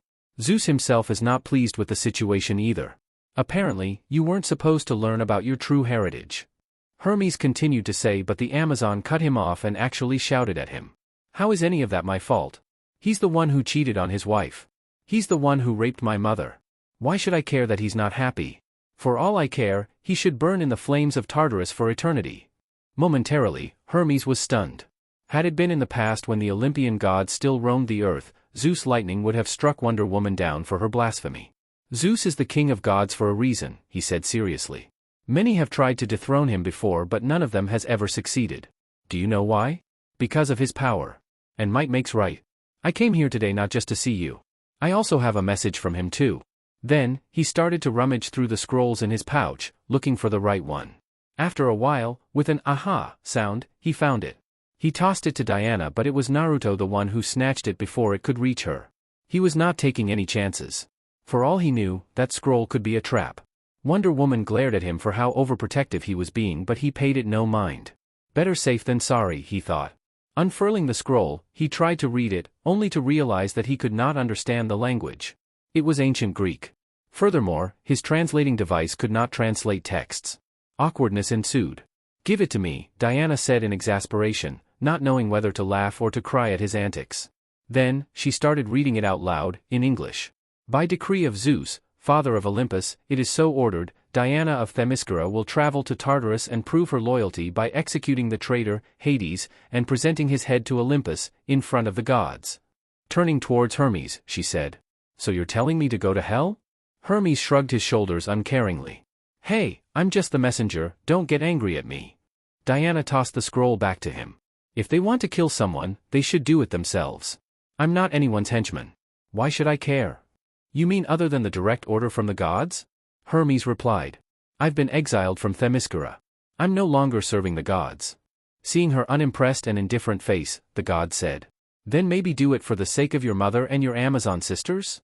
You dare threaten Dash," Wonder Woman started to say angrily, but Hermes quickly raised his hands to stop her from blowing up at him. "Hold up. They haven't said anything about it yet. But you should know the myths very well. While not all of them are true, most of them are not too far off. If you defy the gods, maybe you and your Dash," he made a pause to find the right words, "violent boyfriend over here are strong enough to survive the repercussions. But what about your friends and the other people close to you? Specifically, what would you do if they decided to take their anger on your mother and the rest of the Amazons?" Unlike most of the other Olympian gods who had shut themselves off from the world and ignored the mortals in the lower plane of existence, Hermes and Athena were completely the opposite. In particular, as the god of commerce and thieves, very few other beings were as informed as Hermes was in regards to events that transpired not only on Earth but in the rest of the known universe too. He knew that Diana's violent boyfriend annihilated a race together with his demonic fox, so he did not underestimate him despite that he was just a mortal. Seeing Wonder Woman falling silent, Hermes added, "This is an order from Zeus. You have to obey it. Though many years have passed, Zeus is still vigilant against the Titans and fears a potential uprising. Given your strength as a demigoddess and his mistreatment of your mother in the past, Zeus wants to make sure there won't be a repeat of what happened when Hades betrayed them. But if I were to give you a piece of advice, when you go to Tartarus, make sure you come back. I'd hate to see my new sister perish just like that. What's that supposed to mean? Naruto asked with narrowed eyes. Putting aside the danger Hades himself poses and the dangers of fighting against the creatures of Tartarus, the fact is that the eyes of the gods can't see past the gates of Tartarus, into Hades' domain. Wouldn't that be the perfect place for Hera to take action? Naruto completed his words. Hermes nodded at him. Exactly. Now then, I would love to sit and chat more, but I have completed my task, so I shall not dilly-dally anymore. Time is money. You take care of yourself, dear sister. Hermes said and waved his hand in goodbye before he vanished. As the saying goes, when it rains, it pours. That's what Wonder Woman was feeling at that moment. It was as though she was in the middle of an agitated sea, wave after wave was coming and the storm seemed unending. What do you want to do, Diana? Naruto asked quietly. The princess was sitting on the sofa, with her elbows on her knees and her face buried in her palms. I'll have to follow his orders, she said in a defeated voice. You don't have to do anything you do not want to. No one can force you to do anything. If nothing else, nobody will be able to harm you, your mother, or the Amazons as long as I'm standing here. Diana shook her head. You don't understand. The gods don't need to act against them. They don't need to do anything. One simple thought of theirs is enough to snuff the life out of everyone. Naruto looked at her in doubt. He had battled against a goddess before and he had learned quite a few things over the years about the gods of New Genesis and Apocalypse too. None of them was capable of simply erasing people from existence with just a thought. He believed she was exaggerating. As if to prove his thoughts wrong, she continued. Nowadays, the Amazons exist for the sole purpose of guarding the gates of Tartarus. But do you know how the Amazons came to be? How were they created? He did not know what to say. They are women who had died at the hands of men in their previous lives. The gods created bodies for them, sculpted from clay, gave them life, and blessed them with superhuman abilities. The gods don't need to attack and we can't do anything to protect them because if the gods just retrieve their blessings, the Amazons will simply die, reverting to clay. Their very existence depends on the gods. For thousands of years, I thought I was one of them too. That's the reason for my blind faith in the gods. That's also why the world came crashing down on me when I learned the truth. A grave expression appeared on Naruto's face and he frowned. This whole situation is so twisted, he said. There was nothing the Wonder Woman could do to protect the Amazons if the gods decided to take action against them. And even if she and Naruto had the power to kill the gods, they could not do that either because the Amazons would die after that too. Wonder Woman really had no other choice but to obey Zeus' decree. It was barely 2 hours after her injured and bruised body recovered that Wonder Woman started putting back her armor, preparing herself to go to battle again. A white and gold armor top, white skirts, golden overknee greaves, golden pauldrons, and a white cloak covering her back and protecting her neck. She put her golden tiara back on her forehead and the protective wing ornaments framing her face too before she finally strapped her sword and her golden shield on her back. She was not the only one getting ready. Similarly, Naruto also changed from his gray sweatpants and blue t-shirt into his black combat suit and his fur-collared black cloak. Diana came in front of him and her blue eyes looked at his slit, red ones. Despite their fierce and demonic appearance, to her, his eyes spoke volumes of his feelings for her. Ever since we started living together I've only brought problems at home and now, I'm even dragging you with me to hell. I'm sorry. That was not how she had imagined her winter holidays to be this year. She had expected the most beautiful end of the year in her very long life, spending her time together with the man she loved. She had wanted to go shopping together with him and even try to cook something together as a couple, in spite of her previous disastrous attempt. She had wanted to decorate the Christmas tree together with him, to go on walks and watch the Christmas lights on Christmas Eve and spend many more romantic moments with him. She had also been planning and hoping for them to have their first time together very soon and progress their relationship to the next level, but nothing seemed to go her way. Her superhero work was eating up most of her time every day and misfortune and new troubles popped up one after another. Her dreams turned out to be vastly different from reality. Involuntarily, her eyes became wet from frustration. Letting out a shaky breath, she came to him and hugged him silently. It's okay. You don't need to say anything else, he told her and gently caressed the back of her head. They stood like that, hugging for a few moments. Diana had an expression of unwillingness on her face when they parted and, despite the somber mood, Naruto found himself smiling softly at her. To think that I would hold such a special place in someone's heart one day. Who would have thought? He could see how much his presence meant for Diana. Until then, besides Kyuubi who had always been by his side, he could not think of many people who had truly cared about him as a person. Even the old man and Ero Sennin cared for me only because I was Kurama's Jinchuriki or the child of the prophecy, Naruto thought. Maybe Iruka cared for me? But then again, it's only after I graduated that we got closer, and even then, we rarely ever spent any time together. Looking back at his childhood and his teen years, Naruto was beginning to realize just how lonely and starved for affection he had been until he met Diana. Objectively, his childhood and his teenage years had been like hell, mostly alone, ostracized and abused even by his own teammates, to say nothing about the rest of the people in his village. After that, he was hunted like an animal and spent years on the run from a terrorist organization. Lastly, he ended up participating at the mere age of 16 in an apocalyptic world war. Spending almost a century single-mindedly looking for a way to return to such a terrible place only served to prove how damaged he was as a person. But now that he was living in the bliss that came from being loved by someone and realized how sweet life could be, it was as if a veil was lifted from his eyes and he could finally see the unbiased truth in regards to his homeworld. Now, I wouldn't go back even if I could. Not without Diana. When he arrived at that conclusion in his mind, the feelings he held for the Amazon princess started burning even harder in his heart. He was unable to bear with the sudden urge of wanting to hold her. And he did just that, he embraced her again, his arms wrapping tightly around her back. I love you, Diana. I love you so much. He was speaking from the depths of his heart, and Diana herself sensed that. She cupped his scarred cheeks in her hands and then took his breath away with a kiss. Her arms came to embrace his neck and she pressed the back of his head to deepen their kiss even more. Their tongues met in a dance of love and passion, and they lost themselves in the other's sweetness. When they parted, they rested their foreheads on each other, their faces flushed and gasping for air. Still hugging, they continued to steal small pecks and quick kisses, unwilling to let that moment of passion end. She was being forced to go to hell where she would most likely be assassinated, and she had to fight against a god and kill it too. If that was not enough, except for Green Arrow who had stood up for her, everyone else, all her friends turned their backs on her. Even her oldest friends, Batman and Superman, men whom she had respected a lot, were condemning her and wanted nothing to do with her. Now, the entire world hated Wonder Woman. A murderer. But, as she lay in Naruto's arms, she thought, it doesn't matter. At that moment, she felt that even her friend's betrayal meant nothing as long as he loved her. Chapter 34, Faith. Vanilla biscuits and green tea were being served in the living room of Dr. Fate's tower, but, unlike his usual self, the gluttonous fox felt no desire to stuff himself full with the food placed on the coffee table in front of him. Instead, his slit crimson-red eyes were staring intently in the gray eyes of the old sorcerer, and his negative emotion-sensing ability was focused on him too. Though he had played off Naruto and Wonder Woman's worries in regards to him, Kyuubi himself was more concerned than anyone about the things happening to him. How do I make the voices stop? How can I end this? Kyuubi asked after he finished telling Dr. Fate about his problem. His fluffy nine tails were unconsciously flicking in distress. Kent Nelson looked like he was hesitating, mulling over what answer to give him. You can't. A low growl came from the fox. What are you hiding from me, sorcerer? Kyuubi asked dangerously. The fur on the back of his neck stood up like needles. Dr. Fate's expression changed.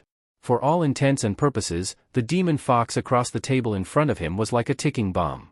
He decided it was not wise to test his patience. I am not lying. You can't stop it. Not by yourself, the sorcerer said. To put it simply, the power of faith is pushing you to become a god. Whatever Kyuubi had expected Dr. Fate to say, it was not that. The power of what now? From angry and frustrated, Kyuubi had become speechless. Kent Nelson explained. While I was curing Mr. Uzumaki's petrification a few months ago, we had a rather interesting conversation.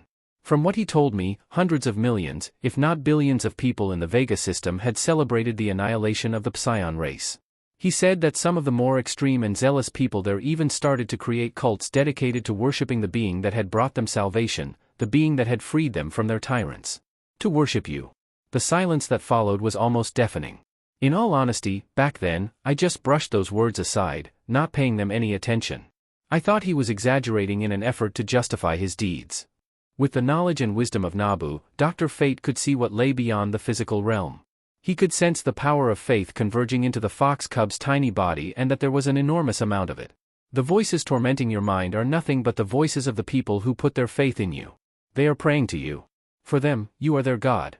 But since you obviously not a god, things aren't going well for you. Naturally, something like this would not have happened if there were just a small number of people praying. But when there are hundreds of millions or billions of people, the psychic energy generated by their will and their faith is not something that can be easily ignored. Kyuubi was floored by the revelations. How do I make it stop? He asked urgently. I can't go on like this. Over the past few weeks, I forced myself to sleep because the voices would quiet down then. But even that doesn't work anymore. I have to stop it. The fox was growing desperate as he realized the actual magnitude of what was happening. You only have two options, Dr. Fate said and showed two fingers. One, to break those people's faith in you. But after what you did for them, I can't imagine a scenario where the people of Vega System would start to resent you unless you started committing some unthinkable atrocities against them. The Bijou may have been an avid enthusiast of battling and violence, but he was not a mindless beast that enjoyed slaughtering innocents. He eliminated that option from his mind right away. 2. Become a god. But that is impossible. Before QB could say anything, Dr. Fate asked him a question. You've ever wondered what are the gods? How are they any different from other metahumans? It's not like they are the only beings in the universe with superhuman powers or the ability to not die of old age. There are countless other beings with superpowers out there. In that case, what makes someone a god? QB and Naruto had traveled the universe for nearly a century, but that did not mean they were all-knowing. There were plenty of things that they were still clueless about. In particular, the things Dr. Fate was talking about had never even crossed the fox's mind before. Outwardly, one would think that gods are no different than other metahumans. But what is different at them is their essence, the essence of divinity, the energy of the source and the presence. It is an energy coming from the Creator, the one true God. That is what gives the gods their power, their immortality, their right to call themselves gods. The fox listened to his words with rapt attention. He instinctually understood that that was a piece of information that extremely few beings in the entire universe were privy to. Kent Nelson was among those extremely few enlightened beings because he was the owner of the Helmet of Fate and possessed the wisdom and knowledge of Nabu, a Lord of Order. Dr. Fate continued. The power of faith amplifies a god's power. The psychic energy they assimilate from the people that worship them can increase their strength several times over. But the power of faith itself cannot create a god. The only ways for a new god to appear in this world are either to be given birth by a god, or for a mortal to usurp a god's divinity. But how many mortals can stand up against a god, to say nothing about killing them? And even if you are powerful enough to do so, how would you find a god? Gods live in a different dimension from our own, in another plane of existence. The sphere of the gods. Mortals have no way of accessing their realm. Do you understand now why I said you can't? Dr. Fate was not an expert at reading emotions on a fox's face, but the grin that appeared on QB's face left no doubts that he was in a great mood. Instead of being deflated or angry by the seemingly impossible task ahead of him, QB was excited. For months, ever since he and Naruto destroyed the Psions, he had been plagued by the voices in his head. It was something that had gotten increasingly worse with every passing week. There were moments when he was seriously considering the possibility that maybe he was going insane. But now, he finally found a solution to his problems. Come on, D. We have to go. Naruto said and broke their hug. Wonder Woman let out a small sigh. Naruto's offer from a few months ago to leave the Earth behind and tag along with him and QB on their adventures seemed more tempting every day. Though she was a woman who did not run from responsibilities, it was different when all her efforts were being spat on. She locked the door of her apartment and then the two of them climbed the staircase to the rooftop of the skyscraper. It was a short flight of stairs because her apartment was already located on the top floor of the building. Clad in their respective armor suits and equipped with their battle gear, they were going to take flight from the rooftop of the building. Are we going to Salem first? She asked as she approached the edge of the rooftop. Yes, we have to take Kurama with us too, Naruto said and followed her towards the edge. However, when he looked at the scenery below, his expression darkened. The avenues and streets of New York had become an ocean of people. Despite the cold and snowy weather outside, it was past the middle of December, tens of thousands of people were marching together, their screams covering any other sounds in the city. What they were screaming could not be understood completely because they were not coordinated, but it was not difficult to guess what they were saying. After all, Wonder Woman had killed Maxwell Lord 4 only a few hours earlier that day and the AI named Brother I had streamed the act for the entire world to see it. A few currents of air started to circle around Naruto and his feet left the rooftop of the building. He started to fly after casting a wind release technique. Wind had always been the element that he had had the most talent in. Flying was something that very few shinobi back in his homeworld had been capable of, but it was nothing extraordinary for him after almost a century. As the two of them flew together above the city, he said, "These are the people you're fighting for. Do you see it now? People's hearts change like the weather. They love you today and tomorrow they'll lynch you in the streets. Why even bother trying to be a hero?" But when he saw the expression on her face, he stopped himself from continuing. He realized that at that moment, the last thing Diana needed was more nagging from him.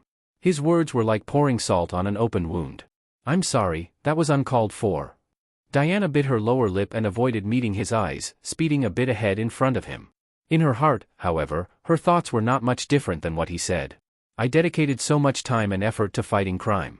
Everything I did was to keep everyone safe. Yet before meeting Naruto, Wonder Woman had not even had a social life at all.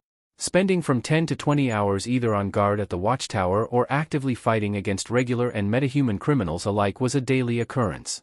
As people who did not have a civilian identity at first and no other friends outside the Justice League, Martian Manhunter and Wonder Woman were the ones who spent the highest amount of time on duty. As for killing Maxwell Lord, she was not a bloodthirsty person. On the contrary, she had a very kind and pure soul. But the Amazon princess was not blinded by her kindness. She knew what was truly important and where to draw the line. Under the effects of the lasso of truth, Maxwell Lord was compelled to speak the truth. The truth was that he was never going to let go of Superman and that the only way for Superman to regain his mental faculties was for Maxwell to die. Because of that, Wonder Woman killed him. It was for the sake of countless innocent people who could have suffered or even died at the hands of the mind-controlled Kryptonian. I can see where the average population is coming from. They are afraid of me, of my power. They hate metahumans. I can understand their reaction because fear makes people irrational. But Superman, Batman, John and the others, how could they not understand why I did it? Why did everyone turn their back on me?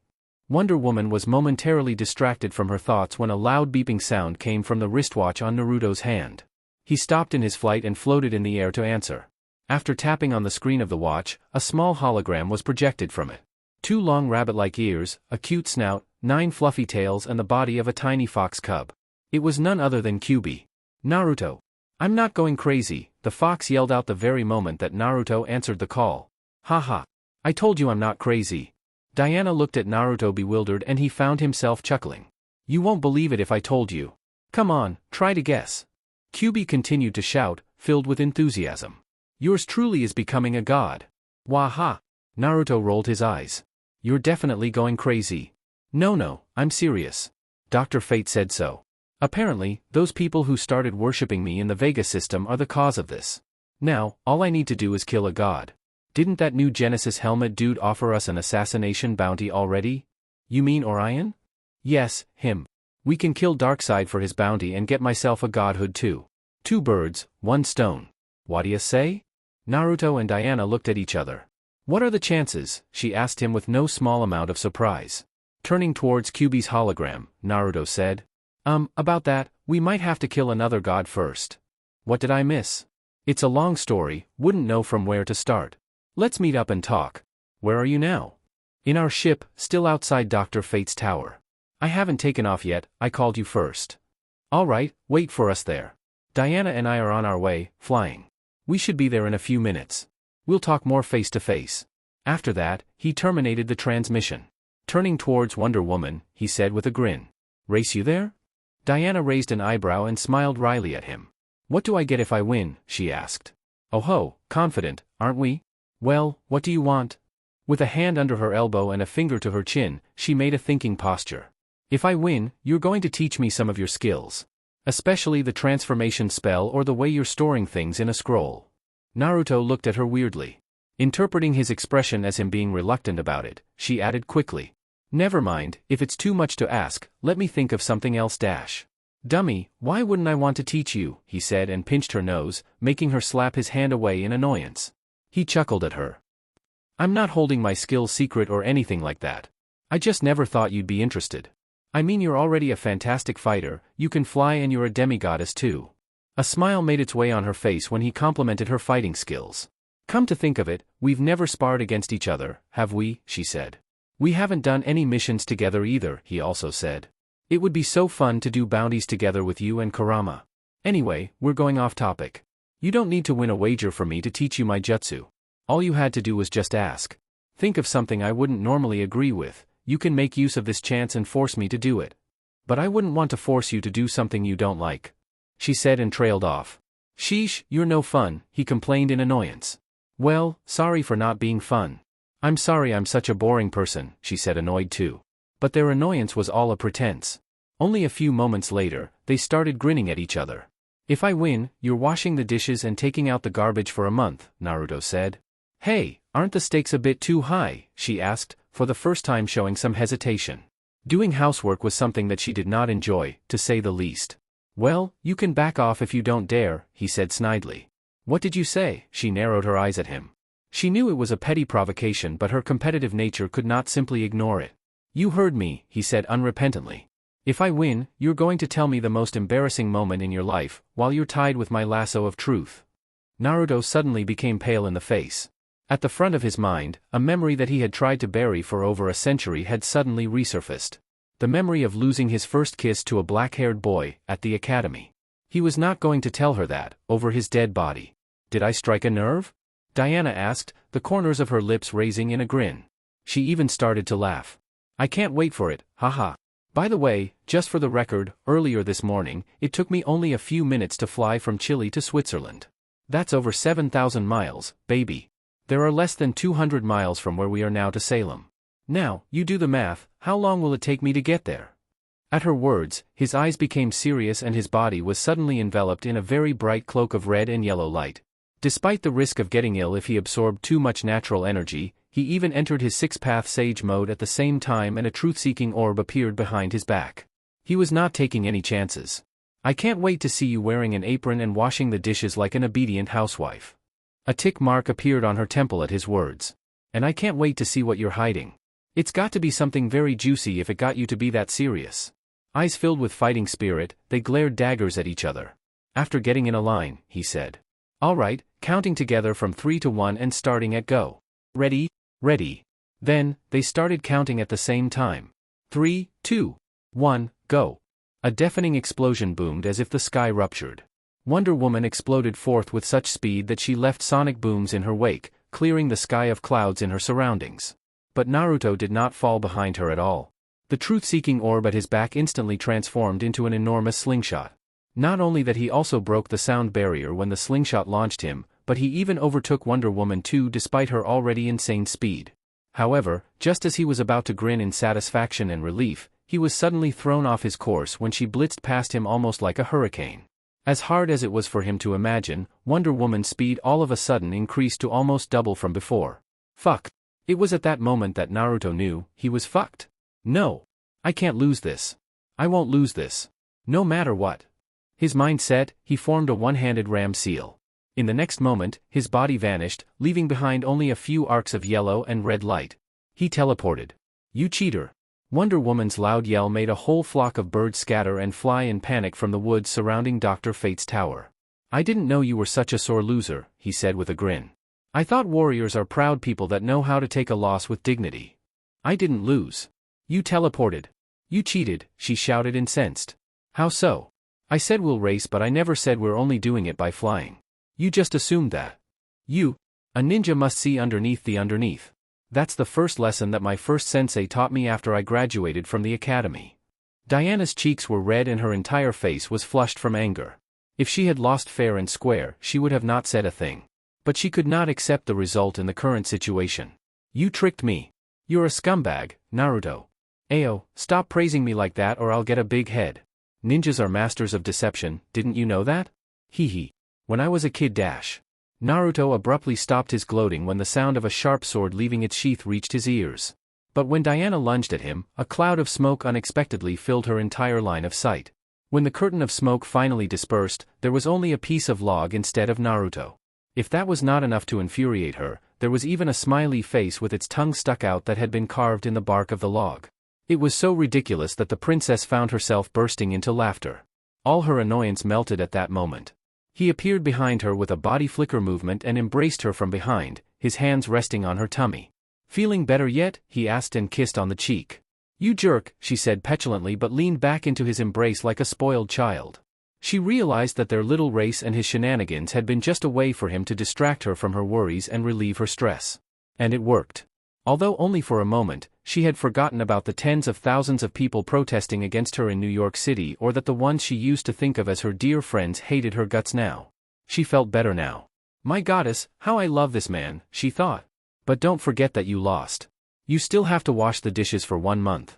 I'll make sure to take photos, he piped up. I take that back, I hate this man. Chapter 35, War. How convenient.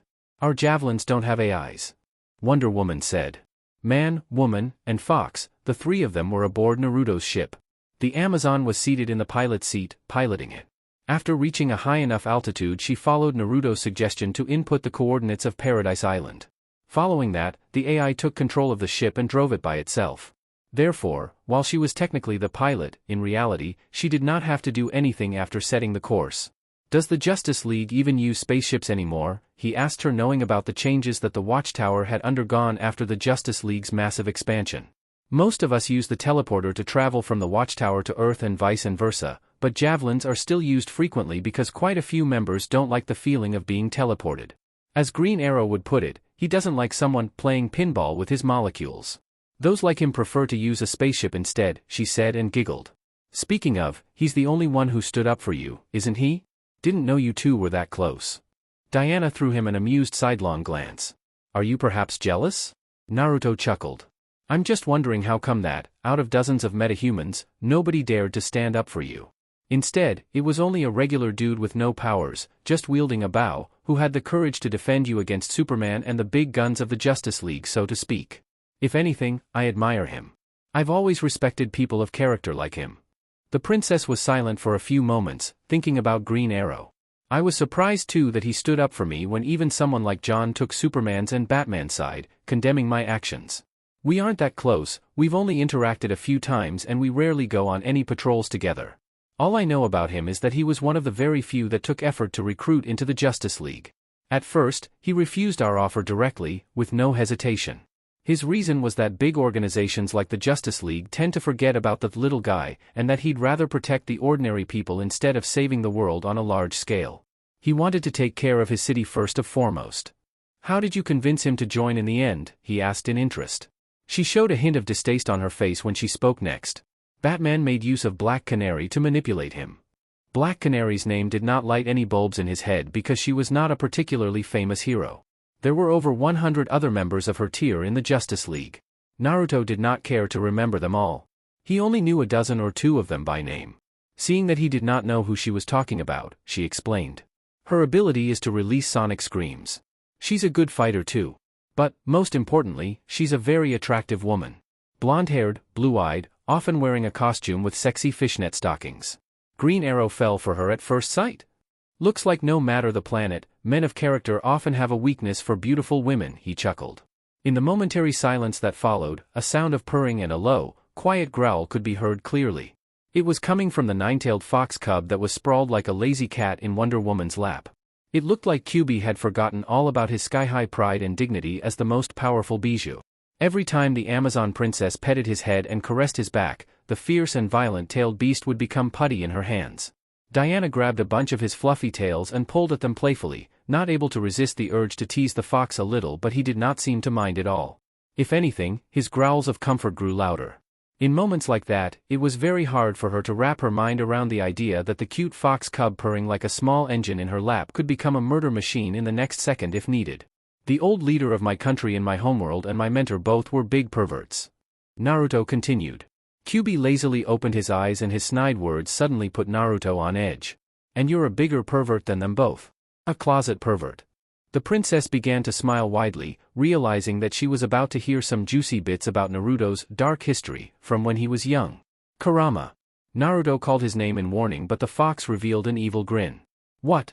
You forgot about the first technique you've created? Turning towards Wonder Woman, he told her, other great ninja and the previous Kages created powerful cloning techniques, spheres of destruction, teleportation spells and so on. But do you know what he created? A sexy jutsu. Wahahaha. Naruto's face looked like he had just seen a ghost. He became even paler, if that was possible, when Diana said in a very sweet voice. Oh, a sexy technique? I wonder what was that all about. The nine-tailed demon fox made a large toothy grin, filled with malice, worthy of his name. You have no idea how much time and effort this idiot put into creating that technique. He spent years reading porn magazines and peeping on women in bathhouses as a kid to perfect it. Naruto suddenly lunged at QB, but Wonder Woman intercepted his hands, protecting the fox in her lap. At that moment, QB raised his nose in the air and sniffed in provocation at him. The look he gave to Naruto was just like that of a kid who escaped from getting an ass-whooping from his parents by running into his grandma's arms. I did it as a prank at first, to prank the academy instructor who used to pick on me for being a problem kid. That's all, I swear. From behind Diana's protective arms, still lying comfortably in her lap, Kyuubi chuckled and said, "Then why did you continue doing it after that too?" Naruto's face was steaming. Diana had such a huge grin on her face that she almost resembled the Joker at that moment. She could not get enough of seeing his mortified with shame face. Because it worked against strong opponents. Shinobi were often perverted, especially those stronger than me. Irika, Ebisu, Sandaime, Jiraiya. Hell, even the rabbit goddess fell prey to my reverse harem sexy technique, he sputtered self-righteously. At this point, Diana burst into a fit of uncontrollable giggles. But Naruto was not laughing. Not one bit. "One more word and you're dead." That was what his eyes seemed to convey as he glared at Kyuubi. His expression looked fierce, like he was going to eat him alive if he said another word. "You have so many funny moments from when you were a kid, so many memories." "I envy you," Wonder Woman said, still giggling. Kyuubi stretched his tiny limbs and let out a cute yawn that sounded more like a yelp. Then, he hopped on Diana's shoulder, his eyes filled with schadenfreude. "You don't know half of it. Let me tell you more of his embarrassing moments. You don't need to beat his scummy ass in a race. You have me." Naruto's eyes widened in panic. "Kurama, don't you fucking dare dash."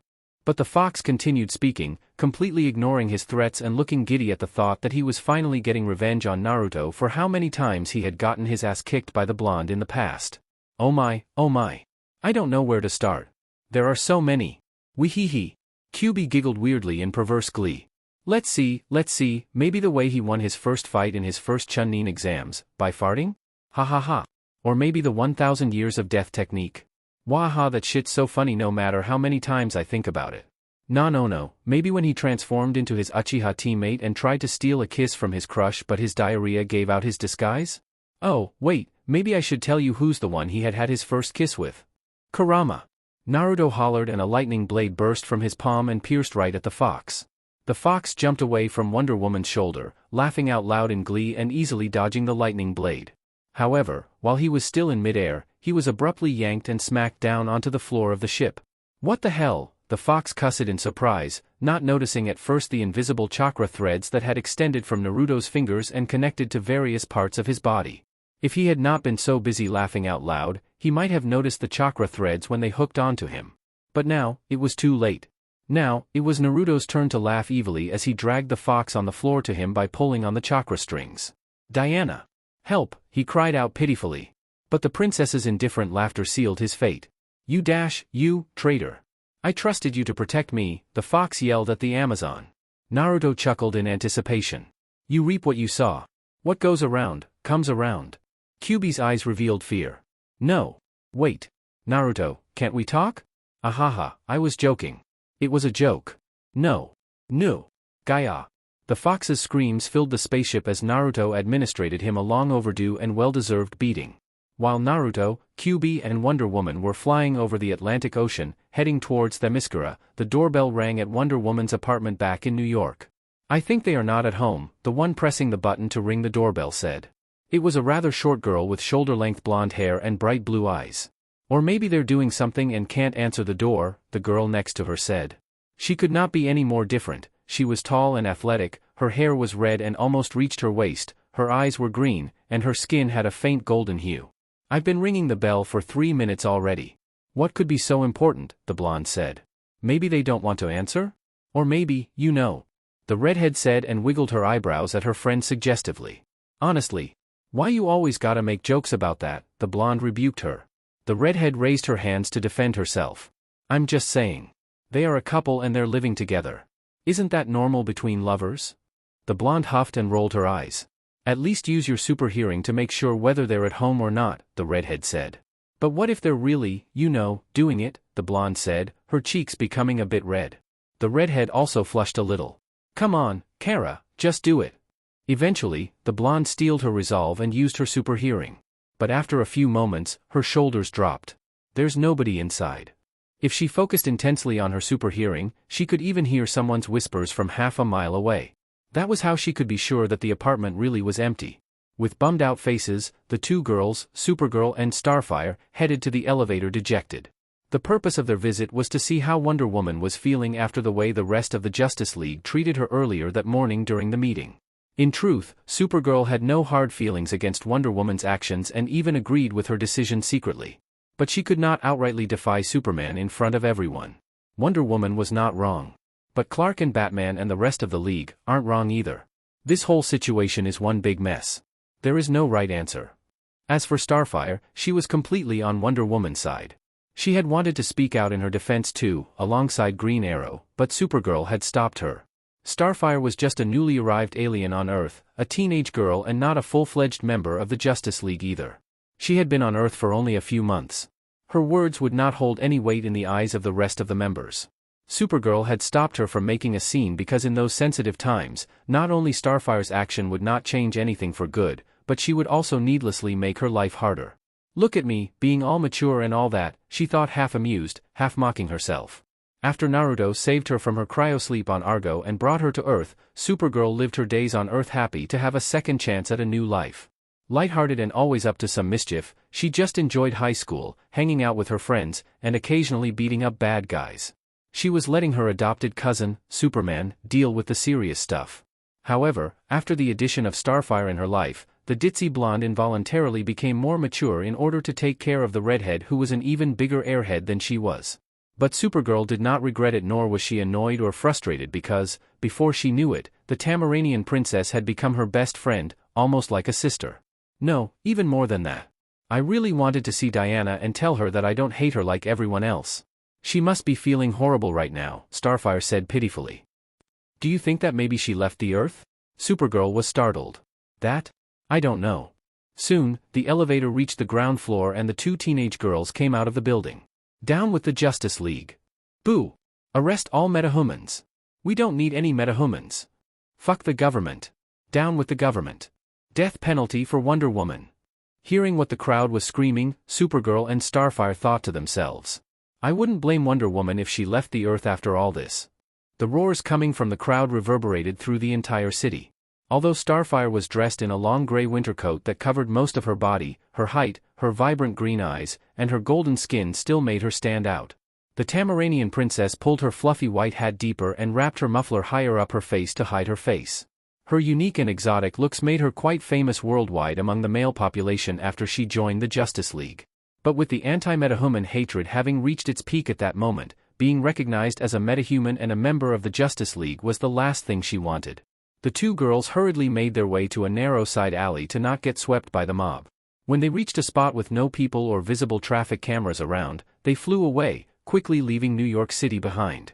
The streets of the Big Apple had become pandemonium. Almost 100,000 protesters were screaming at the top of their lungs. Burning bins and destroyed police cars littered the streets as the angry mob smashed the windows of the shops and cars, looting everything they could get their hands on. The riots were not limited to New York City. They had spread from there to the rest of the country in a matter of hours, like wildfire.